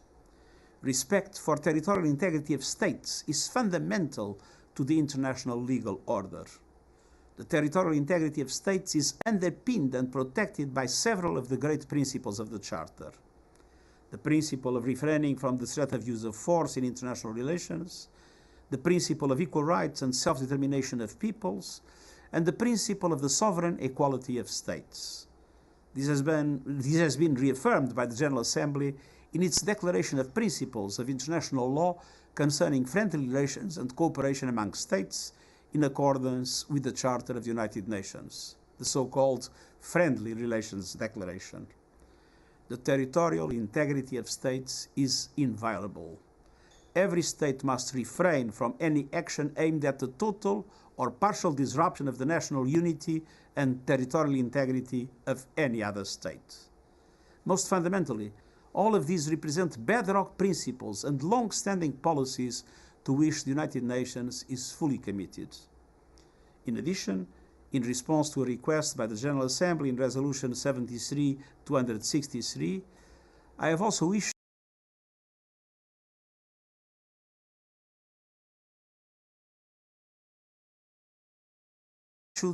reports on the, and I quote, situation of human rights in the temporarily occupied Autonomous Republic of Crimea and the city of Sevastopol, Ukraine, end of quote.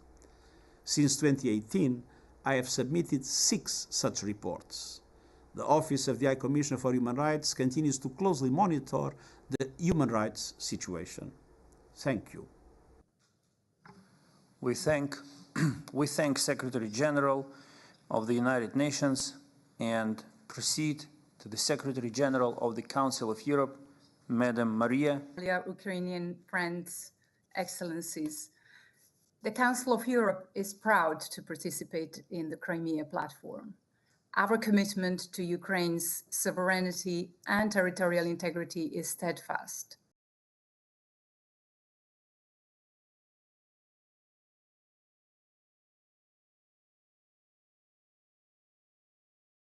Of Crimea. But this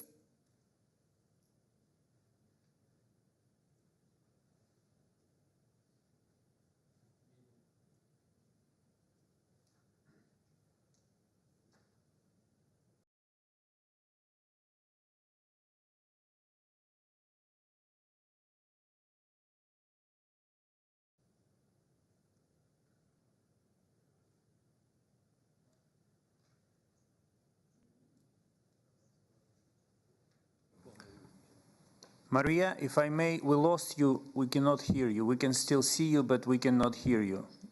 Can you double check your microphone? Okay, yeah. Is it better now? Now we can hear you again. Thank you. Yeah. And our member states were right to expel the country from our organization earlier this year. Now our focus is on doing what we can to support you evidence of war crimes. With the Ukrainian authorities, we have agreed an adjusted action plan, bolstering institutions, including the justice system and the media, given the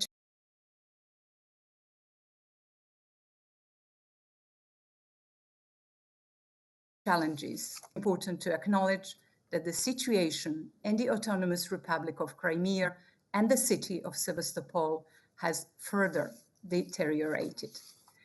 I heard first-hand accounts of this suffering. I met activists and others at the administrative boundary line near Kherson. And I was also able to talk about the issues at stake with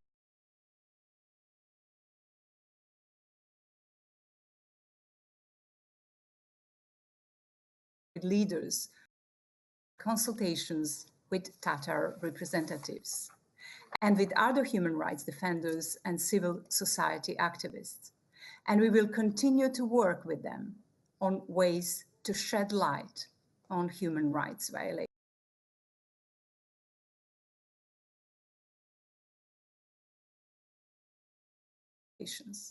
In June, I presented my first report on the human rights situation in Crimea. And this was followed by a decision of our member states to continue on the ground. But we will do all that we can, and our approach will respond as circumstances change. This is true for Crimea and for all of Ukraine. While in the country earlier this year, I was able to assure President Zelensky that the Council of Europe will continue to stand in solidarity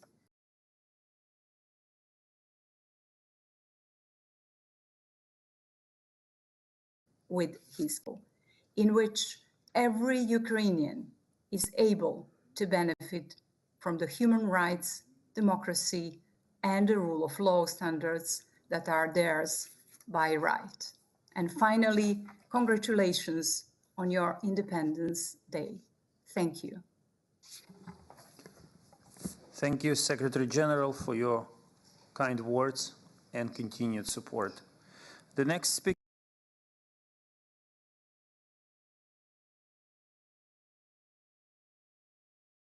Speaker on my list is Secretary General of the Organization for Democracy and Economic Development, Guam, Ambassador Altai Efendiev. Шановні представники влади України, dear representatives of Ukrainian authorities, Mustafa Jamiliev, and honorable participants. Since I'm addressing you from the headquarters in Kiev, let me start by congratulating Ukraine with two national holidays, the Flag Day, State Flag Day, and the Independence Day that will be followed tomorrow. This year, these holidays are being celebrated by repulsing on the battlefield the unjustified and unprovoked aggression by the Russian Federation initiated on February 24th. We admire the bravery and the dedication of the Ukrainian people in defending their freedom and independence, their heroism and unbreakable spirit in fiercely fighting to preserve their national identity, the right to exist and to decide on their future by themselves.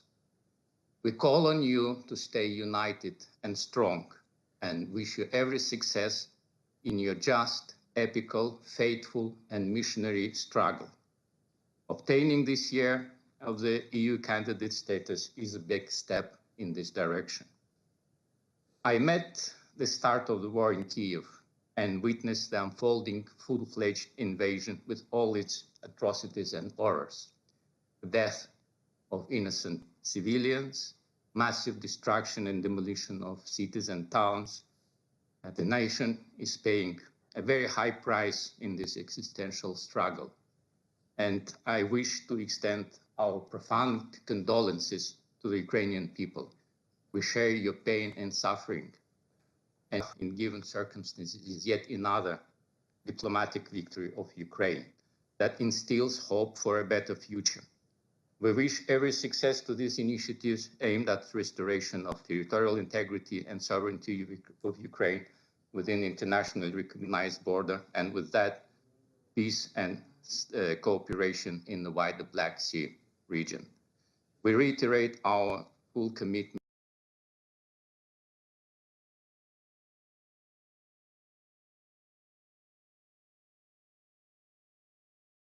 to these objectives. In my statement at the forum last year, referring to the lessons from our region, I warned of the danger of the decades-long inertia of inaction, impunity of perpetrators. It took 184 days to witness yet another terrible aftermath of such an attitude, this time unprecedented in its scale, brutality, and potential global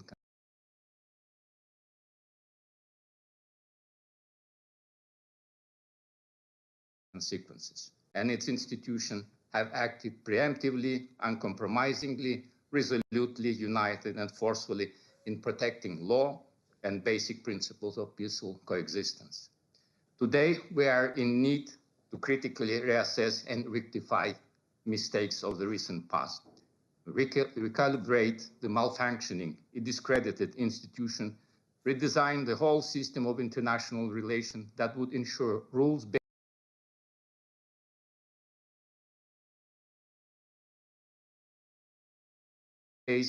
predictable and peaceful coexistence among all nations, big and small. This collective initiative, this coalition of willing, growing, can be viewed as a step in the right direction. In the new security and cooperation architecture, the role of regional groupings based on common rules and shared visions and interests will significantly increase. The Guam organization can be one of such important regional pillars of stability, firmly with Ukraine in our unwavering support of its of territorial integrity and sovereignty. Our member states consistently provide humanitarian aid and other non-military assistance to support Ukraine and its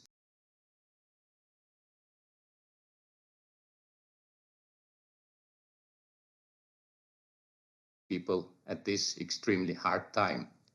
Additionally, region and member states encountered another enormous challenge because of this war. The national infrastructures of Guam states have been tested to their limits to cope with the exponentially growing volumes of transit shipments to Ukraine, as well as to serve as an alternative route in east-west transport corridor to replace the blocked and sanctioned route and suppliers. All mentioned on one side emphasize the significance of the geography of the region as a critical link, and the other even more emphasize the need to develop, modernize, and expand regional infrastructure capacities to withstand the increasing pressure. Guam responded to this challenge with its flagship initiative, the development of Guam Transport Corridor. I will share a map and will continue with the text. Sorry.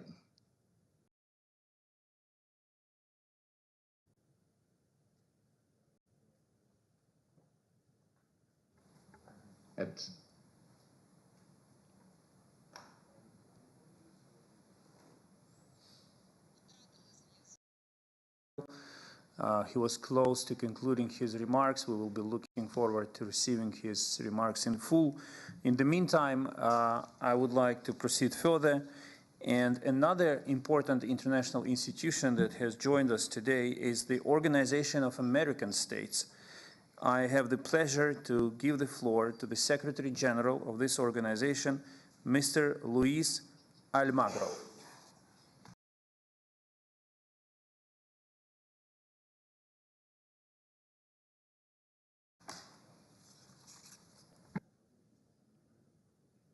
La terrible situación que enfrenta hoy el pueblo ucraniano como consecuencia de la invasión rusa nos obliga a todos a manifestar nuestra condena más enérgica. Más allá de las regiones, lo que sufre Ucrania es también competencia de nosotros, los pueblos americanos reunidos en la Organización de los Estados Americanos. Nuestra región se ha construido sobre un conjunto de principios y obligaciones que van más allá de nuestra frontera. We have our own principles and we have our own commitments with regards to sovereignty and territorial integrity, the peaceful settlement of disputes and other principles of international law. These are principles that we must affect everyone else. This fight of the Ukrainian a la que no podemos renunciar, estemos donde estemos. El continente americano fue el primero en consagrar. It has to do with all the platform. And American continent was the first to affirm debe ser sancionada. Si ellos hemos reconocido, para nosotros no podemos ser.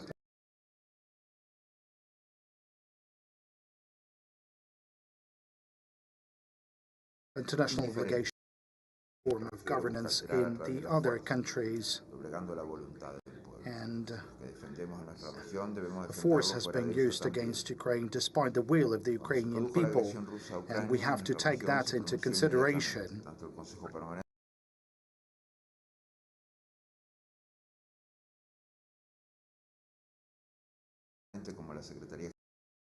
It expressed our position as to the Russian invasion, and this should never have happened, and we've released a communique.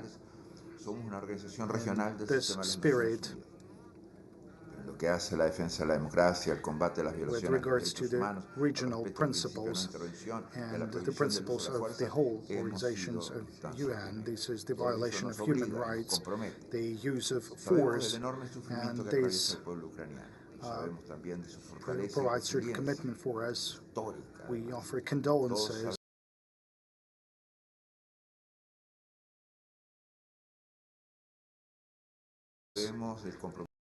Protect the values, the democracy, the respect to the territorial integrity of the country. These are the fundamental values. And now the floor goes to the Secretary General of the OSCE, Madam Helga Maria Schmidt.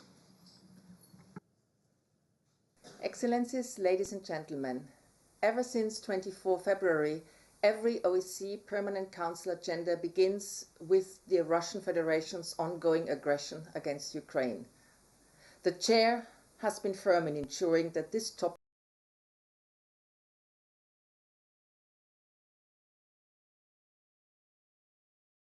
remains at the forefront of our discussions. And indeed, the war waged against Ukraine is unprovoked and unjustified. It did not have to be like this.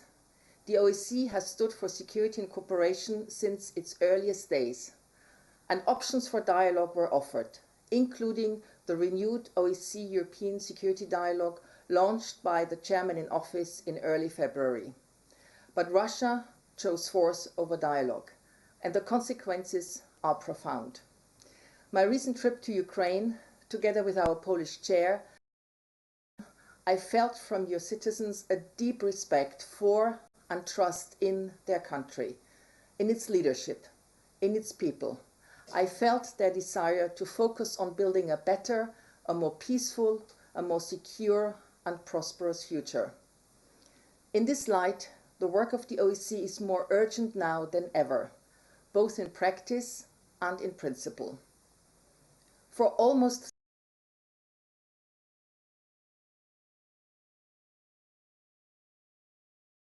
3 decades, we have partnered with the Ukrainian government and Ukrainian people to strengthen the foundations of a secure and prosperous society. We have built relationships with government, safeguards, good governance, and more. Today, the ongoing war is creating enormous needs in the country. Ukraine itself, Poland, Sweden and North Macedonia as the current troika, and the overwhelming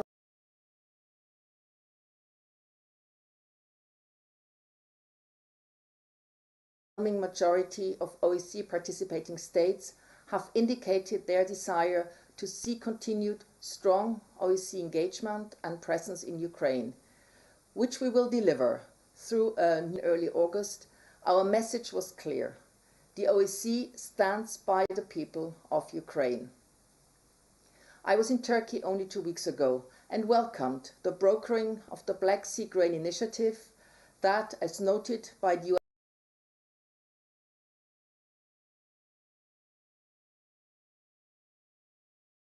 UN Secretary General, will help vulnerable people in every corner of the world. I also echo his call for peace in line with the UN Charter and with international law, and I will add the Helsinki Principles. The Helsinki Principles are the very foundation of the OSCE. They were essential in the past and remain essential to territorial integrity. These principles have been adopted by and applied to all OSCE participating states, and we must remain resolved. Resolved in our belief that the principled, rules-based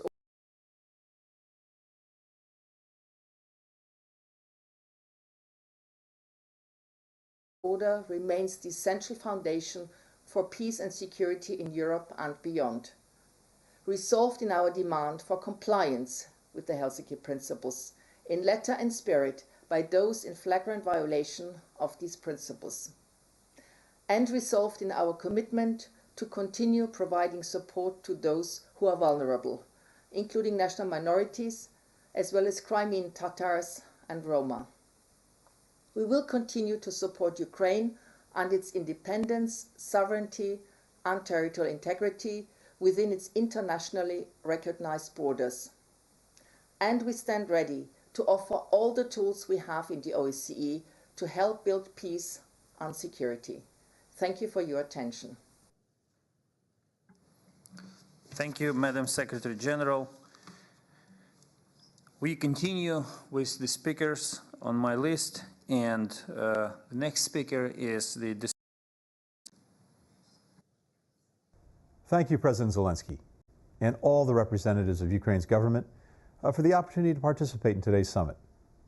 To the Ukrainian people, I know it's a day early, but on behalf of all Americans, happy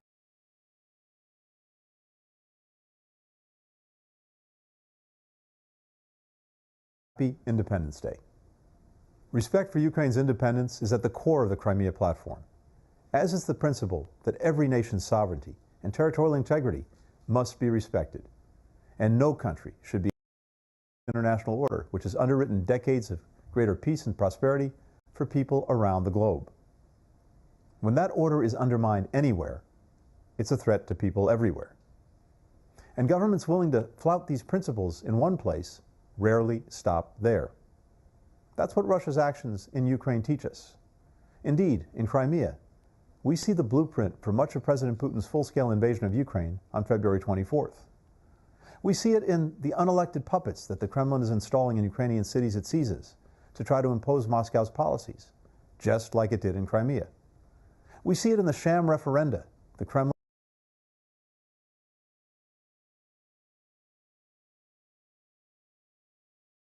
is organizing in regions it controls to try to legitimize its occupation, just like it did in Crimea. And we see it in the atrocities and repression by Russian forces in the territories that they besiege and control, like the extrajudicial executions, forced disappearances, torture, rape, and filtration operations that the world witnessed in Bucha and Irpin, some of which we saw and still see being perpetrated by Russian forces in Crimea. This last point is crucial. The installment of proxies and sham referenda may be in Crimea's past, but human rights abuses are an everyday reality in Crimea's present, such as the more than 40 prosecutions in Crimea documented by the United Nations between February and May of this year, targeting people who criticized the Kremlin's full-scale invasion of Ukraine. One of those found guilty was a 70-year-old woman. Her crime was carrying flowers and a handmade sign that said, "No to war," to a monument of the famous Ukrainian poet, Taras Shevchenko. And such as the unrelenting crackdown of Crimea's minority ethnic and religious groups, like the recent sentencing of Crimean Tatar human rights activist Riza Iskak, so important. We must continue to insist that Crimea is Ukraine, just as Donetsk and Luhansk are Ukraine, just as every other part of the country is Ukraine. That was our position in 2014.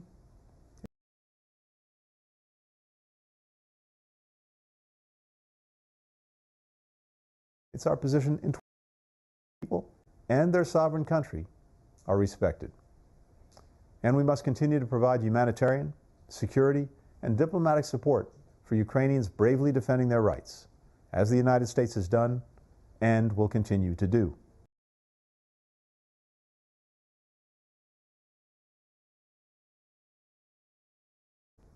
Not only for the people of Ukraine, but because when we stand up for these principles, rather than stand by, we help make people of all nations safer and more secure. Thank you. Thank you. And the next speaker on my list is Minister for Europe and Foreign Affairs of the Republic of Albania, Her Excellency, Madam Olta Gjachka. Thank you, dearly Minister Kuleba, President Zelensky, distinguished representatives of the Ukrainian government, distinguished guests. 1 year ago, representatives from our countries gathered in Kyiv for the launch of the Crimea platform. 1 year on, the number of participants as well as the level of representation, equivocal condemnation of Russia's illegal aggression against an innocent country, but also a clear recognition of the fact that it all began with the illegal occupation of Crimea in 2014. The current war, a senseless criminal war that has caused such suffering and destruction, has its roots in the occupation of Crimea and in the fact that at the same time the world unfortunately failed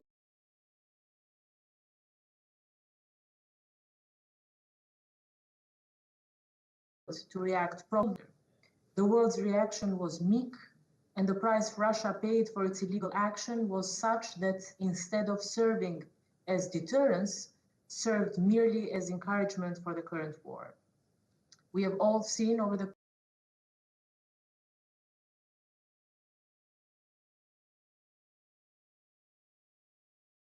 past 6 months horrible scenes of tragedy and destruction unfold in front of our eyes. Bucha, Mariupol, and countless other places that we would have been hard-pressed to locate stories of the so-called filtration camps, of the forced resettlements of Ukrainian citizens in Russia, of the repressive measures against Ukrainian and Crimean Tatars, as well as the aggressive Russification efforts throughout the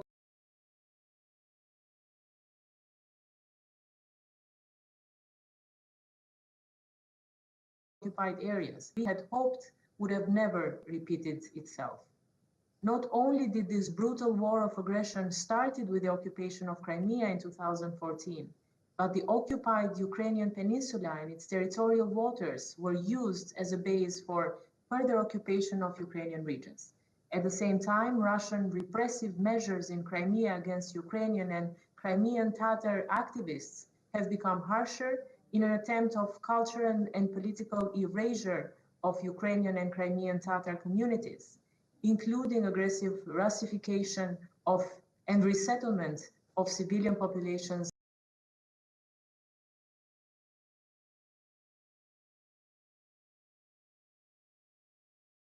in order to change the demographic composition of Crimea. For us in Albania, for us in the Western Balkans, these crimes and these images hit a very raw nerve. Before Russia's heroic resistance to aggression to the best of its abilities, by being one of the first countries to send ammunition to Ukraine, by contributing at the donors conference, by adopting the necessary legal framework that allows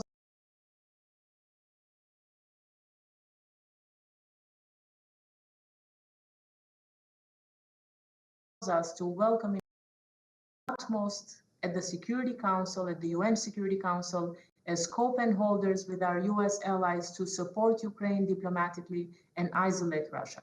But there is another reason too, perhaps even more important, why Albania supports Ukraine and why we believe every country that believes in the international law, that believes in the UN Charter, in the rules-based order, must support Ukraine until the liberation of all the occupied territories, the restoration of its sovereignty over all temporarily occupied territories, and the complete withdrawal of Russian forces from every part of the internationally recognized territory of Ukraine, because not doing so would endanger the entire international rules-based order, the entire security architecture upon which we all rely for peace and stability in the world, and would encourage every country and authoritarian leader in the world to embark upon the same course of action. I thank you for your attention.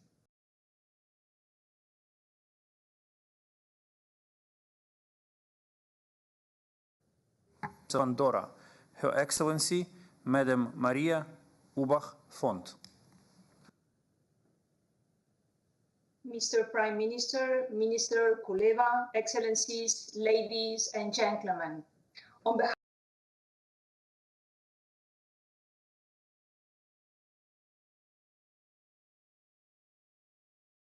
of the International Crimea Platform, on the eve of the 31st anniversary of the independence of Ukraine, at the backdrop of the current military attacks to Ukraine, the Principality of Andorra has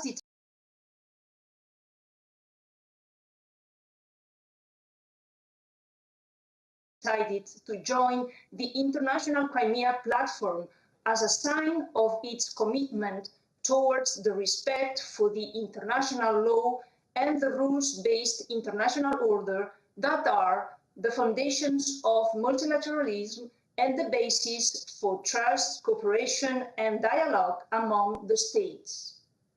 The current challenges and threats clearly are.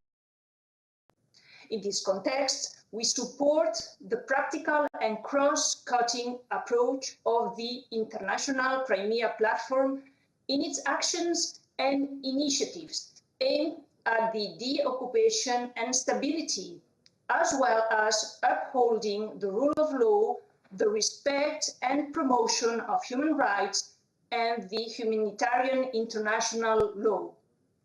To this end, Andorra welcomes and endorses the joint declaration of the International Crimea Platform. In this vein, Andorra condemns the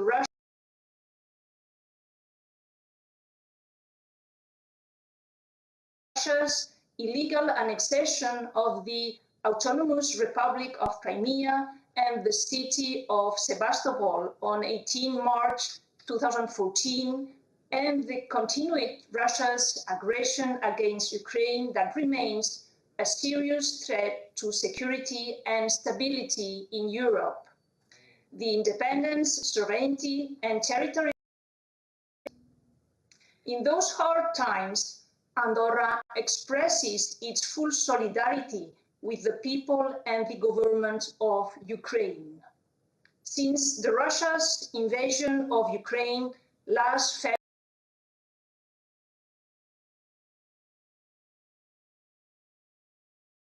February, Andorra, a country of 80,000 inhabitants, hosts almost 300 refugees from Ukraine fleeing the horror of war and provides them resident permit, access to education, social insurance, and access to the labor market. On the other hand, the government of Andorra, the Parliament of Andorra adopted a law on March 3rd on application of international sanctions, as the concept of sanctions and its subsequent implementation did not exist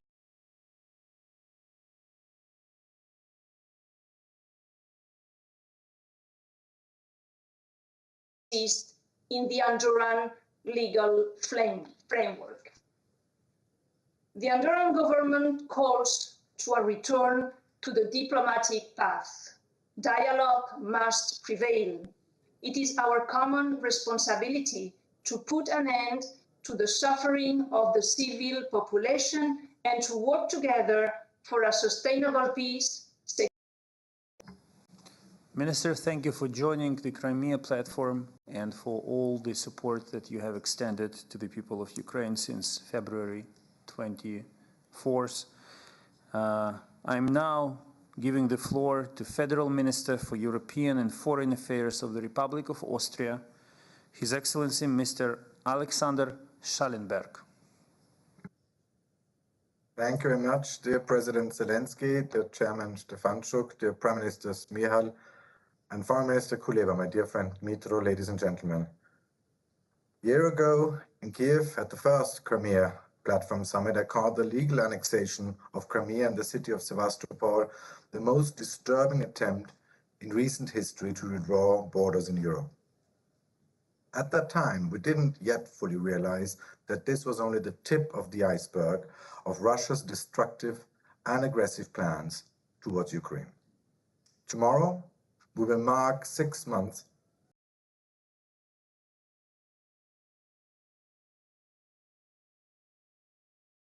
since Russia has started the war against Ukraine.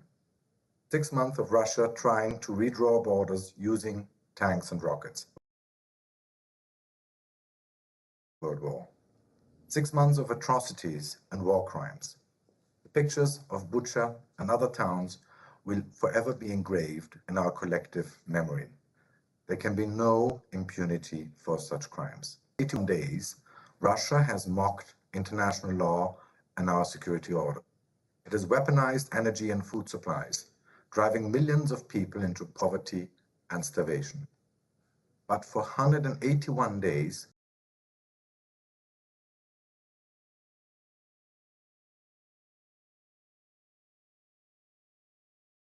we have also seen the courage and resolve of the Ukrainian people, fighting for their independence, their sovereignty, and the right to self-determination.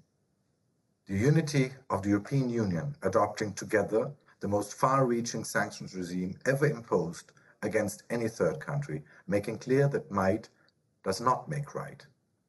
The solidarity in European and other countries in welcoming displaced Ukrainians, and the unprecedented scope of humanitarian, budgetary, and military support to Ukraine. Ladies and gentlemen, the legal annexation of Crimea and the city of Sevastopol is the original sin of Russia's war against Ukraine. It lies at the core of Russia's turn from the rule of law to the law of the jungle. And we firmly reject the militarization of Crimea and its implication for the security and stability in the Black Sea, and the Sea of Azov. The violations of human rights and fundamental freedoms, such as forced conscription into the Russian army, the repressions against ethnic and religious minorities, including the Crimean Tatars. Looking ahead to Ukrainians' Independence Day tomorrow, I assure you that Austria will continue to stand firmly by the side of European family. Thank you. Thank you, my dear friend. Thank you, Alexander. And now the floor goes to the Minister of Foreign Affairs of the Republic of Cyprus, His Excellency, Mr. Ioannis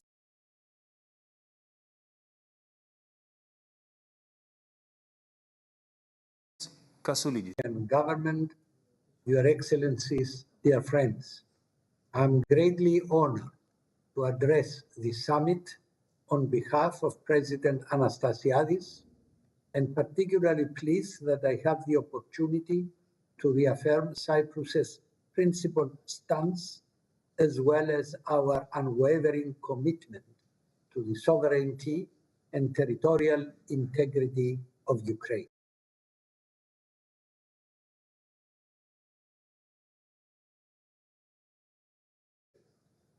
The Republic of Cyprus, itself the victim of the illegal Turkish invasion and occupation since 1974, is a strong proponent of the threat or use of force. These serve as the cornerstone of the rules-based international order and the foundation of peace, according to the UN Charter as established by the Helsinki Final Act, and must be respected by all. In this regard, we also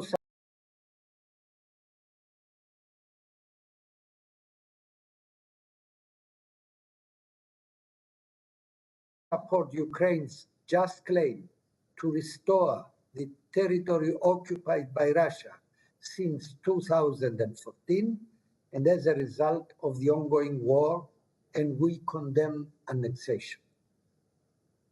Your Excellencies, dear friends, Cyprus took a clear stance in 2014, condemning Russia's illegal annexation of the Autonomous Republic of Crimea and the city of Sebastopol. We did not hesitate to take a similarly responsible stance this year further to Russia's illegal invasion of Ukraine. Our strong resolve to address actions challenging the as EU member states restrictive measures against Russia, both in 2014 and in 2022, our decisions were not taken lightheartedly.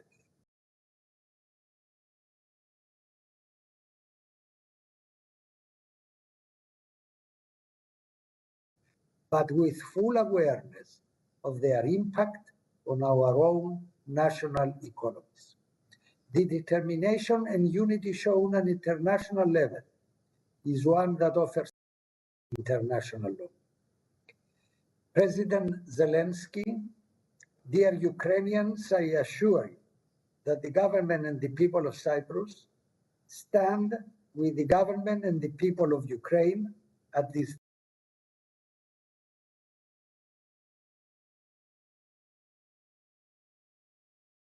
difficult times. Thank you. Thank you, Minister. And the next speaker on my list is Minister of Foreign Affairs of the Kingdom of Norway, Her Excellency Anniken Huitfeldt. Excellencies, colleagues, thank you for the opportunity to address the Crimean Platform Summit.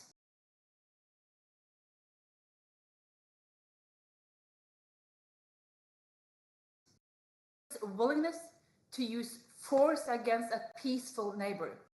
It demonstrated the Putin regime's disregard for international law. It challenged the European security architecture. For the last 6 months,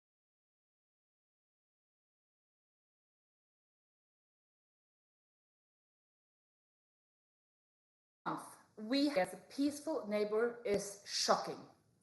Norway strongly condemns Russia's aggression against Ukraine.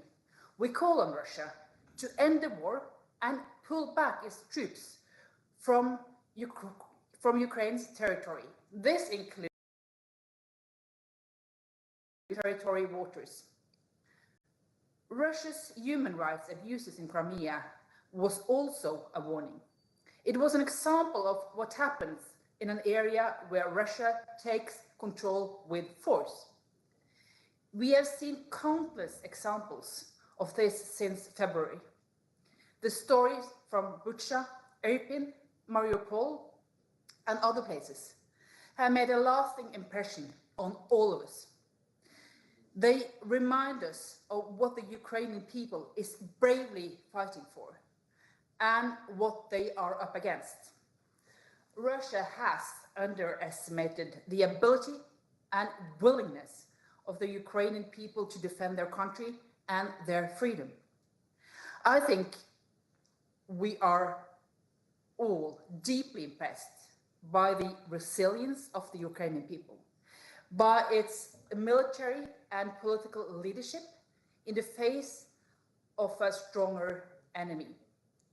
Russia has also underestimated the unity and resolve in Europe and across the Atlantic. The war has put us to the test. So far,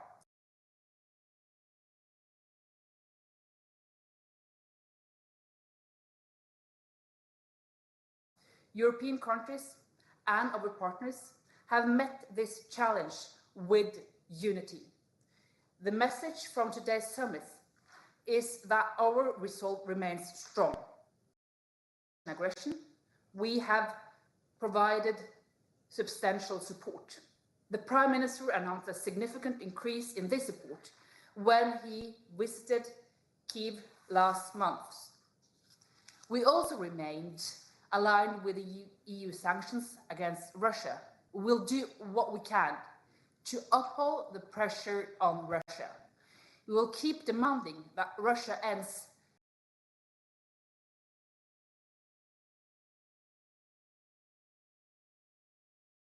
its war. For your attention. Thank you, Anniken. The next speaker on my list is Minister of the National Defense of the Portuguese Republic, Her Excellency, Madam Helena Carreiras.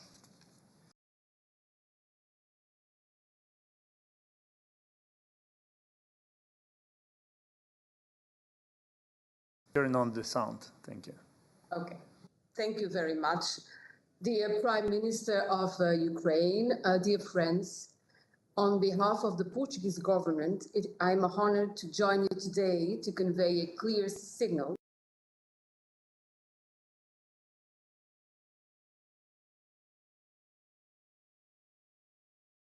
of Portugal's unwavering commitment to Ukraine's territorial integrity and sovereignty, and by extension, to the primacy of international law. On February 20th, as a springboard to further conflicts. Indeed, Crimea serves as one of the starting points for the Russian unprovoked and unjustified invasion of Ukraine. What happened in 2014 is an example of how these situations can bring around further harm and destructions for those involved, including the escalating deterioration of human rights standards on the ground. The war of aggression that we have witnessed for the past 6 months is not only a blatant attack on Ukraine's territorial integrity, but it also shook the foundations of our continent's security architecture. In parallel, the previous occupation of the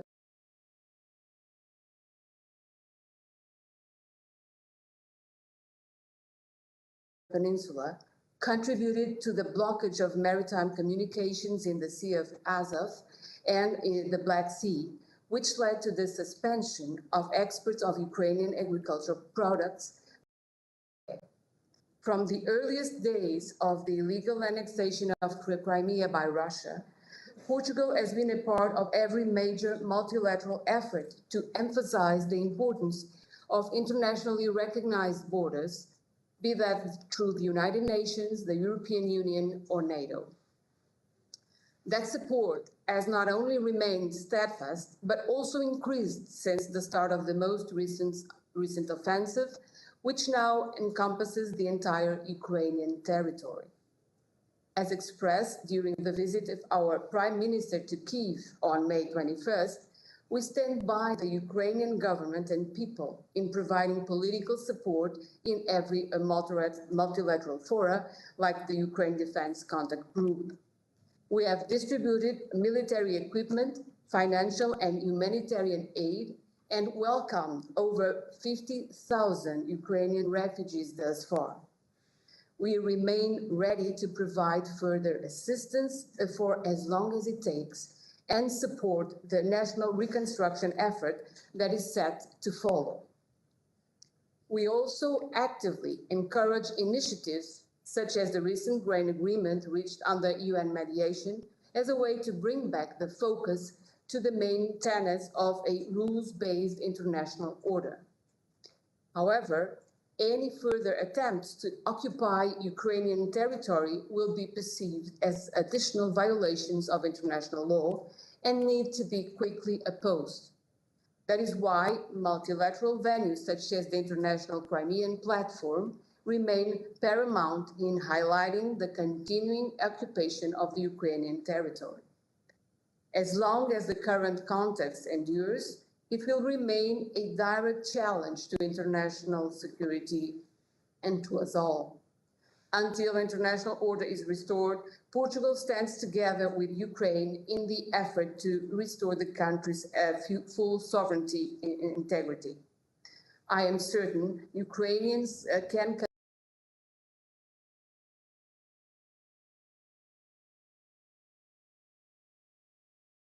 continue to rely on the strength of international solidarity while inspiring us with the resolve of their people and their leadership. Thank you. Thank you, Minister, for the... Thank you very much.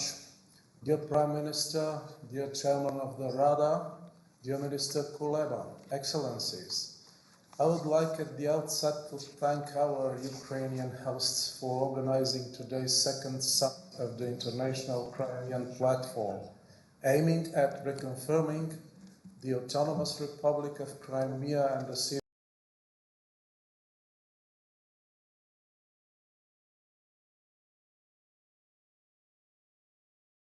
of Sevastopol as integral parts of Ukraine. Against the background of the unacceptable and unjustified war that Russia has launched to its internationally recognized borders, our common call is not only focused on restoring Ukraine's territorial integrity, it is about safeguarding the rules-based international order, about reaffirming the strength of the law rather than the law of the strength. Today, we are here to convey a strong message that each country and international actor should abide by their international commitments, including the full respect for the principles of the international law. The Russian war against Ukraine has profoundly reshuffled the security environment in Europe. The militarization of Crimea and its use for launching attacks on Ukraine has a heavy negative impact on the security situation in the wide Black Sea region. Not only does it escalate the frozen conflicts in the area, but also threatens the security of the supply routes, the ecology and biodiversity in the Black Sea as well. Continuing the comprehensive and multifaceted support in solidarity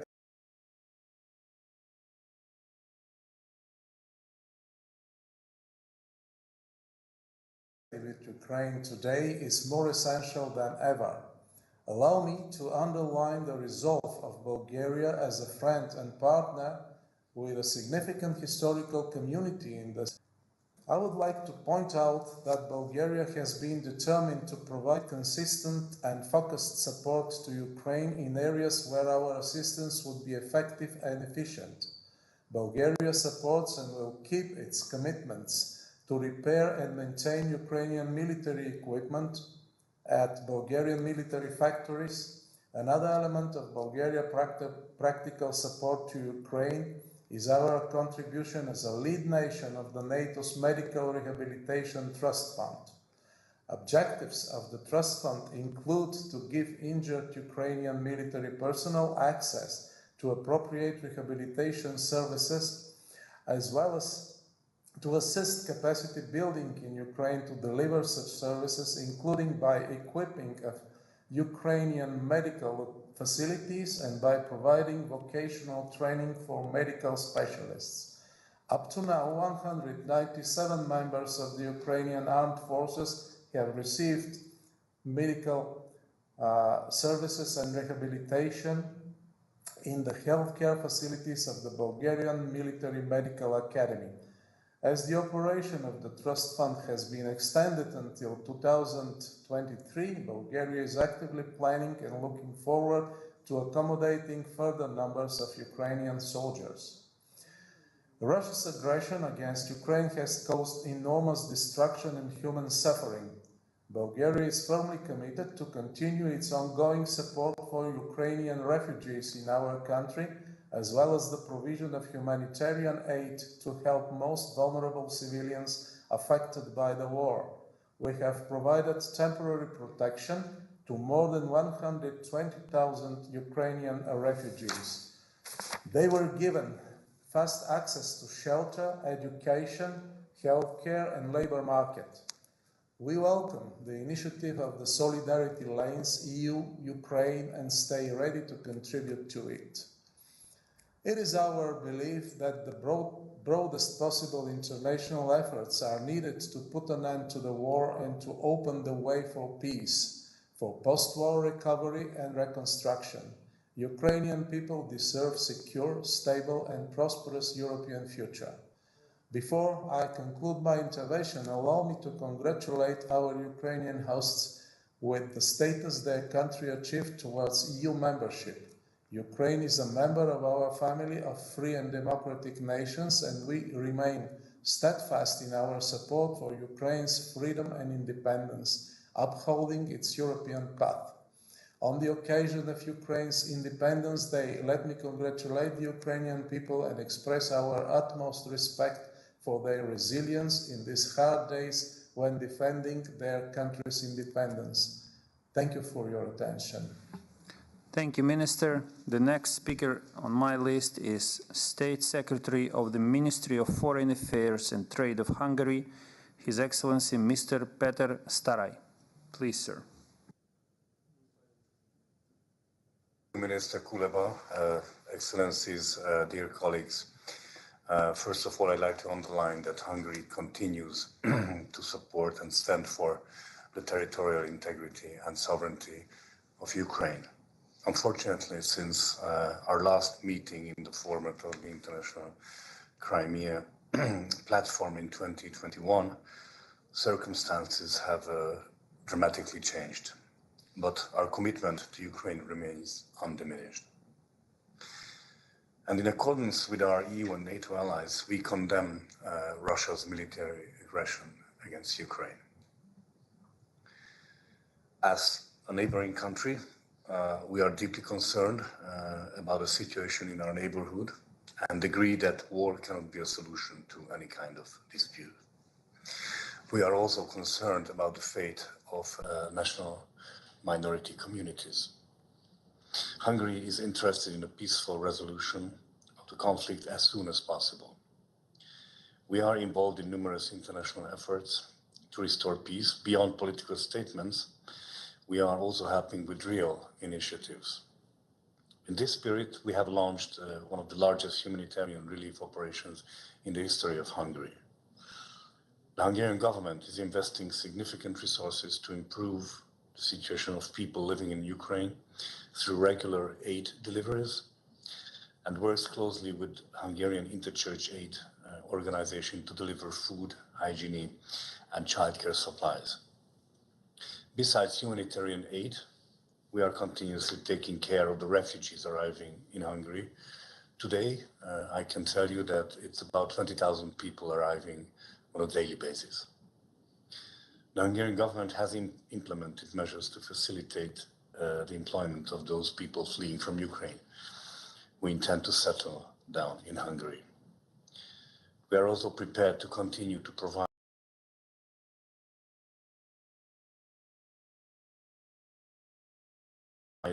all the assistance we can. Therefore, Ukraine and the Ukrainian people can continue to count on our country, and in alleviating the humanitarian disaster caused by the war, we are ready to continue our cooperation. We have also offered help to facilitate the grain export of Ukraine, which is a strategic issue. Together with our Ukrainian partners, we have reviewed the necessary steps to ensure that bilateral trade can proceed uninterrupted.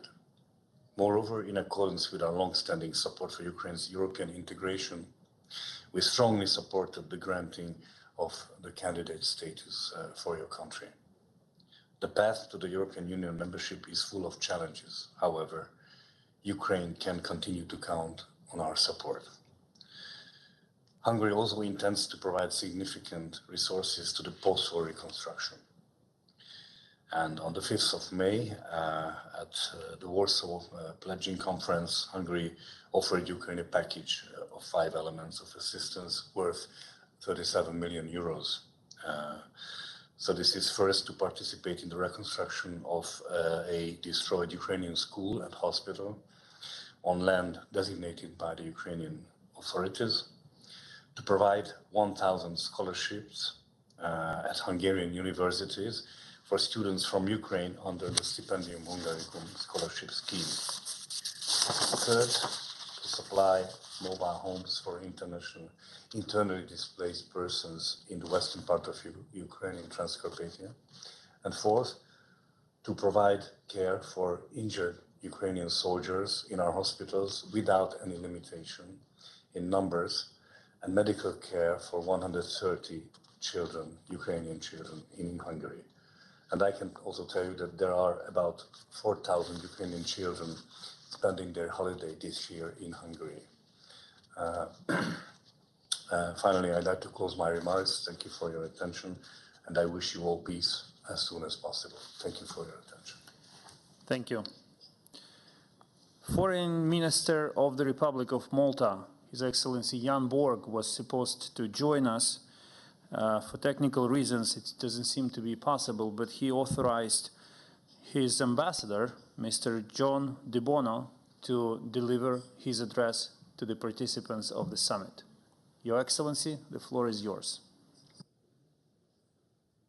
Honorable Prime Minister, Mr. Speaker, Minister of Foreign Affairs and colleagues, 8 years from the illegal annexation of Crimea and Sevastopol by the Russian Federation, Malta joins other participants in this platform to reiterate the steadfast commitment to Ukraine's sovereignty and territorial integrity within its internationally recognized borders, also extending to its territorial waters. We deem the International Crimea Platform as a clear signal of our commitment to these values and the restoration of Ukraine's full control over its territory. Malta also calls on Russia to immediately reverse repressive measures in Crimea and Sevastopol, which curtail the enjoyment of human rights and undermine security. Russia's war of aggression in Ukraine marked a significant shift in the global order, while the Ukrainian people experience immeasurable suffering.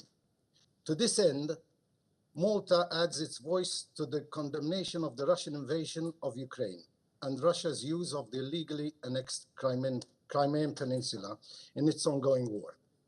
These acts present an attack on a sovereign state and also an attack on the guiding principles of the United Nations and international law that we uphold. Malta remains deeply concerned about the atrocities against civilians and Ukrainian prisoners of war, and of the continued indiscriminate and illegal shelling of Ukraine civilians and civilian infrastructures. We condemn such inhumane acts and will continue to back efforts for the perpetrators of such crimes to be brought to justice, while sending a clear message that impunity will not go unanswered. Together with our European and like-minded partners, we will support measures to ensure accountability for violations of human rights and international humanitarian law committed during the Russian aggression in Ukraine. As a neutral country, Malta actively pursues peace as one of its key vocations in international fora. We will not stand idle in the face of war or aggression on Ukraine and its people. In this spirit, Malta reiterates its support for the action being taken in response to Russia's aggression, while echoing the call made by the participants of this platform on Russia to ensure an immediate and unconditional withdrawal of all its forces from within the internationally recognized borders of the Ukrainian territory. I wish to conclude by reaffirming that Malta stands in solidarity with Ukraine and that we profoundly value the courage shown by the Ukrainian people. Our position remains unchanged. You do not stand alone in your hour of need. I thank you. Slava Ukraina. Thank you. Thank you, Excellency. We had one more country that we tried to connect today. It was Ghana. Unfortunately, for technical reasons, this connection doesn't seem to be feasible. However, I have an official confirmation that Ghana wants to be considered as the country that took part in this summit and joined the Crimea Summit Declaration, which I'm happy to announce.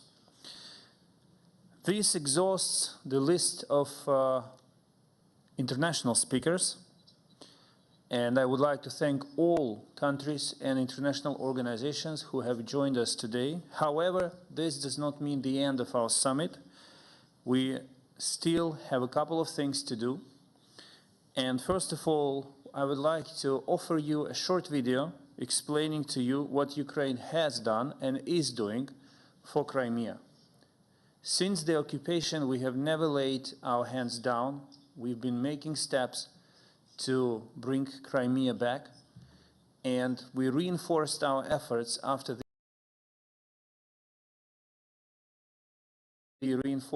the second summit. In the meantime, please pay attention to your screens to see what has been done since the first summit of the International Crimea Platform.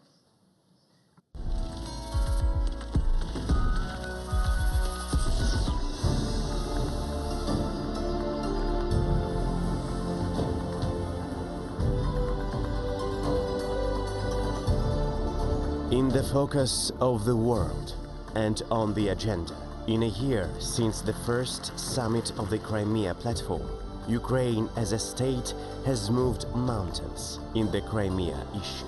Був ухвалений фундаментальний закон про корінні народи України. Цим законом визначаються права корінних народів та представницькі органи корінних народів. Наша ж держава рідна для народів, чиї національні культури і прагнення формувались в Криму. And the legislative changes haven't stopped here.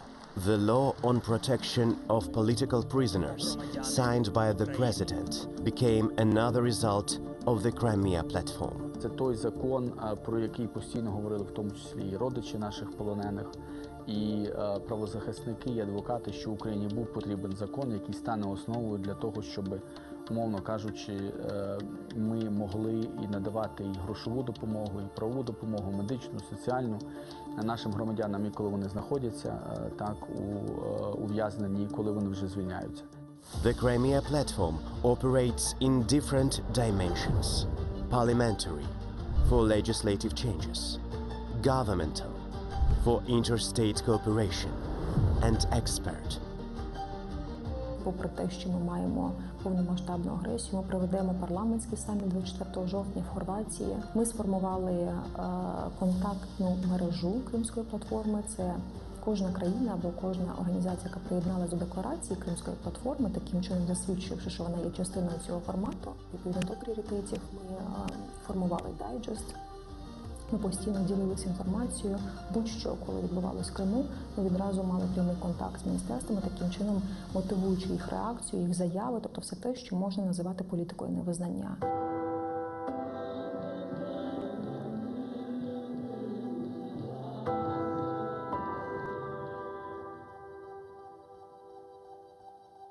Ми напрацьовуємо рішення по амністії, ілюстрації, праву власності, питанням колабораціонізму на окупованих територіях. Також одним з конкретних результатів стане щорічна безпекова конференція. Якщо говорити про міжнародний трек, то продовжується наша юридична боротьба з Російською Федерацією у міжнародних судах. Це і міждержавні справи стосовно порушень Російською Федерацією Європейської конвенції з прав людини в Європейському суді, з прав людини у Страсбурзі. Це і далі робота активна в Міжнародному суді ООН. Коли ми працюємо для звільнення півострову, ми боремось і за відновлення територіальної цілісності нашої держави, і за повернення дому корінним народам України. Я вірю, що так і буде.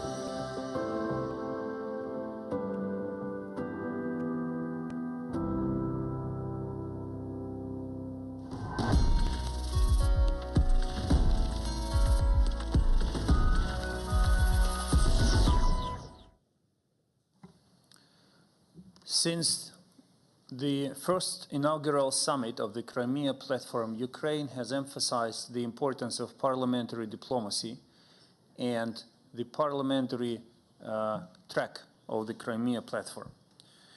Therefore, it gives me particular pleasure to now give the floor to Mr. Ruslan Stefanchuk, Chairman of the Верховна Рада of Ukraine. Пане голово, будь ласка. Дякую. Speaker, please. Esteemed ladies and gentlemen, presidents, prime ministers, ministers of foreign affairs, your excellencies, dear friends. The second summit was summoned on the initiative of President of Ukraine, Volodymyr Zelensky. It's coming to its end, but at the same time, it is opening some new doors for the widespread consolidated international action aimed at protection of fundamental rights, freedoms, interests of the Ukrainian people on the annexed Crimea, and it's coming back to its natural environment in Ukraine. This discussion proves again that the Crimean issue still claims one of the priority lines in the international agenda. So this is about compliance with the international law and stability and peace in interstate relations. Our staunch position in the Crimean issue has to demonstrate the aggressor that whatever their assertions and their claims and attempts, the reaction is going to be rapid, powerful, and severe.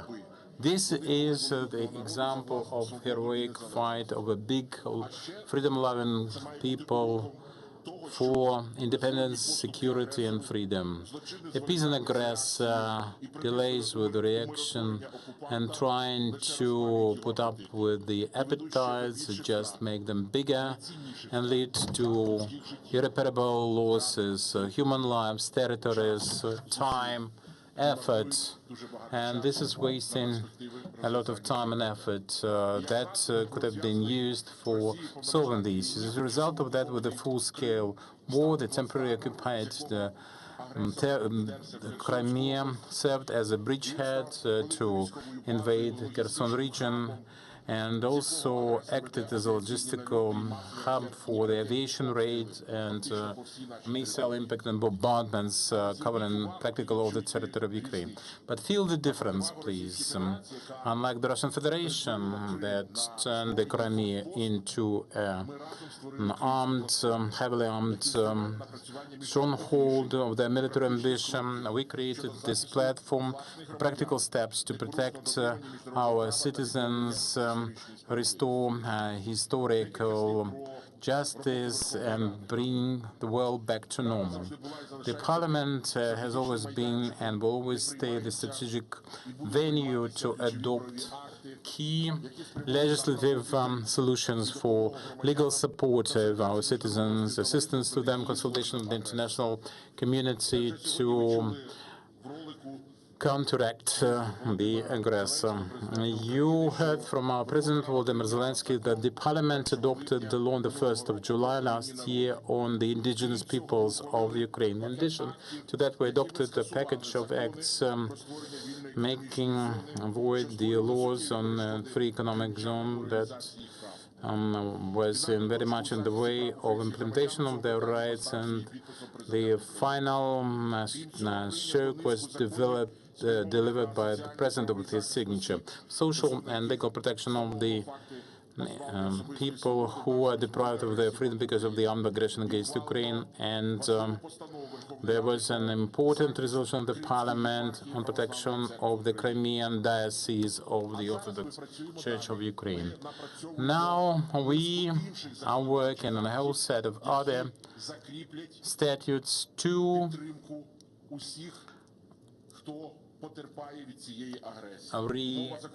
reassure and to reinforce support on national communities, the status of the Crimean people. In the nearest future, we'll have a special hearing dedicated to the strategy of the occupation and reintegration of the Crimea.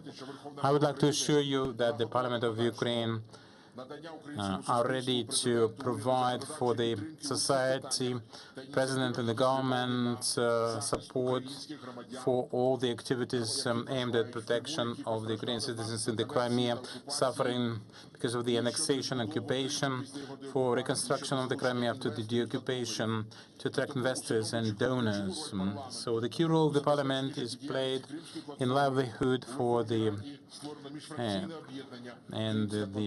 we created the inter-faction group called Crimean Platform, and at the Parliamentary Assembly of NATO and the parliaments of Latvia and Lithuania, there are similar caucuses, and we would like to call upon all the fellow parliaments to do the same, to coordinate the efforts of non-recognition of the annexation, parliamentary oversight, and also reconciling positions and steps for the international organizations and the international fora and conferences. With my great pleasure, I announce today the first parliamentary summit of the International Crimean Platform that will take place at the end of October, provisional on the 24th, 25th of October in Croatia, in Zagreb.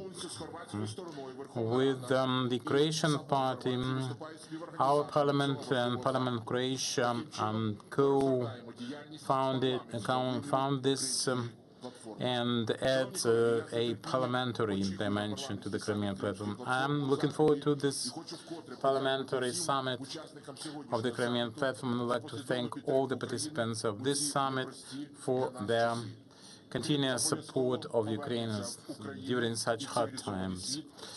The Crimea will come back to Ukraine and the civilized world, and Ukraine will come to the Crimea with the civilized world. And now, glory be to Ukraine, I would glory be like to to heroes. propose to offer to your attention a short video with a very simple and yet meaningful title, The Resistance to Occupation.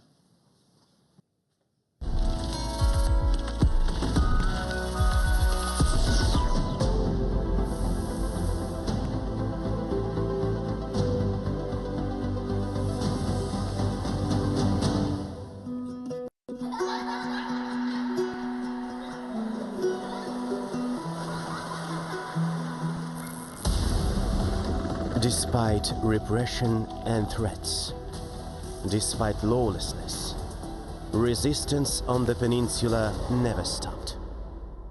Мене звати Олександр Кольченко. Я кримчанин, колишній політв'язень Кремля, один з багатьох інших. 24 лютого цього року із повномасштабним вторгненням Росії в Україну всі маски були скинуті. І як і тоді, так і цього разу я одразу доєднався до спротиву, бо знав, що таке сучасна Росія. Despite repression and threats, 25-year-old Vasil escaped from Crimea and joined the armed forces of Ukraine. Я дуже швидко обучаюсь, та в мене дуже високий рівень мотивації. Я готовий тренуватись, обучатись та з кожним днем ставати краще. For 8 years, Vasil has been part to the Ukrainian cultural resistance in the occupied peninsula. Вони прекрасно знали мою позицію, тому що я двічі був на допиті в Сакській окупаційній поліції. Стали там лякати тим, що мобілізують мене в армію РФ, чи там якось фізично будуть намагатися мене ліквідувати. Я прекрасно розумів, що там в будь-який момент за мною можуть прийти. І у мене з 24 лютого був зібраний рюкзак, щоб якщо там стук в двері, я міг його схопити та вистрибнути через балкон. He remembers clearly who he used to be before the war. Конечно, помню. Очень хорошо помню. Если даже сам забывает, то дети напоминают. But he remembers much better why he took the arms. Issa Akayev, a civil engineer by profession, since 2014 fights against the occupants as the head of the volunteer unit Crim. Как для мусульманина в первую очередь, так и как для крымского татарина, я понимал, что мы должны сопротивляться, это наша прямая обязанность. Мы должны защищать свою землю, свою религию, свою честь, свою жизнь. While some people take up arms, others, those staying in Crimea, under constant surveillance by the occupation intelligence service, still join the resistance, risking their own freedom and lives as well. Це не просто і не тільки соціальна активність, пости, поодинокі марші, мітинги, протести. Це дуже такі побутові речі, якими люди намагались демонструвати свій опір. Наприклад, салюти в новорічну ніч не за російським часом, а за київським часом. Манікюр дівчата робили в жовто-блакитний. Наприклад, серветки на весіллях, на днях народженнях, на якихось сімейних зібраннях жовто-блакитні разом з кульками. І таких ознак опору їх дуже багато. Накладывают обычно огромные штрафы. К штрафам присоединяется весь практически народ. Собирают деньги для того, чтобы выплатить этот штраф, но собирают этими 10-рублевыми монетами. И когда приносят мешками, в соответствии с законом, ваши же деньги, по 15-16 килограмм мешками приносят, чтобы выразить свое презрение к оккупанту. Зараз в Криму сотні тисяч людей, які не підкорилися російській окупації, які не приймають її, залишаються відданими українській державі. Вони живуть великими очікуваннями і надіями. І кожний такий хоча б малесенький переможний крок Збройних сил України збільшує їхні надії, їхні очікування. У мене мрія одна. Я хочу попити каву зі своїми батьками в своєму будинку, в якому я зростала в Керчі, який мої батьки будували більше 10 років. Вот мы недавно ехали с командировки с моим товарищем вдвоем. Он смотрел на все, что нас окружает, и говорил: брат, говорит, вот я на это все смотрю и думаю, неужели, говорит, блин, никогда в жизни я это все им не отдам.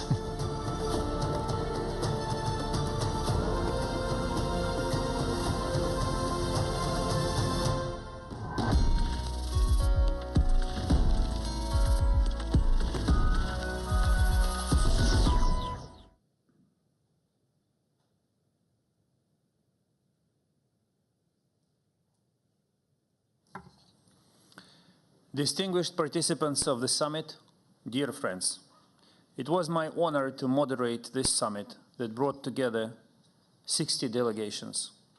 Now it's time to wrap up and sum up.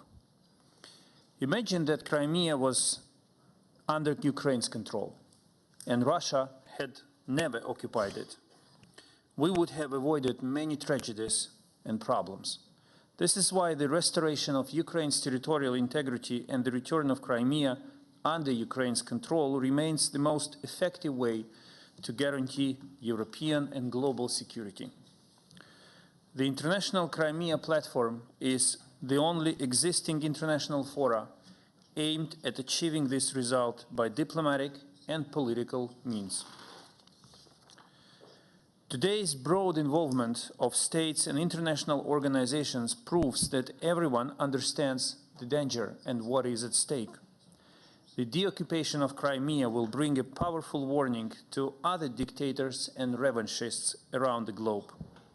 Do not break the rules of peaceful coexistence of peoples, because if you do, you will get a united and tough response from the world, and ultimately, you will lose, because the consequences of such an adventure will be unprecedented for your state and your people. It is extremely important for the whole world to send this message together, to unite efforts to achieve this, and this is exactly what we have done today. Today, our Crimea Platform family has become stronger, larger, and broader geographically. We welcome new countries and international organizations that have joined us, that decided to share our common principles and struggle for the right cause. I'm deeply grateful to each and every of you. We are united by the same values of respect for each other's sovereignty and territorial integrity, in respect for everyone's choice of their path. I have no doubts that the Crimea Platform will continue to grow and act as a coalition of the willing. Today's meeting marks the beginning of a series of relevant international activities. We plan to hold at least 2 high-level events by the end of 2022. First, the Parliamentary Summit of the Crimea Platform in Zagreb, already mentioned by the Speaker of the Parliament. It will officially inaugurate the platform's parliamentary track, and we are grateful to our Croatian friends for supporting our initiative and demonstrating hospitality. And the second event will be the Black Sea Security Conference at the level of foreign and defense ministers to discuss the impact of the Russian aggression on the Black Sea security, navigation in the region, world food and energy security. And of course, the third element will be the follow-up to the ideas on economic recovery of Crimea represented by today by the Prime Minister of Ukraine, Denis Shmyhal. We intend to elaborate on this topic at the upcoming conference in Berlin, mentioned in the opening remarks of Chancellor Scholz. I invite all today's participants of the summit to take an active part in these events and contribute to their success. We count on you to support our common goal, the deoccupation of the entire territory of Ukraine, including the deoccupation of Crimea. In the meantime, I am pleased and honored to announce the approval of the joint statement of the International Crimea Platform, and now this summit is adjourned. Thank you. Of applause.